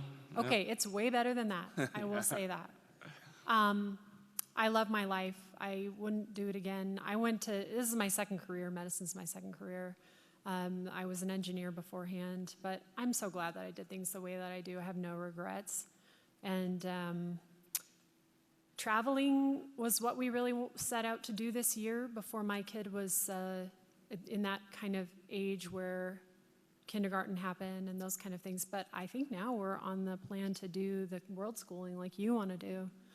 So as soon as travel bans are lifted again, we'll be trying to travel more and cutting back even more. Yeah, things are a bit on hold. As I mentioned, most of the people on the stage were going to travel together for 30 days on a cruise ship that is now docked at some loading dock in Oakland. But so that's all on hold. But BC? Yeah, I have to say it's fantastic. Like, fire is awesome. Part-time life is awesome. Everything is awesome. Everything is You're going to have that song in your head for the rest of the day. It's the Lego movie, for Right. those who haven't seen it. I guess my only regret is I wish I had quit a job sooner. There was a toxic job I was in, and looking back now, I'm like, if I had realized, that we would be FI sooner than we had thought, I would have quit that job sooner. I would say I'm getting a little travel fatigue. I think if you added up all the travel we did last year, it was probably close to 4 months, and this year we were cutting it back to 2 months of travel. Now it's going to be 0. Yeah. So that would probably be a regret. It's just travel fatigue. Yeah. I would say it's just as messy and imperfect as it was before, and probably the biggest difference for me is that now I'm around to clean up my own messes, and I mean that figuratively as well as literally. Yeah. I think my life before cutting back was really much more about I was doctoring and then a little bit of leftover time for husbanding and fathering, and now I get to husband and father a lot of the time. I have almost daily lunches with my wife, which is a huge luxury. We don't have date night. We have lunch daily for most days of the month. I get to focus a little more on fitness. I get to do passion projects. I get to, I think, also do this really cool hobby that happens to pay pretty well and works out great for anecdotes at parties of medicine. And it's not to say that lightly. We worked really hard to get to a point where that was an option for us, and we super saved a bunch. And lest anyone think that simply by virtue of being a 2-physician household, this was easy. This is not a luxury that we can uniquely afford, this is a priority that we pursue. So everyone up here has made big sacrifices to get to a point where we could do this, but it's doable, and it just requires out-of-the-box thinking. Yeah, I agree. So the title of today's panel ends with the words, "Leaving medicine completely," which is something I believe I have likely done. You know, it helps to have things to retire to and other things to do, like we've talked about. But is leaving medicine something that you would entertain to do completely and permanently, and what would push you in that direction? So, BC, you haven't worked in a while? Well, I wrote to Leif when he was in Spain and said, I'm probably going to be your panelist who's exiting the stage, right, of medicine and leaving. However, with everything going on, I don't really know if I am. Reading everything coming out of Italy, you know, where the orthodox and the neurologists and the endocrinologists, they're all intensivists now. They're all doing the same ICU type jobs. And, you know, my specialty is talking to people about dying or compassionate extubations. And I actually am in the middle of contacting and meeting with multiple people in the next couple of weeks about possibly going back in some capacity to help, because we're from Florida, and you know there's some things going on back there that aren't out in the news yet. A few elderly people too at the yeah, highest risk. Yeah, it's heaven's waiting room. So yeah, that's where if you want to specialize in hospice, go. Yeah. So I don't know. I'm the panelist who's I don't know. I have big I don't know for you. Yeah, Dawn, you're on a 9-month unpaid sabbatical, and then presumably you'll go back to working part-time, correct? Yeah, I'm going to go back to working part-time. I think eventually I may stop doing clinical medicine. I don't know when that will be. I see myself slowly cutting back more and more and more at a slow pace to the point where someone says, you aren't working enough to keep doing this job. Or maybe I'll say that to myself. I don't really know where that inflection point is. In anesthesia, it's very procedure-driven. So you do have to keep up your skills. I've done some locums assignments on this time during this sabbatical just to see what that was like, because I work at the institution where I trained. So I said, well, hey, you know, I've never worked anywhere else. So I thought that would be an interesting thing to do. And I really liked that. That was fun to kind of have that experience, and I may end up doing that in the future. I'm kind of a bit of a question mark as well right now. Yep. And you don't have to answer this question if you don't want to. I know that you're fairly anonymous and maybe I'm at a good space right now, and so I don't think that I see myself leaving medicine immediately. But would I leave medicine completely? I think in a heartbeat. And it might have. When I originally started this journey, it was because I deeply resented medicine and everything that it was costing me in terms of the opportunity costs of my life. And I think probably what has changed most dramatically is I don't resent medicine, but having had the time to ponder how I'm going to allocate the years that I have left, I mean, first off, I'm incredibly grateful that I got to practice medicine. It's a privilege, and we get to do incredible things to people when they most need us and form these intimate connections when they're very vulnerable. And I think the second part of that is appreciating how fragile that is and how short-lived that is, how little time we have on this planet. If I can have the opportunity to basically have another iteration of myself, 2 in one lifetime, how lucky would I be, and why would I give up that opportunity? Yeah. So everyone up here has some kind of a side gig that occupies some of our time and probably provides at least a little bit of income on the side as well. And so some people out there might be saying, well, you can do that because you do X, Y, or Z. But what role does the side gig play in your part-time work, and did it even exist before you dropped to part-time? And anyone can address that. I was blogging right toward the end of my residency, and it isn't something that I've really treated too seriously as a business. I've started to get some speaking jobs off of it actually in the last couple of years, including one here. And I do actually really like doing that. And I see myself maybe doing one-on-one work with people in the future as part of the information that I put out on my blog. But other than that, it's really something that like a side gig doesn't have to be something that makes money. I think, by definition, a lot of times that's where it gets lumped. But it's something that I do as a passion project that I really like. I really like to write. And so, yes, it takes up some of my time, but I'm choosing to do that. And I do it on my timetable. So my husband's always reminding me, I'm like, oh, I've got to get this blog post out. He's like, no, you don't. You get it out whenever you're ready. So I just pick my priorities based on what's happening at the moment. And in a way, it's kind of nice that my blog, I don't have to have a set schedule. I can kind of do it on my own terms. Yeah, there aren't many side gigs that pay as well per hour as the physician income that we enjoy. So, yeah. I blogged all through residency for 3 years anonymously, and I'm not very techie, but I figured out how to hide the blog's code from Google and all that, so you can't even Google the blog.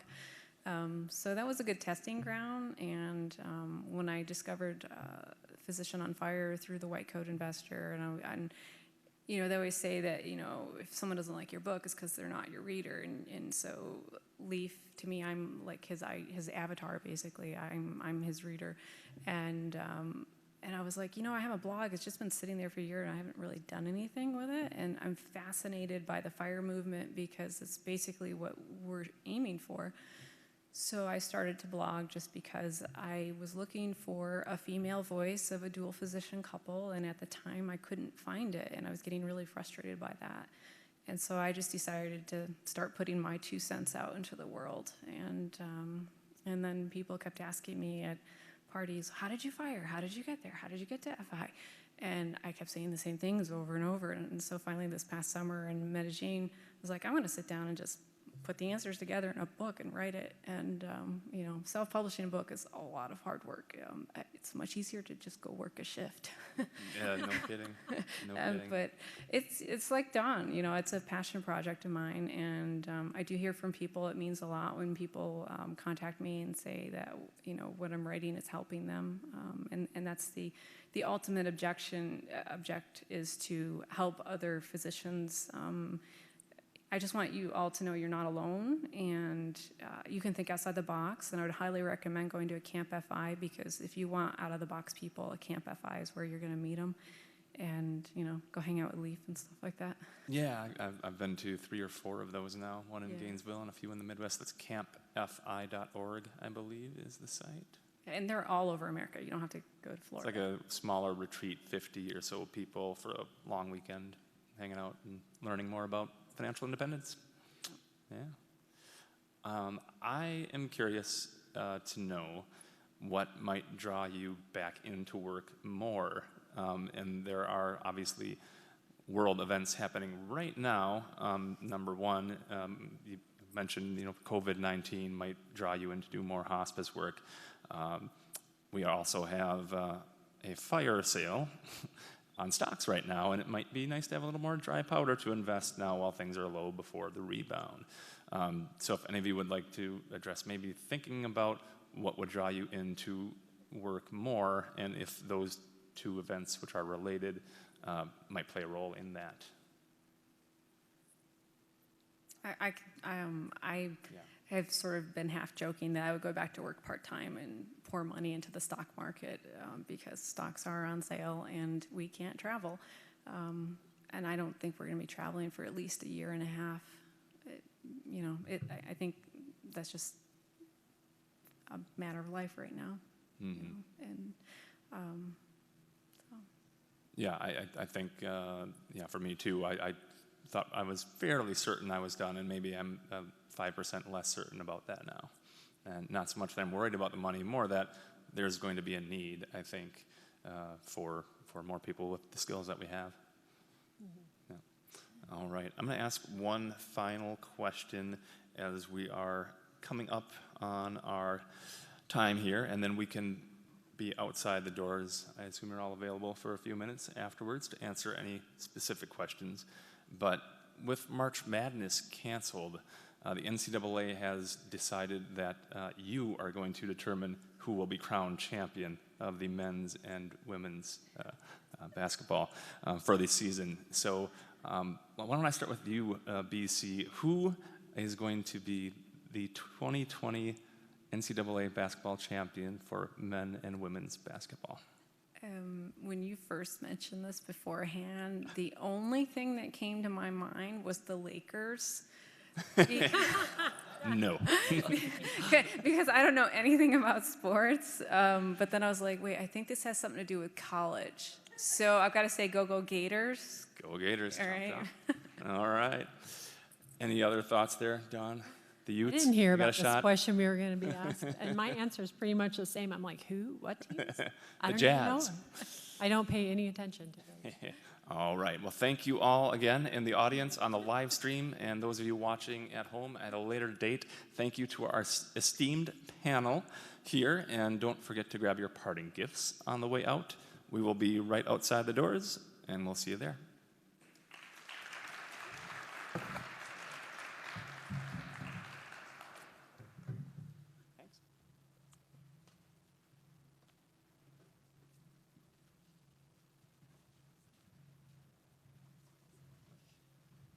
All right, it's time to go wake up. Stand up, walk around, go get some caffeine to drink. They're going to be doing a book signing out there. I believe Jimmy Turner and Phil DeMuth are going to be in this room back across the hall. I haven't actually talked to them in the last little bit, but that's the plan. They're supposed to be over there signing their books. So if you're interested in meeting them, getting to know them a little bit better, that's the place to be. And at least get yourself something to drink and wake up a little bit.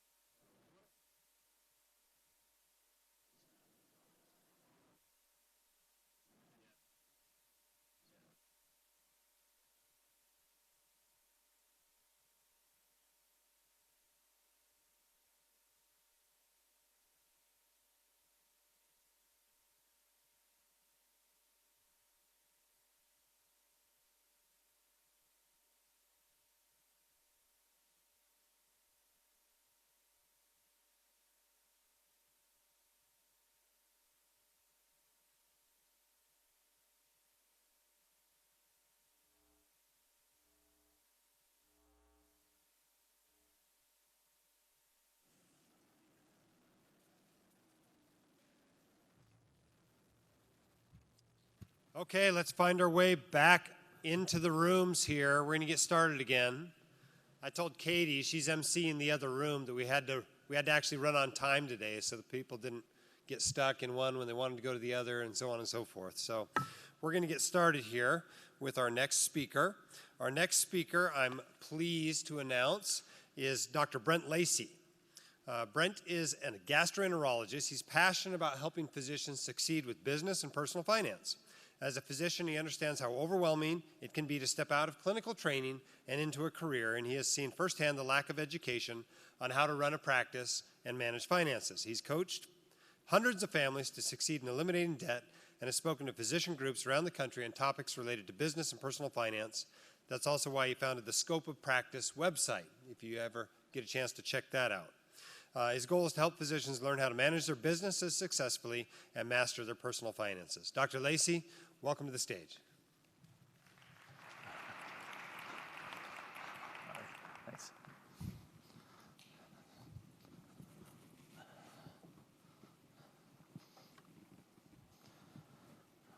All right. Thank you, Jim.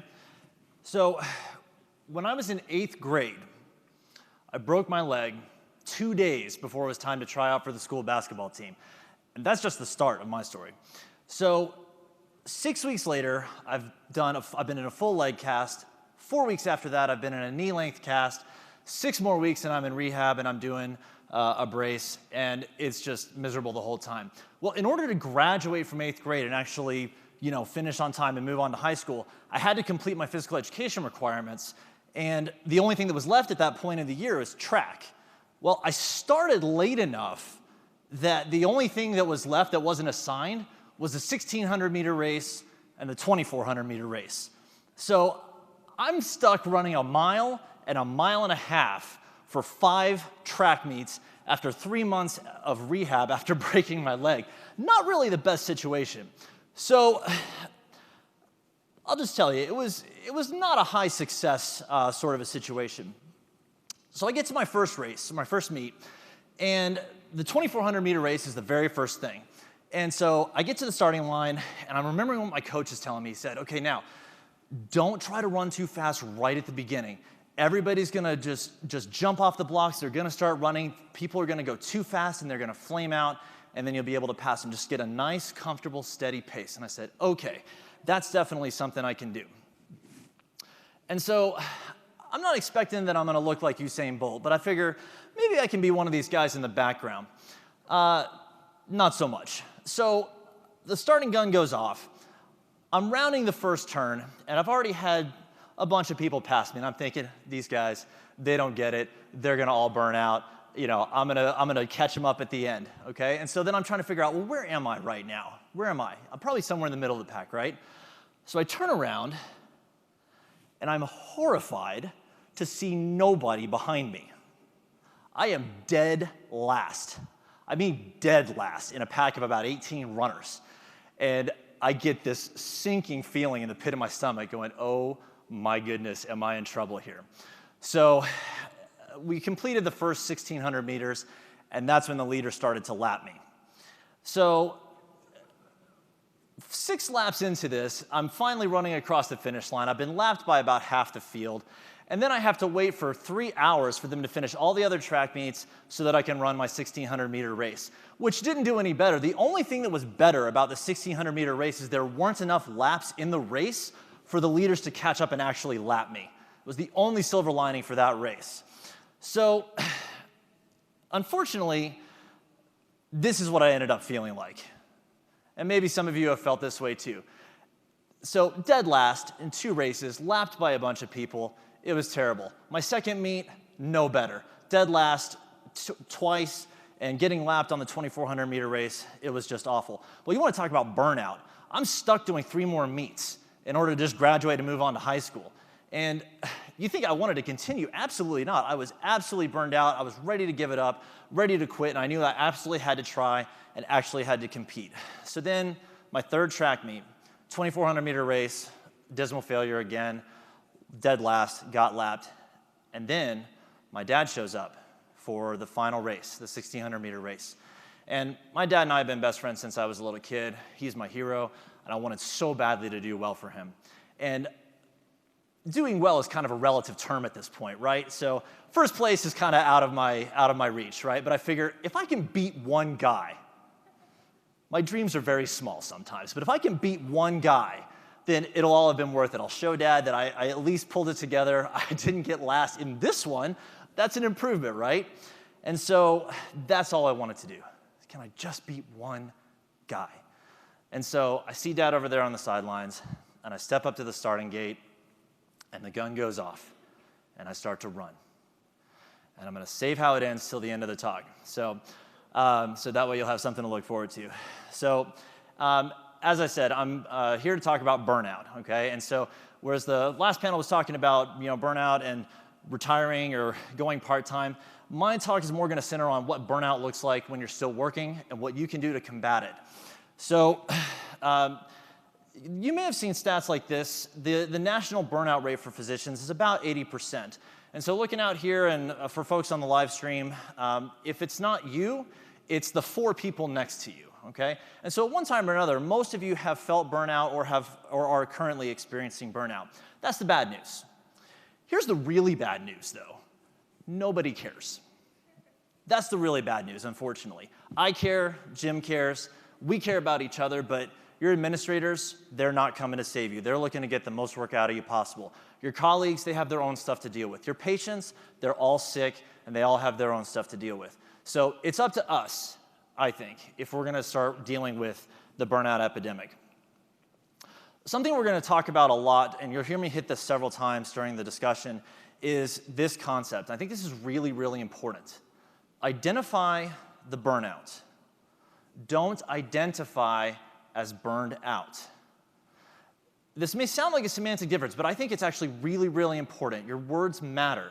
Your attitude matters when it comes to things like this. Recognize the potential for burnout. Know the warning signs. Be able to tell when you or your colleagues are starting to get depressed or starting to have issues where you have a short fuse, where you're stressed all the time. Recognize those things, but don't take that on as a part of your personality. Don't wrap yourself in a cloak of burnout. Don't become a victim. I see this all the time on blogs, people talking about burnout, talking about moral injury, stuff like that, and that's all fine. And I think it's important that we recognize this, but I think it's at least as important not to take that and make it part of who we are. So we're going to get really practical here. I mean, we're going to have some fun with this, but I really want to give you some practical, actionable things that you can do that will help you and your colleagues and your staff combat burnout where you are. So here we go. So let's get fired up. So the title of this talk was Get Fired Up Instead of Burning Out. And so FIRED, we're going to use it as an acronym to help you kind of remember. But these are the 5 things we're going to talk about. We're going to talk about financial independence, obviously very timely for the White Coat Investor Conference. We're going to talk about the important things in your life and why it's so important to focus on them. We're going to draw a line in the sand. We're going to refuse to surrender joy. We're going to talk about what it means to embrace the 1%, and then we're going to do something about it. Now, like I said, I don't want this to just be some rah-rah speech about, get tough and go do some yoga and you're going to do fine. And no, I want these to be some actual actionable strategies that you can take back with you to work on combating burnout where you guys are working. So let's start out with financial independence. Okay, so physicians are in the top 1% of wage earners, but overall we're very poor at building wealth.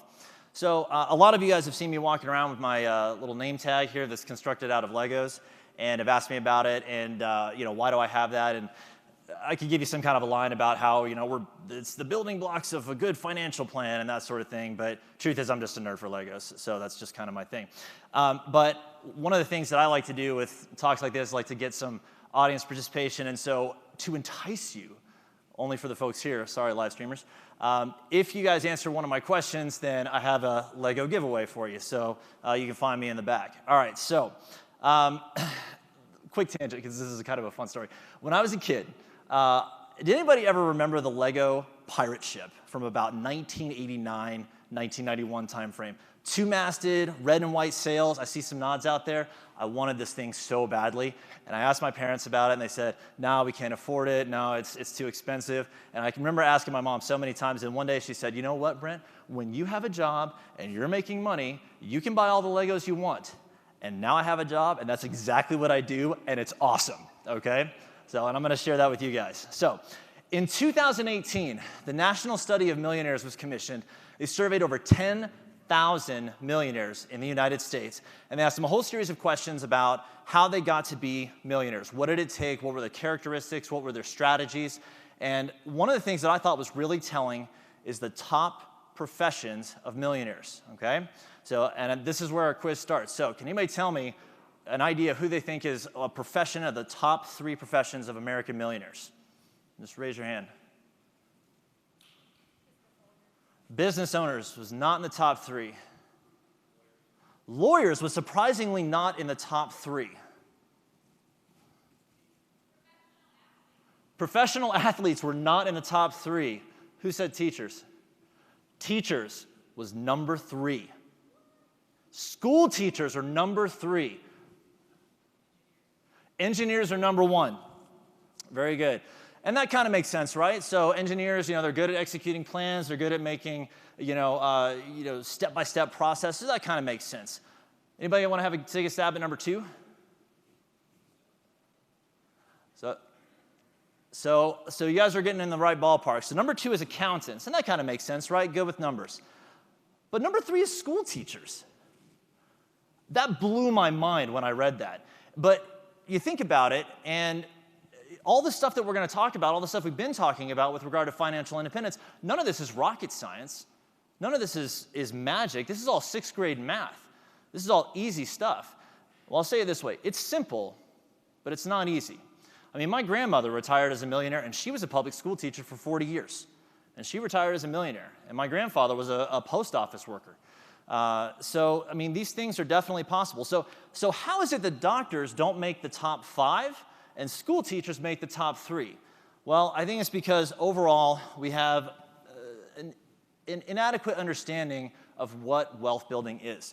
So before we get into financial independence and the sort of the practical of it, I want to talk about what financial independence is. And you've heard some different definitions this week. But let me give you my definition. My definition of financial independence is when you have enough money coming in from alternate income streams or from your investments that you are no longer dependent on the income from your main job to pay your bills and live your lifestyle the way that you want. That's what financial independence is. Now, for me, the number one reason why I think financial independence is valuable is autonomy. So if I'm ever given the choice between big money and easy money versus flexibility and autonomy, I'm going to choose autonomy every single time. For me, I want to be the master of my own destiny, okay? I want to have choices when it comes to my career, when it comes to what is best for my family. I want choice, okay? And so getting financially independent can give you that. And you think about that, if you are financially independent, if you're not dependent on the job from your main, or from the income from your main job, and you get in a situation where you have just a great opportunity to go practice somewhere closer to family, but maybe it doesn't make as much money, that's an okay move for you because you're not totally dependent on that income. Or if your spouse decides they want to stay home or wants to go and retire early or go part-time, that becomes possible. I know for my wife and me, that was what we did. We resolved to pay off all of our student loans before we finished our training. And so we got all of our student loans paid off before my wife finished residency. And then when we had the opportunity for her to go be a stay-at-home mom, that wasn't a financially crippling move for us. So those choices are possible when you invest wisely, when you save wisely, and when you follow some of these steps that we're going to take. So let's get real practical with it. Now, if you haven't already gone to the download section of the conference app, you can do that now, or you can do that when you're watching online in a couple weeks. And then there's a handout that I put in there that will go along with all this. You're welcome to follow along with that. You're welcome to download that, print it. Feel free to give it to everybody in your hospital if you want. It's free. I don't need it. But the more we can pass this information around, the better. So how do we actually achieve financial independence? So the first thing, have a plan. Now, this seems probably pretty obvious, but in that same survey of millionaires, the National Study of Millionaires from 2018, 99% of millionaires reported that having a plan was critical to their long-term wealth building success. And, I always say, if you want to be skinny, do what skinny people do, right? Find some skinny people and ask them how they stay skinny. If you want to be wealthy, find a bunch of wealthy people and ask them, well, how did you do that? And having a plan is what 99% of them do. Now, that includes budgeting, or spending plan if you don't like the B word, and that includes setting long-term financial goals. So you need to have a plan that involves 20, 30-year time horizons. So investing for kids' college, saving for a down payment on a house, saving wisely for retirement like we've talked about in some of these talks from yesterday and this morning. So that is going to be the number one thing you can do, is just have a plan. If you have a plan, you're ahead of so many people in this game. Second, unite with your spouse. So Jim talked about this yesterday, one spouse, one house, one job. Money's not the most important thing in your relationship, okay? It's very important to recognize this. Money's not the most important thing, but money touches every part of your relationship with your spouse, with your kids, with your family. It's like a car. I mean, gas is not the purpose of a car. It's not the purpose of a car to have gas in it, but you need gas to make the car run and get you where you need to go. When you agree with your spouse about money, you agree on your hopes, you agree on your dreams, you agree on the future that you want for your kids, you agree on what your family's goals are, you agree what your career aspirations are. You have to have those discussions in order to be on the same page with money. So getting on the same page with money as your spouse is critical. I've done financial coaching for years now, and I can't tell you the number of people who have come back to me months later and said, you know what, when we started budgeting together, it saved our marriage. We were on the rocks. And this is true. Money fights and money problems are the number one cause of divorce in America. And if you've had to go through that, like some of us have, I'm not trying to guilt or shame you. That's not the point here. My point is that when you and your spouse are on the same page about money, you agree on so many things, you reduce the number of fights, you increase the chances of staying together, decrease the chance of dividing your wealth in half like Jim talked about yesterday. So I talked a little bit about my very non-stellar career as a track athlete. So let me tell you about my non-superstar moves as a basketball player next. So when I was in about third grade or so, I played a couple seasons of YMCA basketball. And I remember the opening tip-off of the first game of my first year playing, the tip-off came to me, which I was sitting here with, oh my gosh, I got the ball. And I turn, and I make a beeline straight for the basket. It was a left-handed dribble the whole way. I had this beautiful left-handed layup. I'm right-handed, so it's really awesome. Beautiful left-handed layup, goes right in. I was so pumped. I turned around, I'm looking for my teammates to high-five them, and they're all just standing there at the half court just looking at me. And it took me a second to dawn on me that I had dribbled down the wrong end of the court and scored in my own goal. It's like, well, that's not good. And so that's an example of when I was completely going the wrong direction from the rest of my team. And so if you and your spouse are pulling in opposite directions, you won't end up staying together. You'll end up pulling apart. So unite with your spouse. Number 3, live debt-free. Now, you'll hear some talks this weekend about leveraging your debt for, real estate and, businesses and that sort of thing. I'm not really talking about that so much right now. What I'm talking about is consumer debt. So that's cars, that's credit cards, and that's student loans. Those are going to be your big 3. So I think as physicians, we are too comfortable with debt. Debt is just sort of a natural byproduct of being in med school for the vast majority of people. And it's one of those things that, you kind of put them on deferment, or you're doing interest-only payments, or, you're not paying very much when you're in residency and fellowship. So you kind of get used to the idea of not really doing much with them. And so the idea of getting aggressive and paying them off super early is just sort of not a natural instinct for folks. And I really think that that's something as physicians that we need to change about ourselves. One of the things I always coach my students and my residents on is that there is no such thing as good debt. Okay, that is a marketing gimmick. There's debt that you have and there's debt that you leverage, but there's no such thing as good debt. All debt equals risk. Okay? All debt equals risk. All debt limits your choices. Okay? And like I said, between the choice for money and the choice for having autonomy and flexibility, that's what I want to choose every time. So when you get out of debt and when you choose to live debt-free, consumer debt-free, you just have more choices. Number 4, living beneath your means. So the panel alluded to this a few minutes ago. This is a pretty obvious one. So who's internal medicine in here? And who's family medicine in here? Okay, so a lot of folks, a lot of primary care docs. Okay, when you're coaching your patients through weight loss and they say, I've tried all these strategies, doc, how do I lose weight? You tell them, eat less and exercise more, right? It's pretty basic, but you burn more calories than you take in, you lose weight. You bring in more calories than you burn, you gain weight. And it's the same thing with your finances. So if you're constantly spending more money than you actually bring in, you're going to go into debt, you're going to live on credit, and over time it's going to catch up with you.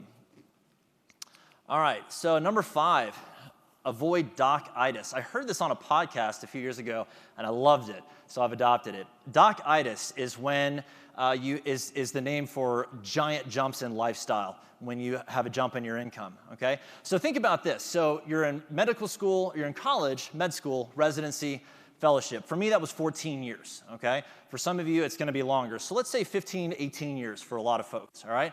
You've been holding your breath for a long time. You're living like a college student, living like a med student. You're just making it by on student loans. You're driving a 25-year-old car. You're living in a little dinky apartment. You're not going out to eat. You're not going on all these great vacations that your friends are posting on Facebook and stuff. And then you've been holding your breath, and suddenly you get that big attending job and your income jumps up super high. And in that moment, you exhale. You've been holding your breath for a decade and a half, and then you breathe out, and in that breath, you go, private schools for my kids, big house, beach house, Tesla, a friend for the Tesla, a second Tesla, maybe a BMW, buying into a practice, and all of a sudden you look up and you're $1.5 million in debt. And you go, oh my gosh, my monthly payments are $20,000. How did that happen? This is a real danger for folks when you've been holding your breath that long, you've been delaying gratification that long. Jim talks about this, I talk about this. It's so important not to have a huge jump in your lifestyle before you're really ready.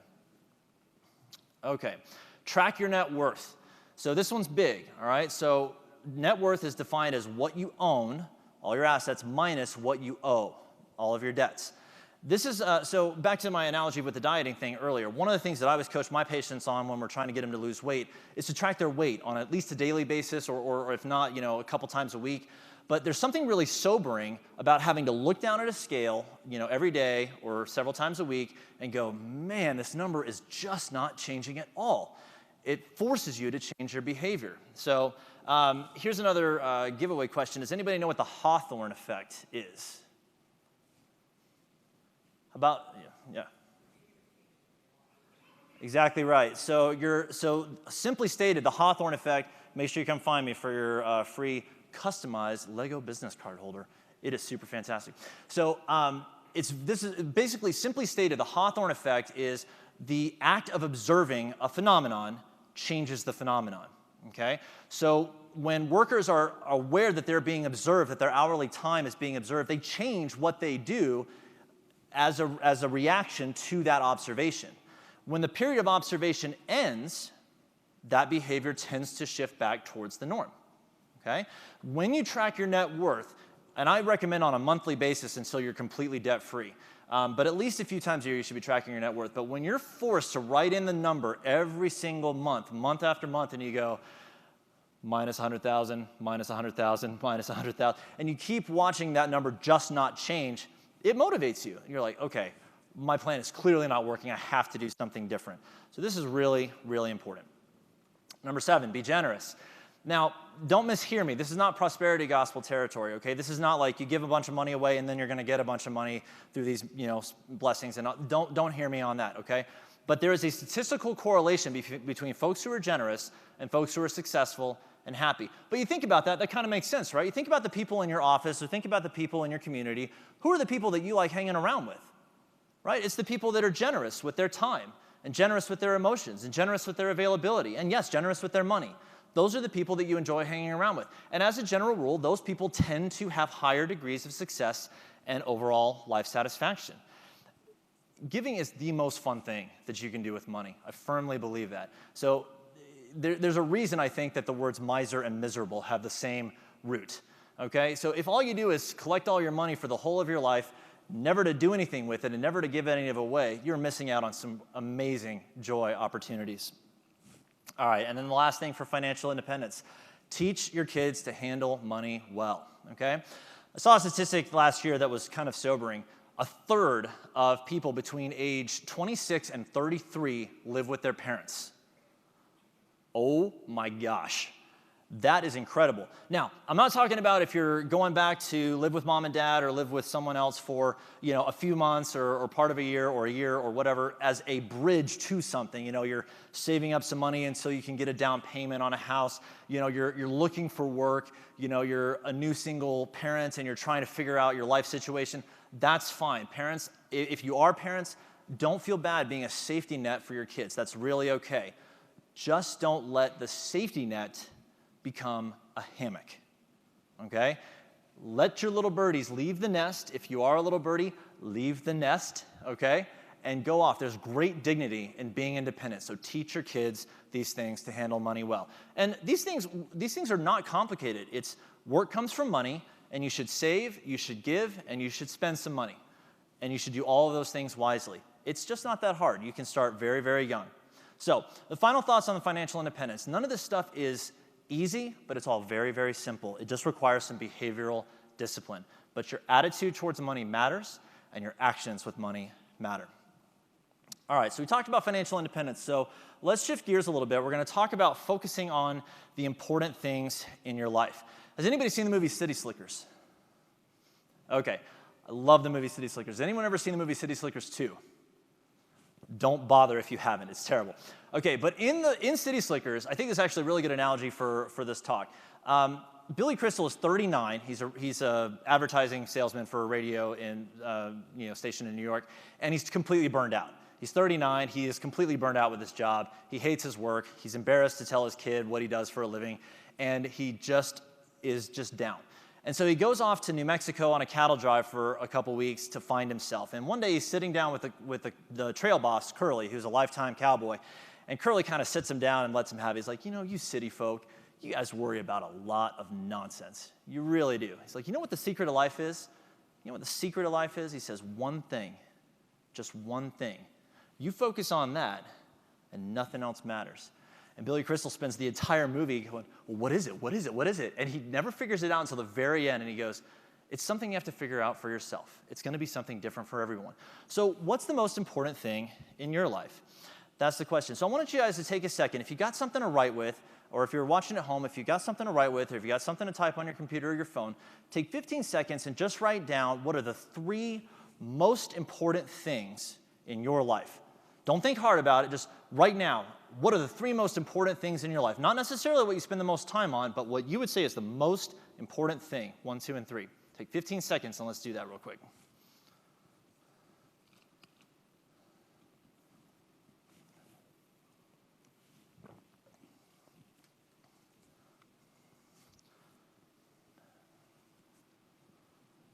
Okay, so you've got your list there in front of you, okay? My 3 most important things in my life are my faith in Jesus Christ, my wife, and my kids. Those are the 3 most important things for me, okay?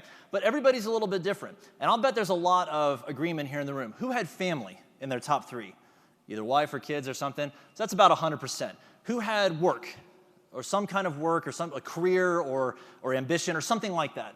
Okay, so pretty broad agreement there too. Who had some kind of community involvement, some kind of organization that you're passionate about, some kind of community service thing?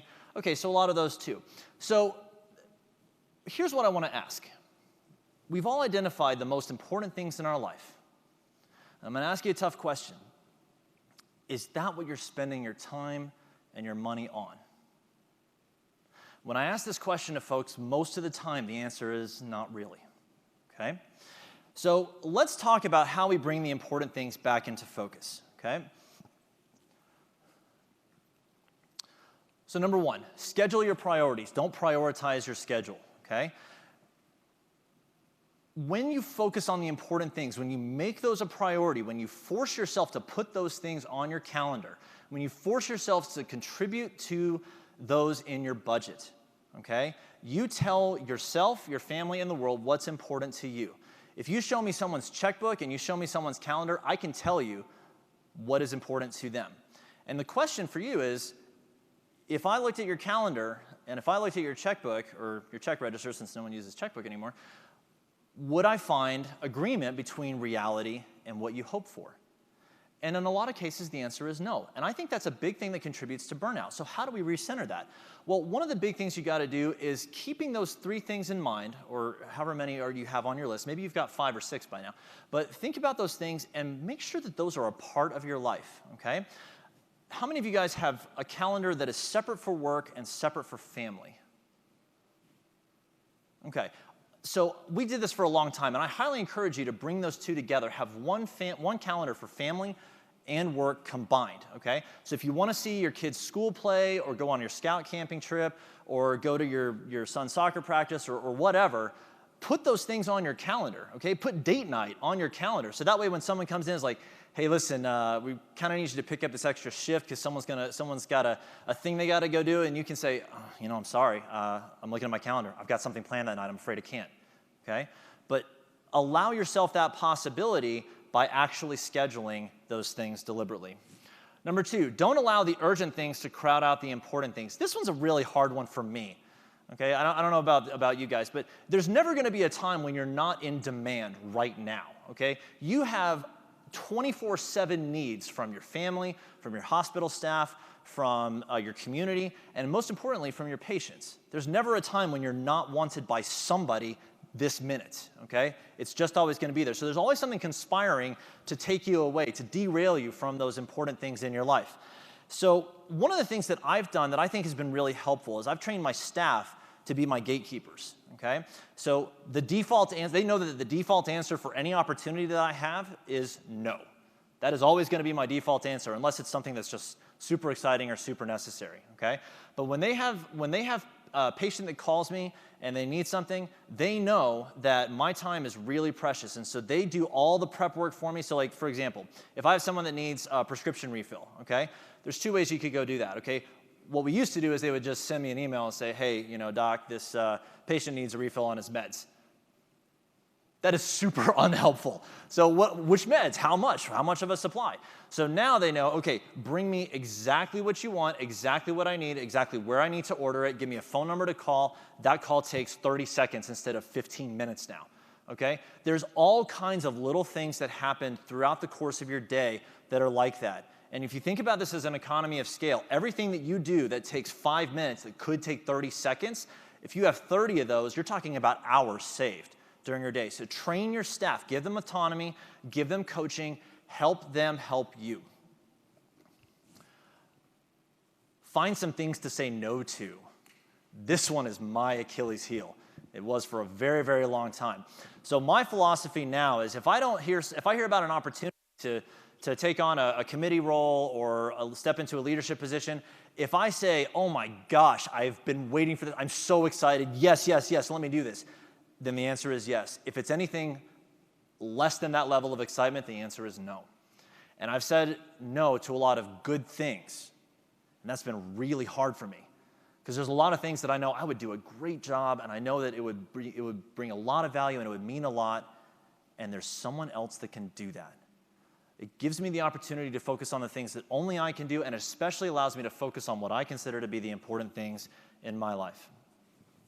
And then finally, build some empty time into your schedule. And this goes for home as well as work, okay? So I encourage you, and I know that a lot of you guys are in, who's in like a VA setting or a managed healthcare system where you have quotas and you have very specific patient numbers that you have to hit every day, things like that. It can be very, very challenging, okay? But I encourage you to fight for it, okay? Get with the rest of the docs in the group, get with other people, band together and say, listen, we're scheduled to the max. This is ridiculous. You've got to give us an extra 20 minutes a day, extra half hour a day, whatever, to get some of this admin stuff done so that you don't come home at the end of the day and still have 3 more hours worth of patient calls and notes to write. How many of you guys have had that happen before? Everybody probably, right?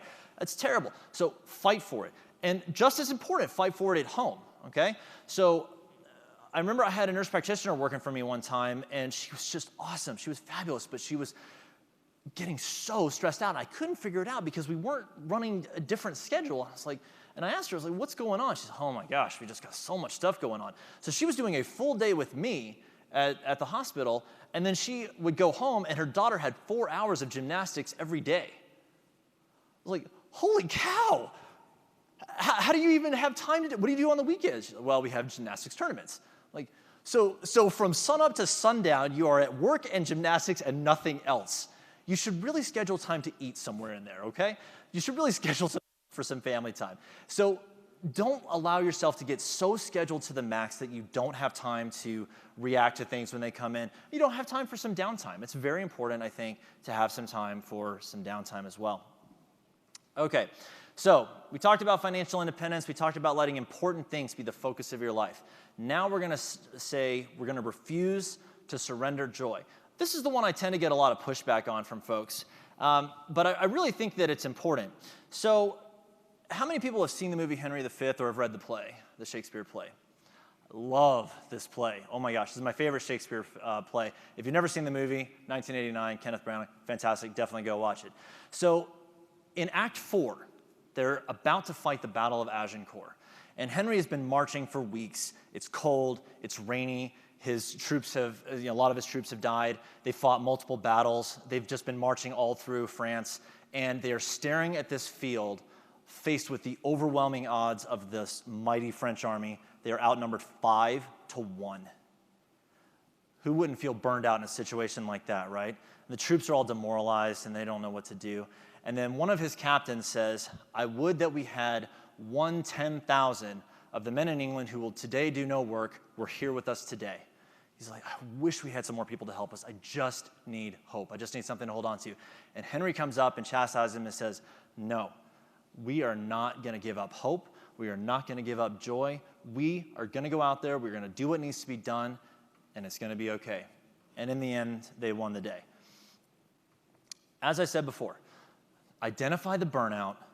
Don't identify as burned out. Don't take that on yourself as a mantle. If you don the mantle of victim, you've already lost, okay? No one's coming to help you, all right? Your administrators aren't coming to help you. Your colleagues aren't coming to help you.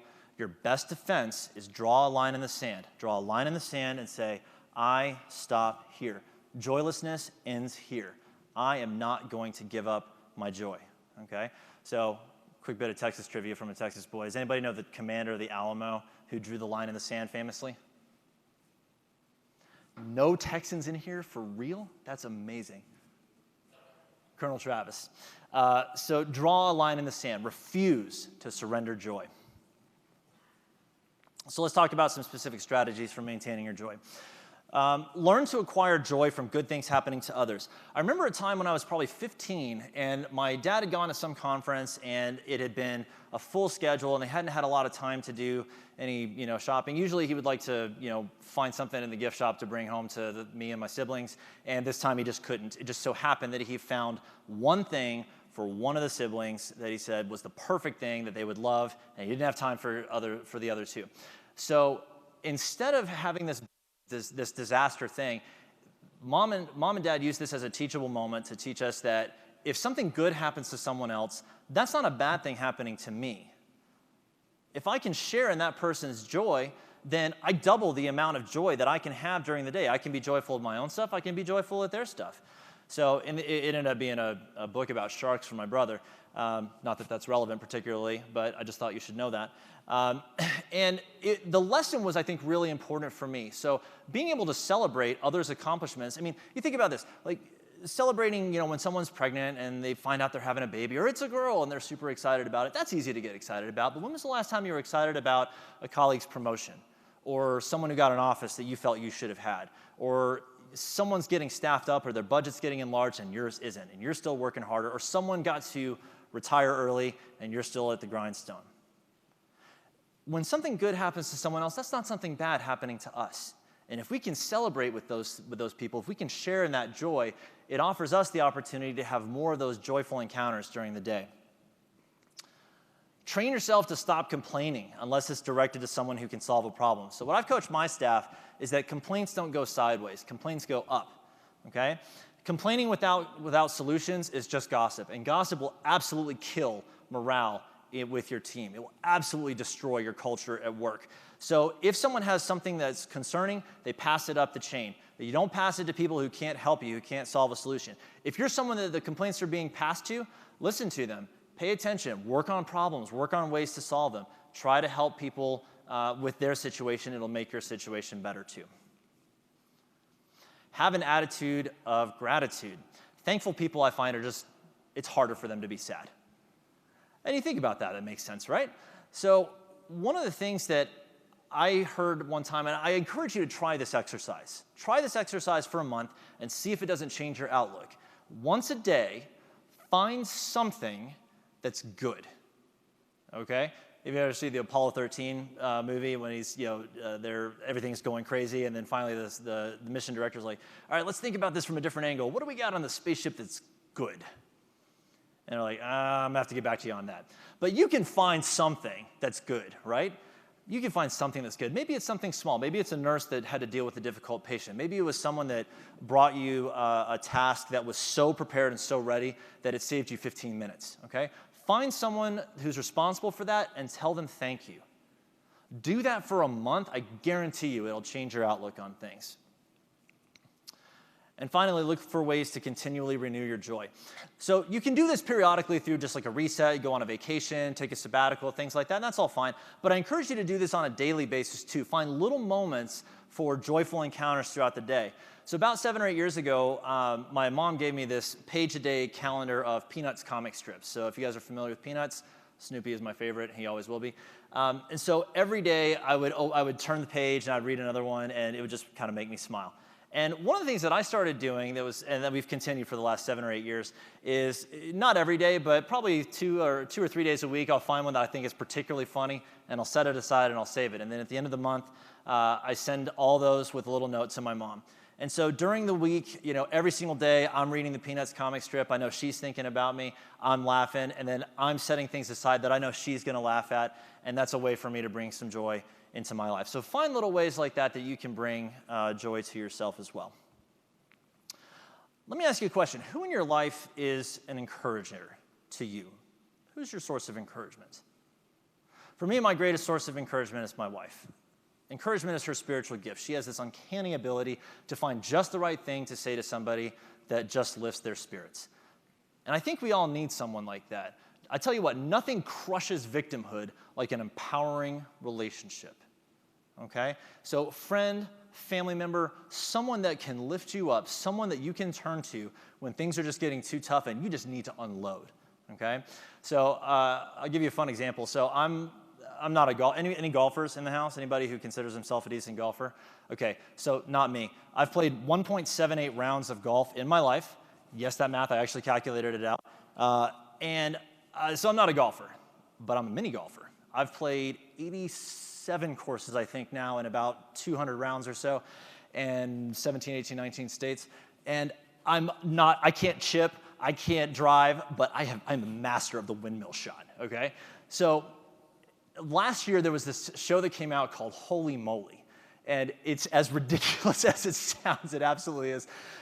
Think Wipeout, or a Most Extreme Elimination Challenge for those of you in the Oregon Trail generation, meets mini golf, and that's basically what it is. So there was this guy who comes out, and he comes out in spiky hair, a bad 70s style mustache, an American flag bandana, a cape, a fanny pack, and American flag pants. I'm giving you more information than you need about this guy because I want you to believe he was actually a real person, okay? And he comes out with this swagger and he goes, "I'm the guy, dude." And he just kept doing that the entire pre-round, discussion. He's like, "I'm the guy, dude." And he ended up losing the round because he made a couple of really, really dumb errors. And then at the end, he's gone from this, huge swagger, and then all of a sudden he's just like, oh, you can tell he's just so defeated. And the interviewer is interviewing him after the round and says, and it's like, what happened? Oh, I quit paying attention. I got cocky, and he's totally down. And so she asks him, so tell us who you are. What's your signature catchphrase? And he just shakes his head, nah, I'm not going to do that. And he's totally defeated. And then she looks at him. It's a beautiful moment. I know this sounds ridiculous, but I thought this was a beautiful moment. She looks at him and says, come on, man. Don't let mini golf take your sparkle. It was fantastic. And so he kind of looks up, he kind of brightens up. He's like, I'm still the guy, dude. And it sounds ridiculous, right? But I thought that was such a beautiful moment. So I want to ask you, when life gets you down, when you've got work that's just crushing you, who do you turn to so that life doesn't steal your sparkle? And I encourage you that if a name didn't pop in your head just now when I asked the question, find someone. Cultivate that relationship. Find someone in your church, find someone in your community, find someone at work, find someone in your family. Find someone who can be your encouragement, okay? Don't let life steal your sparkle. So you can tweet that. So we've talked about financial independence. We've talked about letting important things be the focus of your life. We're going to draw a line in the sand. We're going to refuse to surrender joy. So marching our way through the acronym FIRE, we've come to learning to embrace the 1%. I don't know if you guys remember when Occupy Wall Street was a thing. This was about 2010-ish, something like that. And people all across America, mostly disenfranchised college students, took up residence at the financial districts of New York and Chicago and San Francisco and all over the country. And you see all these signs, we are the 1%, or, we hate the 1%, and, the 1% needs to pay, and the 1% is, the enemy.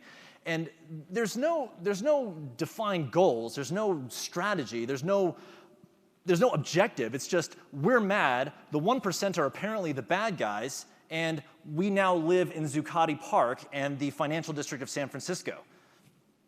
It was very confusing. So I think this is something that happens in every specialty.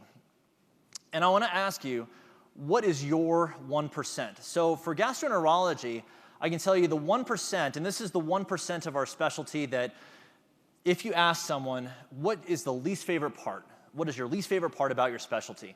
They're going to say this. And so for GI, it's irritable bowel syndrome, okay? Our patients have very real pain, but our therapies are limited. Our ability to explain what's going on is challenging because there's nothing organically or structurally damaged that we can point to on a scan. It's just that they have pain. It's like they have a Charlie horse, but in their intestine. And that's hard for people to understand. Like, something's got to be wrong.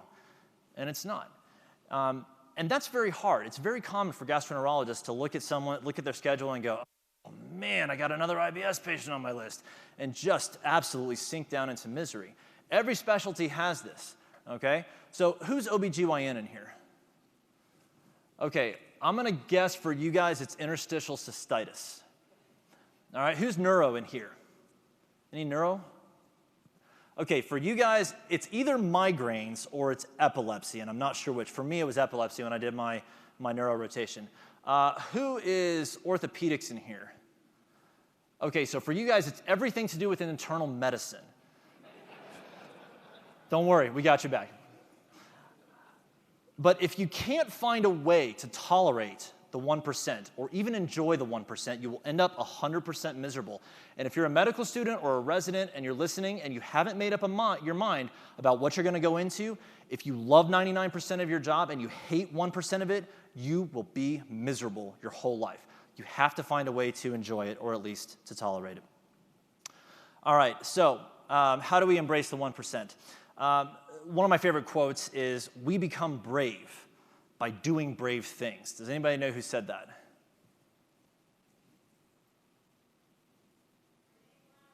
No, much older than that.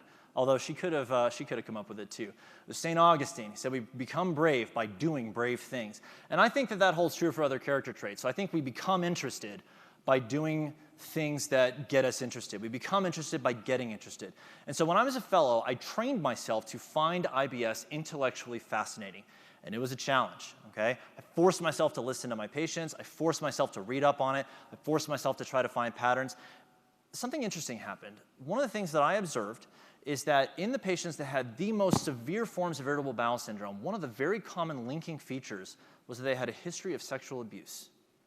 And that was not something that I had read. That was not something that I had been taught. But it absolutely came through in my pattern recognition of just talking to patients. And if I hadn't been paying attention, if I hadn't been listening to the patients, if I hadn't forced myself to find them interesting and then mean it, then I would have missed that. And I can't tell you the number of times since then that I've looked at a patient and said, listen, your symptoms are horrible. And a lot of times when I see this, folks have a history of some pretty bad trauma, Has anything like that ever happened to you? Have you ever had a history of sexual abuse? I can't tell you the number of times that someone looked at me dumbstruck and goes, how could you possibly know that? I've had people tell me, I haven't even told my husband that story. How could you know that? And it opens up a dialogue and it gives me an opportunity to help them out. So train yourself to find it intellectually fascinating. The second thing is refuse to acquiesce to the despair typical of physicians who hate the 1%. You'll find victims and complainers all over the place. Don't give in and don't associate with them. You'll be the average of the 5 closest people in your life. And if the 5 closest people in your life complain and moan and gossip all the time, that's going to be you. Find yourself people that bring you up, that build you up, that edify you, that speak positively of your patients, that speak positively of their family, and associate yourselves with them. And you will become a better person by their association. And then lastly, don't mock or bash the 1%. Find nice things to say about it. So there are genuinely nice things that you can say. So instead of seeing, Mrs. Jones with IBS on your schedule and going, oh, she's here again. She complains all the time. I can't do anything. It's like, oh, Miss Jones is here. Maybe this time will be different. Hopefully I can find something to help her out with. Maybe she brought her friend with her. Maybe she brought her husband with her. Maybe we can find ways to help her this time. But find ways to talk positively about it. You think about it, the more positively you talk about people in your life, the more likely you are to stay close to them, okay? So if you constantly make fun of and mock and talk down to your spouse or your friends, you're not gonna be in that relationship for very long, okay? So the more you can talk positively about your patients, the more you can talk positively about this 1%, the better you'll do. Your actions matter, your words matter, your attitudes matter. All right, so we've gone through the first 4 things. So now we're gonna talk about what it means to put this into action, and we're gonna actually do something. I love this quote, and I don't know who said it, but the difference between doers and non-doers is that the doers do things, and the non-doers don't do things. That is profound. It sounds like Yogi Berra. I can't find the attribution, but it sounds like Yogi Berra to me. But this is really true. If you want to be someone who does something, go do it. If you want to see change in the world, go do it. If you wish that life was different, go change it. There's no one stopping you. But what does that really look like practically? Well, a few things. So first, know how to play the game. Know how decisions are made. Is a decision that you need to be changed, is it done by committee? Is it done by your director? Is it done by the CEO of the hospital? Do you need outside testimony and outside experts to help weigh in? Figure out what the rules of the game are and make sure that you're playing that game. So make sure that you're actually working the process to get something done. So know the rules. Second is be persistent. Try again, try again, try again, try again. When I first got to the job that I'm currently in, we were using 4 different electronic medical record systems to do one endoscopy procedure. It was brutal. It was just the way that things had always been done. Well, there was one particular EMR that was completely duplicative. 100% of the work we were doing in that EMR, we were inputting that same data other places. And I told them, look, we could save time just by eliminating that. They're like, no, that's the way it's always been done. We can't change it. It's too many things, too many moving parts. And I kept at it for a couple of months. I mean, I had meetings with directors. I had, back channeling with, coders and different things. And eventually I got them to let me get rid of it. It saved us like 3,000 man hours per year per provider. It was crazy. So sometimes it takes just one try. So I encourage you, if you hit a brick wall the first time, keep going back, once more unto the breach, to quote Henry. Choose your battles. Is it worth it to fight this one? Not every battle needs to be fought equally. Some battles need to be fought urgently, some battles need to be fought eventually, some battles don't need to be fought at all. And so you need to pick out which are the battles that actually need to be fought. More importantly, make sure that you're the right person to fight the battle. You may see something that's really not good about your system or something that could be better, but maybe you're not the best one to effect the change. Maybe you need to find someone, maybe you need to talk to your director, maybe you need to talk to your leadership and get them to help you fight this battle with you.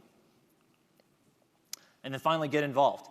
So I saw some data recently that I thought was kind of obvious. It seemed bizarre to me that we needed a study to prove this. But hospitals and healthcare organizations that are run by physicians, on average, have much better outcomes than hospitals that are run by non-physician administrators. And we're all sitting in the room going, duh. We didn't need a study to tell us that. Of course, we know what we need for our patients. We know what we need for our teams. So get involved. I know I talked earlier about saying no to things. Find one thing. Find something that you can be a part of. Join a committee, lead a committee, stand for election as chief of staff or as chief of your department, but find ways to get involved and be part of the solution from the inside. We're the ones who know what we need. We're the ones who know best how to take care of our patients. So take confidence in that and take that for action and just be part of the solution. All right, so we've gone through all 5 of these things, and remember our acronym is FIRED, so we're getting financially independent. Important things are going to be the focus of our life. We're going to refuse to surrender joy. We're learning to embrace the 1% rather than reject it, and we're going to do something. It's not enough for us to talk about it. We have to decide at some point that we're going to actually do something about it, that burnout is not our inevitable endpoint. Now, before you get to any of these above strategies and employing them, if you have wrapped yourself in that cloak of victimhood, I encourage you to take that off before you leave this room, okay? Just declare to yourself and the world that you are not going to accept burnout as your label. That is not who you are. You are a victor. You are not a victim. You can do this. And I hope that these strategies that I've given you today are helpful. Identify the burnout. Don't identify as burned out. So I'm going to close by finishing up my story. So at this point, I've done 5 races, okay? I'm dead last in all 5. It was devastating. And now it's a 1,600-meter race. It's my 3rd meet. My dad's watching, and all I want to do is beat one guy. You want to talk about burnout. You want to talk about feeling the weight of the world. You know, my hero is watching from the sidelines, and all I want to do is beat one guy. It's just pitiful. So I ignored my coach's advice. I ran faster than I should have, and I just ran. I just ran and ran. And at the end of my 3rd lap, at the beginning of the final lap, I'm in last place. And the next closest guy is 150 yards away. And I said, okay, I'm going to do this if I die trying. And I kicked it up into another gear. And on the last turn, 100 yards to go, I catch up with the next to last guy. And he turned to look, and he realized that I was catching up with him. And he found another gear, and he sped off. And he beat me by about 20 yards. And I had nothing left to give. I was on fumes at that point. And I stumbled across the finish line. My lungs are on fire. My leg muscles are aching and burning. And I lay down in the grass for 5 minutes just trying to catch my breath. And then I have to figure out, how am I going to face my dad? What am I going to tell him? That I failed again. And I walked over to the sidelines. And I'll never forget this. This was one of the defining moments of my life. And he looked at me. He gave me this big hug. And he showed me this stopwatch that he'd been keeping track of my time. He said, Brent, that was 6 minutes and 23 seconds. That's the best time that you've done yet. Way to go. It was amazing. I mean, in a second, I went from feeling down here, totally burned out, just a heap of ashes, to feeling like I could take on the world. And it didn't matter that I came in last place. I felt like I had won. It was amazing. Find someone who encourages you like that. Take some of these strategies that we've talked about today and go get fired up. Thank you guys very much.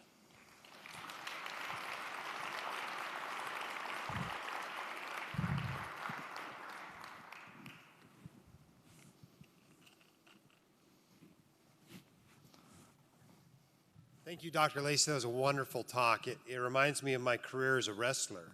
I wasn't really a wrestler. I was a hockey player. But my friends all went out for wrestling my junior year. And so I joined them when hockey season ended for the last half of the season. And finally, the first meet comes up, the first match. And it was an invitational tournament. I had 3 matches, and I was pinned 3 times in the first round. The second one was 18 seconds. I was pinned using the Saturday Night Ride, which is always embarrassing. And I finished the season 0-5-1, but I was very proud of that tie, so I know how you feel. Take a 10-minute break, and then we'll be back in here. We're going to have an awesome panel in this room and also another great talk over here on student loans, okay? So take 10 minutes, use the bathroom, whatever you need, and we'll see you back in here.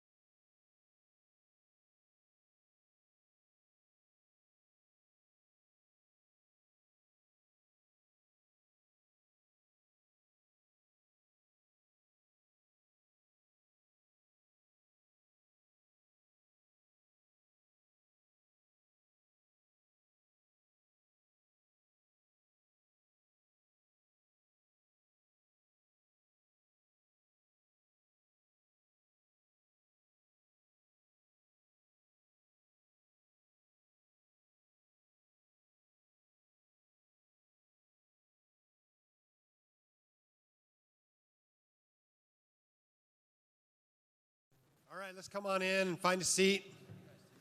We're going to get started with actually the part I've been looking forward to the most of this whole conference is this panel. I've been wanting to get these guys together. This is a panel of my idols, and so I'm really excited for it. We've got on the far end, we have Leif Dahleen, the physician on fire, a master at getting to know other bloggers and connecting them together, punches out of medicine at 43 and proceeds to travel the world with his family, living 2 or 3 months at a time in multiple different countries, 3 countries in the last year. True. And pretty awesome stuff he's doing down there. Next to him, we have Phil DeMuth, who we heard from earlier today. Dr. DeMuth is very well known from his books, one of which is in your swag bag, right? The Overtaxed Investor. And obviously, we heard from him earlier today. You know him well. Next to him, we know Rick Ferri, who gave us a keynote yesterday. Also, one of my idols, had dramatic effects on how I thought about investing in my own portfolio. You may not know the next gentleman here by his name, Harry Sitt, but I bet you know him by his blog, The Finance Buff. And there are 2 people who are responsible for the White Coat Investor, whether they know it or not. One of whom I drug out here for the first White Coat Investor conference, who is Mike Piper, the oblivious investor. The second of which is Harry Sitt, the finance buff, who, when I reached out to him in 2011, said, I'm thinking about starting a blog for doctors. You think that's a good idea? And he was very encouraging, and that is a big reason why the White Coat Investor exists. So it's a pleasure to have him here. He's going to be giving a talk tomorrow, and you'll get to know him a little bit better then. But for today, we've got him on the panel. So this panel is all about investing. You're not going to get any CME credit for it at all, and so it has a sponsor. Our sponsor is Institutional Exchange. It's an investment management platform created to provide individual investors a way to access institutional quality investments. Through this platform, individuals pay a flat annual fee to access the world of private investments, typically reserved exclusively for institutions. This includes access to private equity, private credit, and private real estate from some of the most prominent investment firms. In addition, investors also have direct access to a turnkey asset management platform that offers a wide array of model portfolios for them to utilize. This platform is scalable for both high net worth and emerging wealth investors. Institutional Exchange is owned and operated by FPL Capital Management, an SEC-registered investment advisory firm who's a very low-cost firm, has been advertising with me for years. But our subject today is investing for retirement and college. We're going to first start with investing for retirement. Oh, yes, I ought to do a disclosure. Leif Dahleen and I are both owners of Physician on Fire, LLC, so we have a financial relationship, if you guys weren't aware of that. But here's our panelists. Let's start with retirement. We're going to go through a few questions, and then we're going to have a lightning round, which will be fun, and then we'll go on to college, and we'll talk a little bit about that. But let's start with a relatively quick question. We'll just go down the row, and that question is, what percentage of a physician's gross income should go toward retirement at a typical retirement age? And let's start down at the end with Leif, and we'll work our way back this way. This is somebody who starts working, comes out of residency in their early 30s, and wants to retire at 65. What percentage of their gross income should they save for retirement? And I usually speak to people looking to retire sooner than that, but if we're looking at 65, I would say 20% or more of gross salary should get you there. Phil, what would you say? That sounds reasonable. I would try to calculate it. But obviously, the earlier you can save a lot of money, the more the compounding is going to do the work rather than the drudge of saving will do the work. Rick? I'll go with 20%. Okay, Harry? I wouldn't go with a set percentage. I would just maximize all the available tax advantage accounts available to you. Okay. What if that only adds up to 6% of your income? And do taxable investments. Fair enough. Okay. For a doctor in her peak earnings years who cannot do both, would you prioritize a tax-deferred 401k contribution or a backdoor Roth IRA contribution? Let's start with Harry, and we'll go back the other way. I would do both. The backdoor Roth is only, $6,000. You should have no problem doing both. Just shun the question, do both. Maximize all the tax-advantaged accounts. No question asked. That's a waffle answer. What do you think, Rick? If you had to choose, maybe we ought to change it to 401k contributions. Roth versus tax-deferred, someone in their peak earnings years. You're not talking about a mega backdoor Roth. You're just talking about a. I'm just talking about a regular 401k. You've got a choice between a Roth contribution or a tax-deferred You're in contribution. their maximum year. And you're in your peak earnings year. Yeah, and I think absolutely pre-tax is where you should go. Yeah, but you changed the question, because didn't you start by saying a backdoor Roth? Mm-hmm. Well, because that you can do anyway, so you, of course, want to start with that. We got another both there. All right. Yeah, I'm Leaf, the what do little, you say? the cute little girl that says, "Why not both?" You've seen it, right? It's the GIF, the meme. But I guess I would start with the tax deferred because she's in her peak earning years, and if for whatever reason maybe she has astronomical student loan payments to make, and you had to choose between one or the other, I would choose to lower my taxes now with tax deferred 401k investments. Okay, let's get into this discussion a little bit more. The whole Roth versus tax deferred thing. This is something that trips a lot of people up and something a lot of people spend a lot of time writing about and thinking about. So let's talk about what factors, what considerations should go into this decision of whether to do Roth contributions versus tax deferred contributions. You want to start with this one, Phil?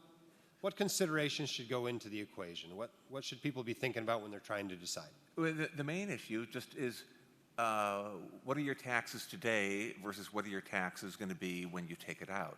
If your taxes today are higher, then you'd want to go in a Roth today. Wait, am I getting that right or wrong? I'm getting mixed up. If your taxes today are higher, you want to go into a pre-tax. Yes, right. You want to go into pre-taxed, so you can take the money out later and pay a lower tax. If your taxes today are lower, then you want to pay the low tax today and go into a Roth. Yeah, so it comes down to what puts you in a higher tax bracket today.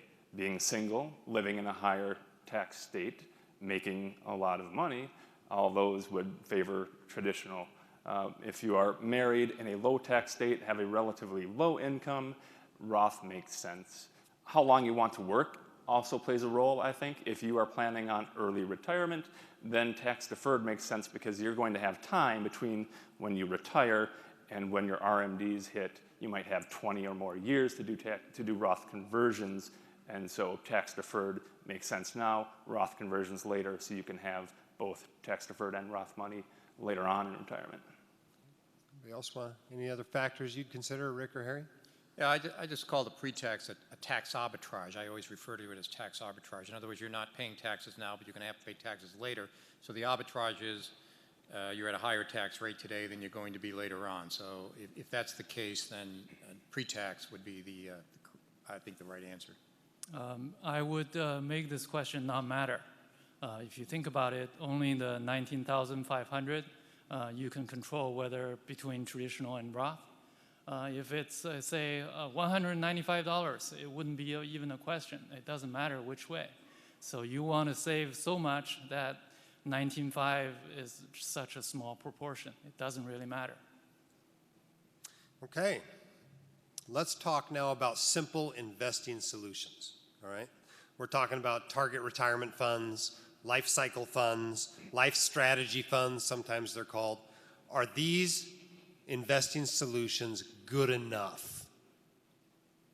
Yes. Yes. Good enough. Perfect, optimal, probably not. But if you're investing with the places that have very low cost target date funds, not all of them are. Some of them have expense ratios of 0.7 or 1%.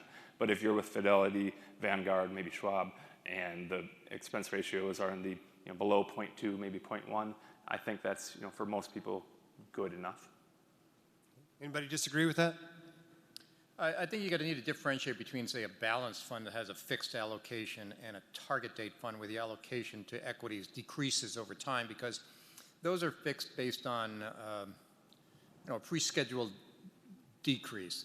And you might not want to see your equity allocation decrease as you're getting closer to retirement, because maybe you have more money other places that you can put into bonds, for example, if you're using municipal bonds or whatever in your taxable account. So I think for me, I'm not a big fan for people in your income brackets using target date funds. Balanced funds are fine. I think for the staff employees who are putting away a couple of thousand a year, target date funds work great. I think the behavior aspects is often overlooked. When you have both stocks and bonds and all kinds of funds in one package, you see one price every day. You see less volatility that way. So you don't get into the question, oh, should I have more international? Should I have more bonds? It's just one price, one package. It helps you stay the course that way. Awesome. All right, let's talk about something more controversial here. See if we can get a little bit of disagreement going on. We're going to talk about factor investing. Should most doctors use a factor tilt of some kind, such as small value? Should any doctors use it? And if so, what factors are real and worthwhile? You want to start with that one, Rick? Sure. Okay. So factor investing means, okay, you've got the markets. You can just invest in a broad total stock market index fund. Or you can invest in different segments of the market, let's say small cap value, which in the past has shown, at least academically, to produce higher returns, albeit with higher risk. So you're going to take more risk by investing in this small segment of the market with the hope of getting a higher return from those risks. And that's fine if you fully understand what you're doing. But you have to stay with these things literally for the rest of your life. This is not something you go into because everybody's talking about smart beta or whatever, evidence-based investing or whatever you want to call this stuff. The fact is, if you're going to invest in something outside of the market, you're going to have tracking error to the market. So when you have that tracking error, which we've had in the last 10 years, you can't bail on it, especially right now when small cap value has been probably the worst performing sector of the stock market for the last 10 years. So if you're going to do it, fine, but it's a lifelong investment strategy. I don't Just disagree. want to weigh in on factors? I have a bit of a small value tilt because I probably read it on Bogleheads about the FAMA French factors and the fact that there has been a bit of a risk premium there. But like you said, for the last decade, it has only dragged the performance of my portfolio. So I better keep it and just rebalance to it and see where it goes. But yeah, 1 decade is not going to prove whether or not it's going to benefit you. It does need to be multiple decades. And even if it does work out in my favor, it might be to the point of maybe 0.5%, of an advantage. Not a huge number, kind of in the margins. Are there any other factors that are worth tilting a portfolio to? Absolutely. But again, everything that these guys have said is correct. You have to sign on for your own tracking error tolerance, because that's the big problem with these things. If you invest in factors, you have to be comfortable with reading the Wall Street Journal and seeing one number and then looking at your portfolio and seeing a different number. Now, this is easy to do when your portfolio is doing better, I've noticed. People very seldom call me up to complain about it. But when your portfolio is doing not as well, as has been the case often for the last decade, then I do get these phone calls. So the factors that I think are real, that are worth looking at, would be small value, or especially, I would say, value and momentum and low volatility. Those are the big 3 that I go for. I don't use any of those. I'm trying to get on Rick's program, Evolution of Index Investor, trying to go from complicated to simplicity. So I used to split my portfolio 12 ways, and with emerging markets, emerging market value, or whatnot. Now I only have total market funds. That is a fantastic segue into our next question, which is, how do you know when to change your asset allocation? We'll take you guys in any order on this one. When should you change your asset allocation? I'll say not in response to market conditions. Now is probably not a good time to react. You should think about altering your allocation more according to life events. If you are coming up on, let's say, 5 years towards retirement, or you're retiring, or something happens that you can't afford to take the same amount of risk, then maybe you go to a safer asset allocation with more bonds, less stocks. But you want to have an allocation that you are comfortable with beforehand, and when the market drops, that you won't plan to change it and the only moves we'll make is rebalancing as necessary. Who else wants to weigh in on that? How do you know it's time to change your asset allocation? Harry, you mentioned you changed yours for a reason. I follow Sarah Catherine's presentation. Experts already figured out the glide path in the target retirement funds. So if you follow those recommendations based on your age, you can glide down your stock bonds percentage. And then it also gives you the behavior benefits. You're following somebody else's expert recommendation. You're not second guessing yourself. Should I have 3% more in this fund versus in that fund? So follow the recommendation and then use your income, use your contribution to drive your investing success. Stop second guessing, trying to get a small edge on the portfolio side. Well, that's a loaded question, Jim. I can think of a lot of times when you want to change your asset allocation.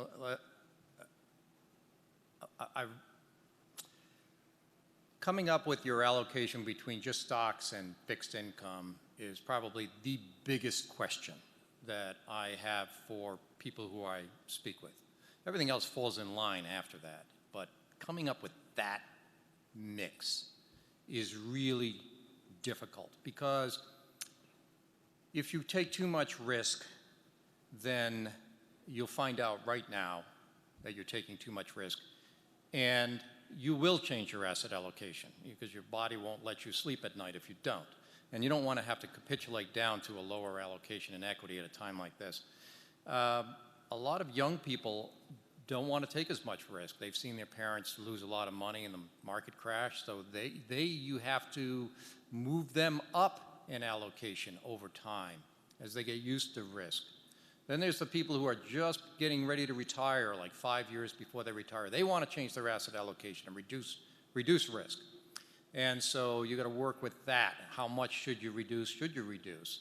And then after they retire and they get through that V-shaped thing that occurs, basically a few years before you retire into a couple of years after you retire, it's really the scariest time in your life where people want to change their allocation.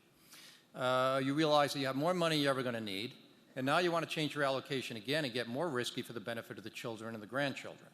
So there's a lot of discussions that go on about when you should change or if you should change. So it is the toughest question I think we all deal with. Want to weigh in on that one, Phil, or should we go on to the next one? Well, I think a lot of it is turns around what is regarded as the cardinal sin in investing, which is you don't want to be in a position where you have to sell equities when they're beaten down. You don't want to be the guy that sold stocks yesterday.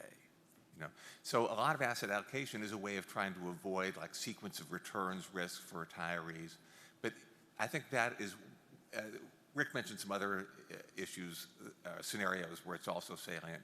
But that's the big one. You don't want to be in a position where you've got 100% stocks, 65 years old, retire, the market goes down 25% the next day, and now you've got to sell your stocks to put food on the table. And Jim, you're kind of a good case study because you've got a lot of eggs in one risky basket called White Coat Investor, right? And with student loan interest being suspended for a while, the value of that just went down, right? So maybe the rest of your portfolio should be in a little more of a safe place. On the other hand, the total value of your portfolio is probably quite a bit more than you need, and like Rick was saying, you can afford to take more risk with the portfolio. So it comes down to risk tolerance. As long as we're getting personal, do you guys realize that for most of you in the audience, you made more money today than any other day the rest of your life? The stock market went up 10% today in a day. Today, I made more money than any day in my entire life. And yesterday, I lost more than I ever lost in my entire life. Always a pessimist, always a pessimist. All right. Okay, let's get on to something maybe a little more controversial. We'll see. Is tactical asset allocation in response to market conditions or valuations wise? No. I got nothing. Well, now Paul Merriman couldn't make it. You want me to give them Paul's answer? Why don't you give Paul's answer? Okay, so I'm Paul Merriman now, okay? I think it's a good idea, quite frankly. But only for people who are old. And the reason I say that is because I had him on a podcast, and we were talking about this tactical asset allocation and getting out of the market by using some sort of a moving average. But then he said, young people should be in the market 100% of the time. So I said, well, Paul, how do you reconcile the two things? He goes, oh, I'm talking about using moving averages to get out of the market for old people like me.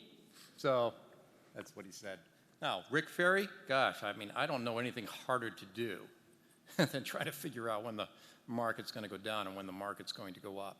I think that using valuations to some extent, I mean, everybody does look at valuations. I think valuations do matter. So if you're going to make not a tactical asset allocation change, but you're going to reduce risk going into retirement, if stocks are trading at 20 times, 25 times earnings, 22 times earnings like they were, and you want to make a move down in equity because you're getting into retirement, I think that doing it when it's 22 times earnings is probably a wise time to do it. If it was 8 times earnings like it was at the bottom of 2009, I don't think that's a wise time to do it. So I think valuations do matter, but I don't know if you want to call that tactical asset allocation because it's a permanent move, making a permanent move down. Anybody else want to weigh in on that? Yeah. Go on. I hesitate to say anything nice about it in front of an audience of physicians, because I'm afraid you'll watch CNBC and find some guy with a ponytail hawking some trading system. So that's what you don't want. Again, if you're comfortable with getting returns that are different from what you read in the Wall Street Journal and arguably less good than what you read in the Wall Street Journal, there is a case for tactical allocation, I would argue. But it's really about playing defense. It's not about, oh, I'm going to buy IBM today, and then, no, I like Microsoft better the next day. It's not like, that's not what it's about. It's more about using, moving average, 200-day moving averages to cut risk at certain times. And there is historical evidence that this has added value. I wouldn't really recommend anybody here try this. You might end up with an advisor who does it, but certainly I wouldn't try it on your own. Yeah, by the way, that's what Paul Merriman would say. Yeah, you should have been Paul. I think he mentioned that when I had him on my podcast. I think we talked about that for a little bit if you want to go back and listen to that episode. All right, let's change gears a little bit. I often have doctors come to me and they have a crummy 401k.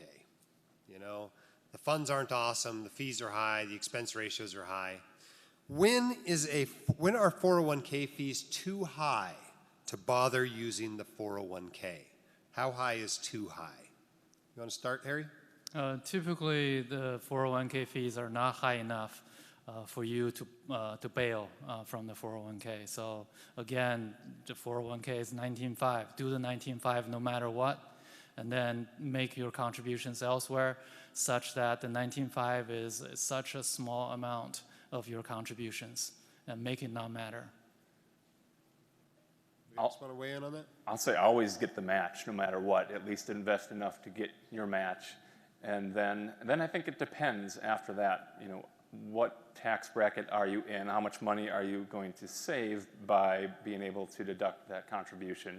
If your fees on the account itself are 1% or higher and every mutual fund option you have is 1% or higher and your fees are 2 to 3%, I might rather put the money in taxable, especially if I'm not in a high marginal tax bracket.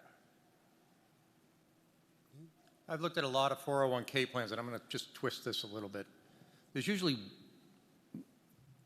in the bad 401k plans, there's maybe 25 investment options, and they'll have one index fund. They'll have an S&P 500 index fund in there that has a relatively modest fee, so just one. Put the money in that. That's where you want all the money to go. And if you don't have that option, lobby your human resources department for a better plan. I think it's especially helpful to point out their liability as fiduciaries of your plan. And I found people that mention that often end up with better plans within a year. It's amazing. All right. If you were retiring today, what is the maximum percentage of your portfolio you would feel comfortable spending this year? Where do you start?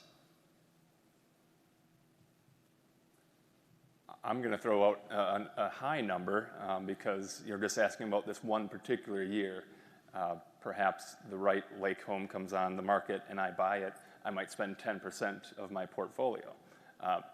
You could argue over whether or not buying a home is spending because it maintains value, but if we're talking, strictly about starting with a safe withdrawal rate, then we're under 4%. But 1 year you might have a lot of costs. The next year you might spend 1.5 or 2% if your portfolio will support it. So if you're just talking about one particular year, it could be a lot. If you're talking about average over the first 5 to 10 years, I would say 4% or less.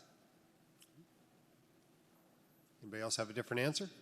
I would tell people to go to the Bogleheads forum and download their variable retirement withdrawal rate spreadsheet and use that as, if they were comfortable with having some variation from year to year, I would use that as a starting point. That's a good one. Yeah, I personally use that.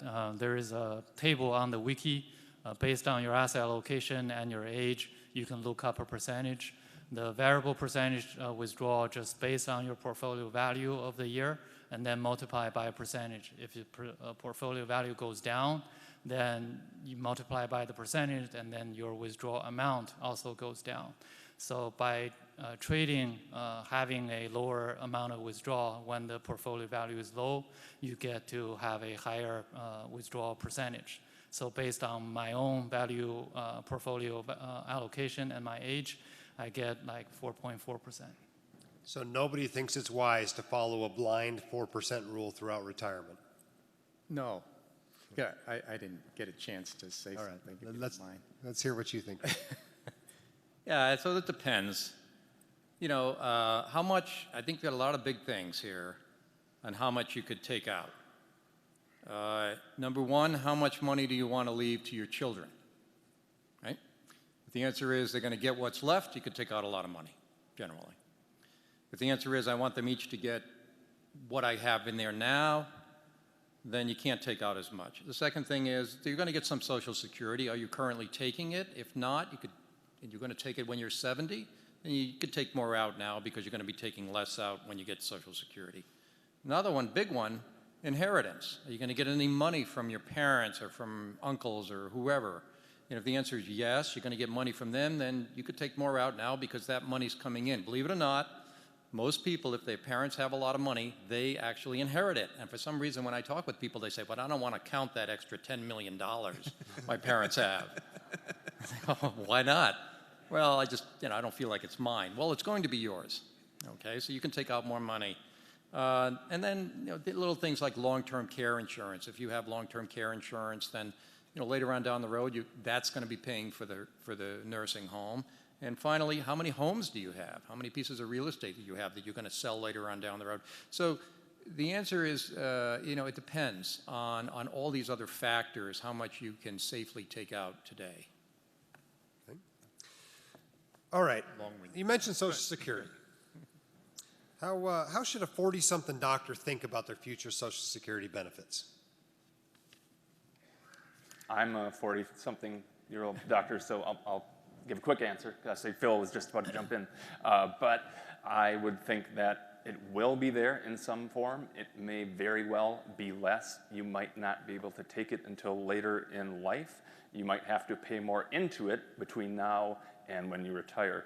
But I don't believe it's going away completely. And you can maybe just think about it as gravy on top, or if you're a bit closer to retirement, to Rick's point a little while ago, then factor that in actually to your withdrawal rate and so on. It can't be touched. The nominal dollar amount that you see is the nominal dollar amount you're going to receive.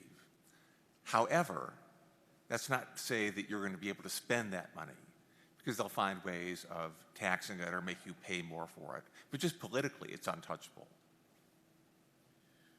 I believe that you're going to get it.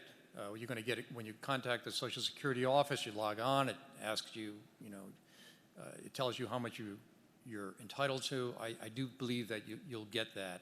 I think it'll be taxed at a higher rate. But when I'm working with clients, if they really believe they're not going to get it, I'll say, okay, well, let's use 75% of that number, if that makes you feel better. But I think that most people are going to get what's there. Yeah, I'm expecting it. I'm expecting, say, $3,000 a month. It's not large, but it's a source of income. All right, this one, let's just go with a yes/no answer on this one. Is 100% stocks foolish for a 20 to 30-something person?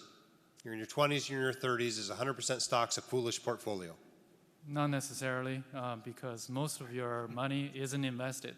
What you're seeing here is what you have invested, but what you haven't invested is many times that. So 100% stocks in what you have is not a big deal. Assuming you have some sort of an emergency fund put aside, so we're just looking at long-term investment. Okay, there's two sides to the coin. Technically, absolutely you should be 100%. The other side of the coin is emotionally or behaviorally, should you be 100%. If behaviorally you can handle it, then technically you should be there. Yeah, it's mandatory, 100%. Those are the longest one-word answers I've ever heard. Oh, sorry. No, it's not foolish. All right. Let's go into the lightning round before we go on to investing for college. So what I want here is for each of these items, I want you to, each person at the same time, give me a thumbs up or a thumbs down, okay? Should each of these have a place in a retirement portfolio? Thumbs up or thumbs down? Gold. Okay. Commodities. Cryptocurrencies. Options. Options. Publicly traded REITs. I don't know, Yeah. Rental property. This is in a tax-deferred retirement account or any? No, I'm just saying in your retirement portfolio. It doesn't matter whether it's taxable. Doesn't matter whether it's taxable or not. I'm sideways. Does it have a place in your portfolio? Okay. Private real estate syndications. I don't know. Private real estate funds. Whole life insurance. All right. Let's move on to college investing, okay? Here's a question I get a lot. If my student loans have a low interest rate, should I start saving for my children's college before paying for my own? Same answer as before, do both. You have enough income, live like a resident. There's no problem that you should be able to do both. It depends on maybe what state you live in. A lot of states give you a tax break if you put money into a 529. I think if you live in one of those states, you would want to take advantage of that. It's a calculation. But presumably you'd be better off, with low interest rates on the loan, you'd be better off starting the 529 plan as soon as possible. Yeah, what Rick said, I think about 37 states give you a tax break. The 7 states that don't have state income tax and a handful of others like California don't give you a break, but you should probably put at least as much as the state will allow you to take a state tax deduction on. All right, should my college savings asset allocation be more or less aggressive than my retirement allocation, and why?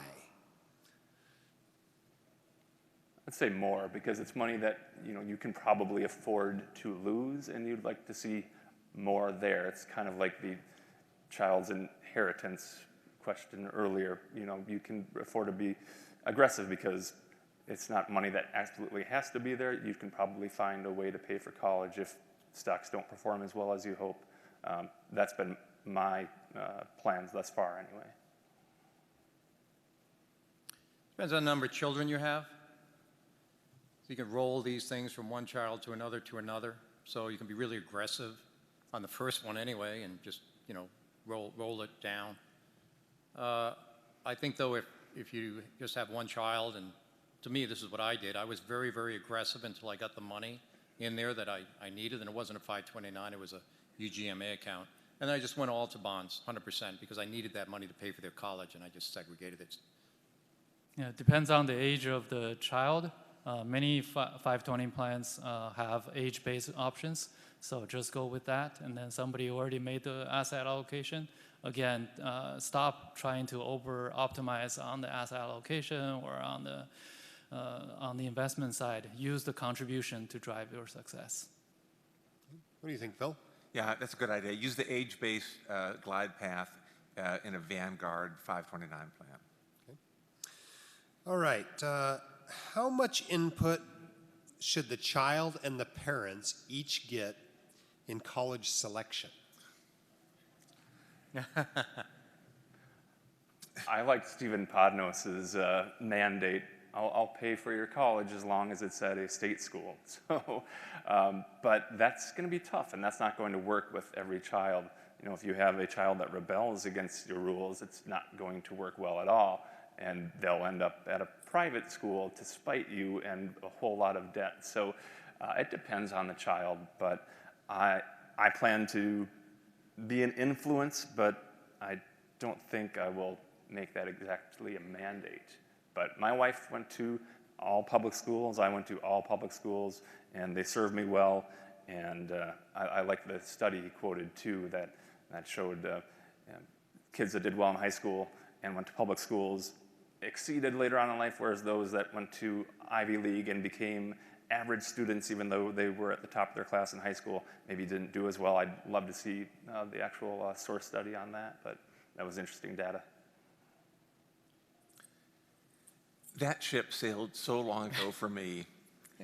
My daughter hangs out with the rich kids of Beverly Hills. I kid you not. So I've abdicated all responsibility as a parent somewhere. I don't know where I went wrong. So USC then? Yeah. Well, I put three through college, and first of all, they have to get in. So I encouraged them to apply to the colleges they wanted to get into. And then we could work on selection after we found out which ones they actually got into. So I didn't say a whole lot until they applied and to try to get in. The second thing that made a factor on this is what are they going to study? And I wasn't going to pay for a child to go out and study some how do you paint the plaster on this wall versus painting the plaster on the ceiling type thing, and sent them to an Ivy League school for that. So, you know, if they were going to do what you're doing in your profession, certainly that would make a lot of sense to pay for a good school. But if they were just going to go into something that they didn't really know what they wanted to go into, let's put it that way, in liberal arts of some area, I wasn't going to pay for them to go to an expensive school. So that was a discussion that I had. And again, I put 3 children through college. It ended up all 3 going to state schools, and they all did well. And all of those state schools cashed my check. They didn't have any problem. We have a divided house. One went to the University of Michigan, and 2 went to Michigan State. So we have they all cashed my check. What do you think, Harry? I don't have any experience here, so I'm abstaining. Going to pass on that one. All right. Should physicians bother with a Coverdell savings account, education savings account? As far as I know, Coverdell is mostly for private schools, K to 12. So if you're sending your child to K to 12 private schools, I guess, yeah. Any other opinions on it? I mean, it's got a contribution limit of $2,000 a year versus a 529. Is it worth even messing with it, or? The couple of times I looked into a little bit, I know you had a pro-con post with Joanna Fox, and I didn't see any reason to pursue it at that time. I don't recall the details, but I used the 529, and that works well. Okay. Anybody else got an opinion on that? No? All right. If your state does not offer a 529 tax deduction or credit, where should you save for college? You can use any other state's 529 plan. Morningstar rates 529 plans around the country. So you can use Utah's plan, even California's plan, or I forgot New York's plan. So they have several plans rated gold. So choose any other plan from another state. It doesn't have to be in a 529 either. You're not getting a whole lot of advantage. You will get the tax-free growth in the 529, but without a state tax deduction, maybe the penalty if you end up not using it for college and want to take it out for a different use might override that little benefit you get from the tax-free growth. So you can, money is fungible, so you can just maybe not earmark the money for college, but just save more in your taxable account.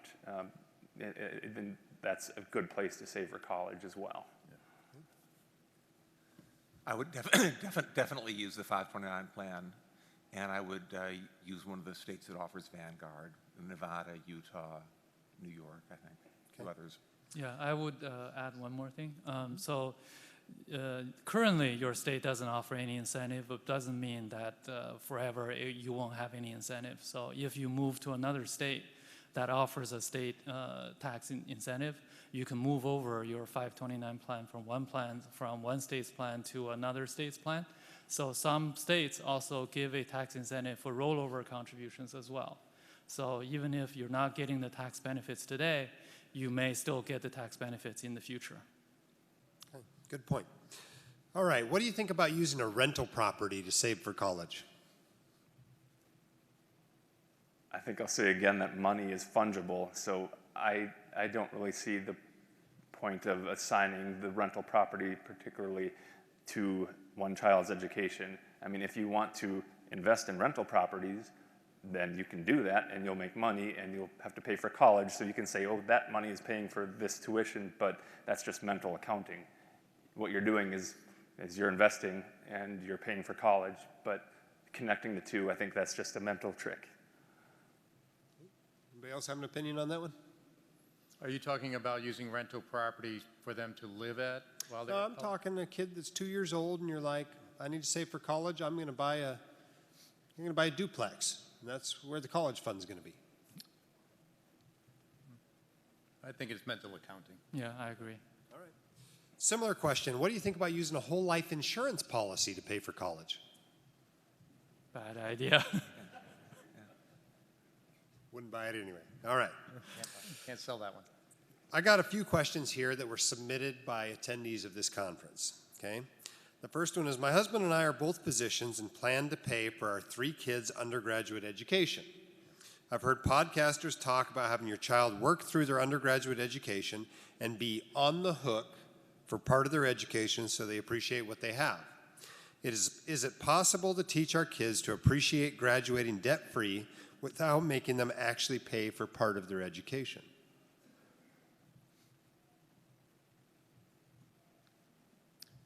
Well, okay, so I did not want my children graduating from college with any debt. That was a burden on them if they did.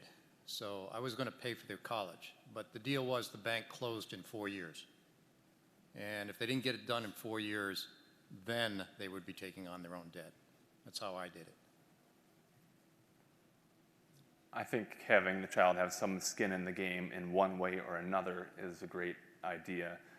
It doesn't necessarily have to be from working through college, although work-study programs can be pretty sweet deals. A lot of times it's very low amount of work. Maybe you're manning a station at the front of the dorm at 2 to 4 a.m. or something, and you can do your homework. That's not a good example. You shouldn't be up at that hour. But you know, I think you could give them skin in the game by saying, well, this is the amount we have in the 529. Use it as you wish, right? Okay, you can go to the 60,000 a year school or the 20,000 a year school.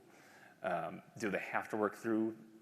No, but I think having them, like Rick did with the 4-year mandate, have some way of having skin in the game is a smart thing to do. What do you think? Important to have skin in the game, Phil? I like Rick's idea a lot. I think it's good. Okay. Harry, any comments on that one? I have no experience. Okay. All right. If I do not have any children but have nieces and nephews, this is another one from the audience, can I contribute to their 529s? And if so, do I get a tax break? Do I get any penalties for doing this?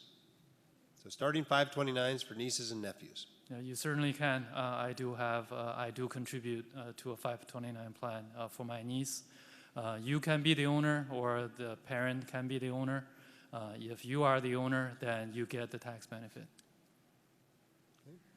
Anybody have a comment on that? I would just check with your state plan to make sure that is the case where you live, but I'm guessing it will be fairly uniformly true, as Harry said. I have 37 529s. I have a lot of nieces and nephews, and I get a tax break on each of them. So it's not a big tax break. It's 5% credit in Utah, up to $4,000 a year. But, you know, it adds up when you have 37 of them. A number of states will have a maximum total dollar value as opposed to a credit per account. So look at that. Obviously, every state plan's different, right? Yeah. If you live in Ohio and you contribute to the Utah state plan, you're not getting a tax credit. No. So. Okay, another one submitted by the audience. I think it's also worth asking a question about alternatives to paying for college. There are so many options to earn credits before college: dual enrollment in high school and college, income-based free tuition, CLEP testing, AP testing, etc. Okay, that's not really a question, so let's turn it into a question. What do you think about putting or having your children get enrolled in these other methods of paying for college? CLEP testing, AP testing, dual enrollment in high school and college. Is that pushing them too hard, or is that a smart way to pay for some college?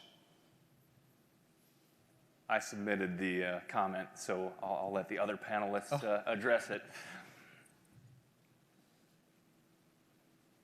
Yeah, a lot of these things are sort of after my time. I mean, to me, I'm a military retiree, and I think one of the options here is that hasn't been mentioned is ROTC, what you did, Jim, where you got the military to pay for your medical school. I mean, there's programs that I'm aware of through the military side, and I think that if a child is inclined to do that, that definitely go that direction. Or the academies, okay, the Naval Academy, Air Force Academy, West Point. If they can get in, these are great educations for free. Not only for free, they actually pay you to go. So, I mean, I do know about those, and I would encourage that. I have a nephew who runs a hedge fund, and what he's done is he's taken his kids and said, I've set aside this much money for your college. I'm going to give you this money when you're done with college, one way or the other. I'll either use it to write your tuition checks and expenses for college, but if you can find some ways to pay for college, I'll give you whatever you don't spend. Interesting way to do it. And yeah, I will say, just because I did submit that, because we're talking about investing for paying for college, but there are so many ways to not pay for college that you really want to look at those, especially if you have children that are doing very well academically. Are you pushing them too hard? That's going to depend on the kid. But AP classes are just taught in the high school. They used to be the advanced classes. Now they're the advanced class, but you take a test and get college credit. I mean, even I had those when I was in high school.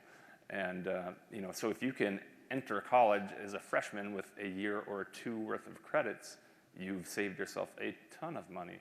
And there are also scholarships that people can apply for every year, even during college. As a sophomore, as a junior, you offer scholarship, not to college students, but other people do. So yeah, I think rather than just focusing on how can we invest to pay for college, also think about how can you not pay for college? How can you let someone else pay for your kid's college? All right, here's another one.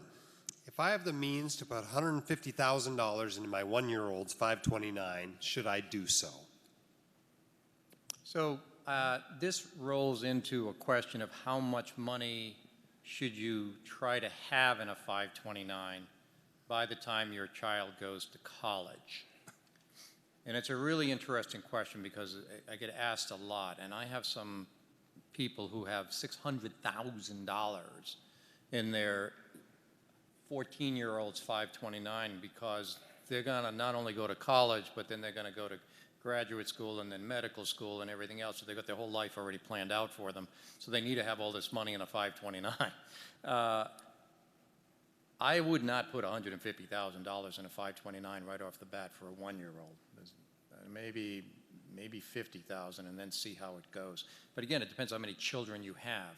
If it's one, I wouldn't put 150,000 in, maybe 50. But if you have 3 children or 4 children, you might put 150,000 in the first one because you can roll it over to the other ones.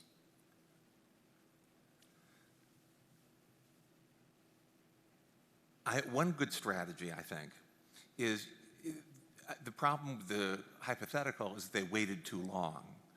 You put in $50,000 this day after you get this is the pink or the blue things that show you're pregnant. When the child is conceived, before they even have a social security number, you open the plan, put in $50,000.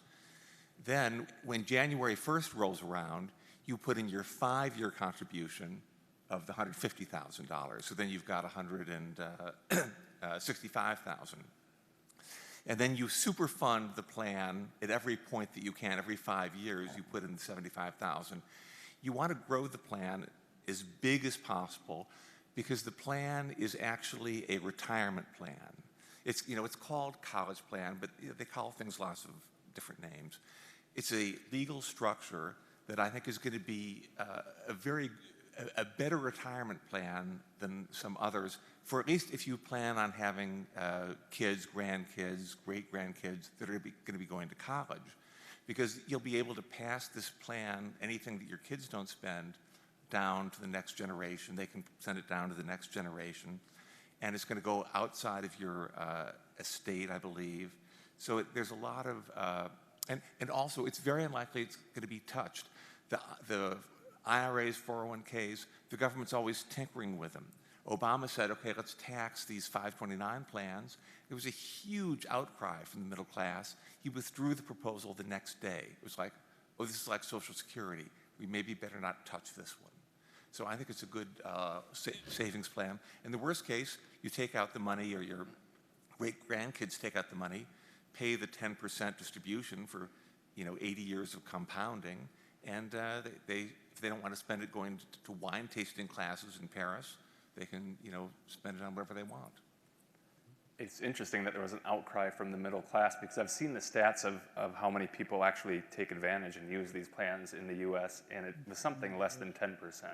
It's a pretty small number. It's mostly the affluent that can afford to do that. We can actually afford to save for retirement and max out our available accounts and then still do the 529 on top of that. I was surprised how low the participation was.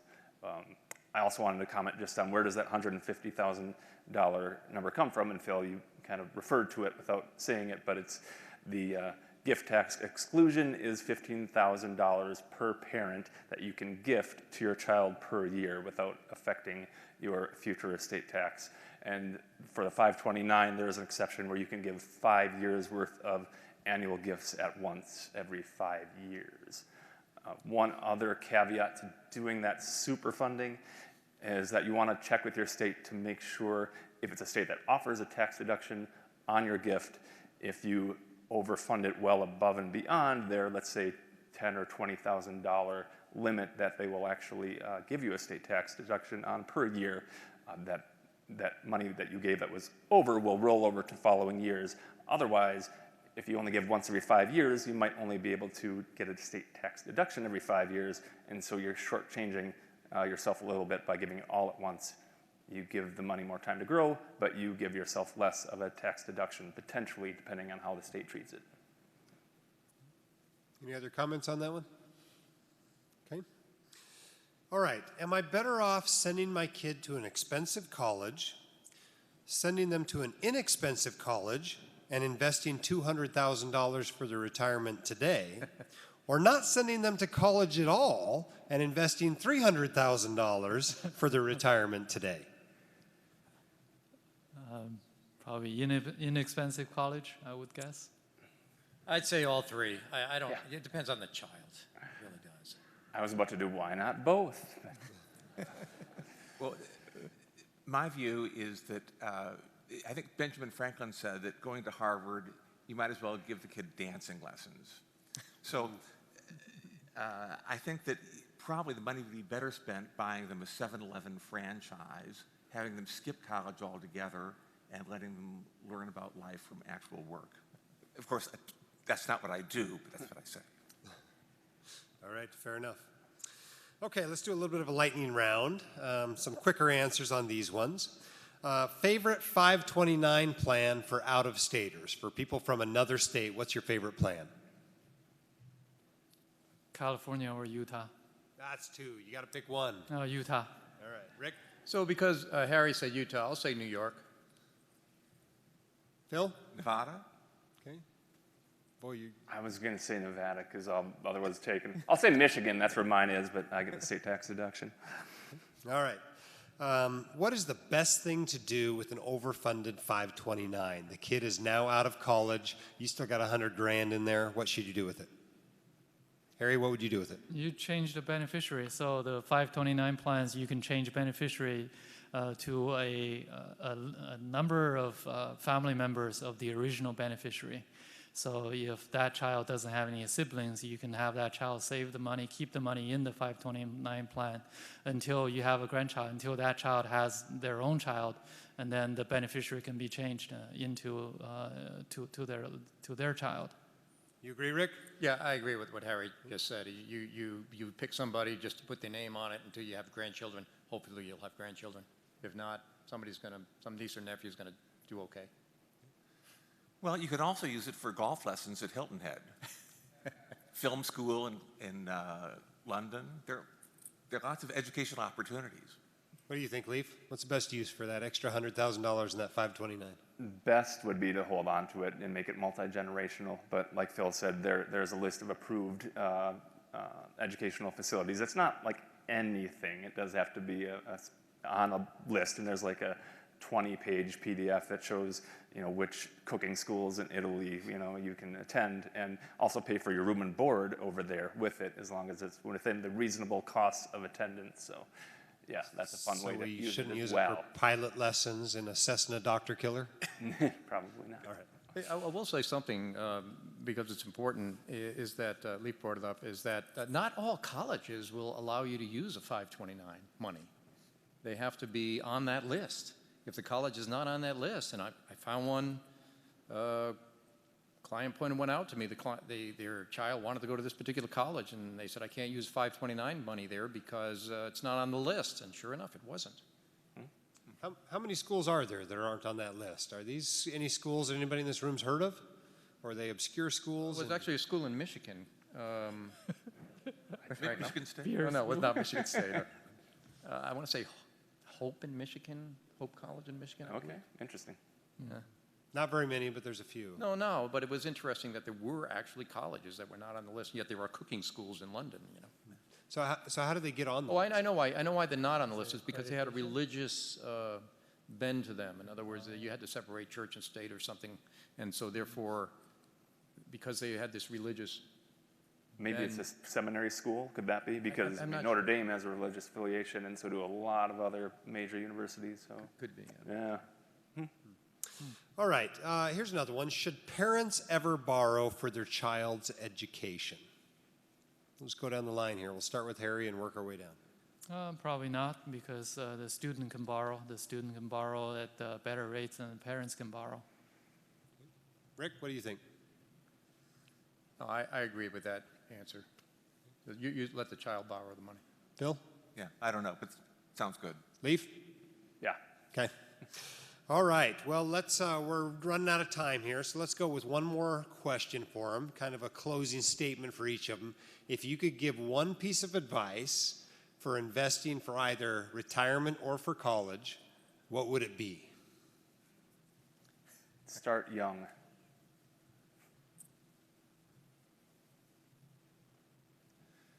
You have to do a very careful analysis depending on whether your kid's going to need financial aid.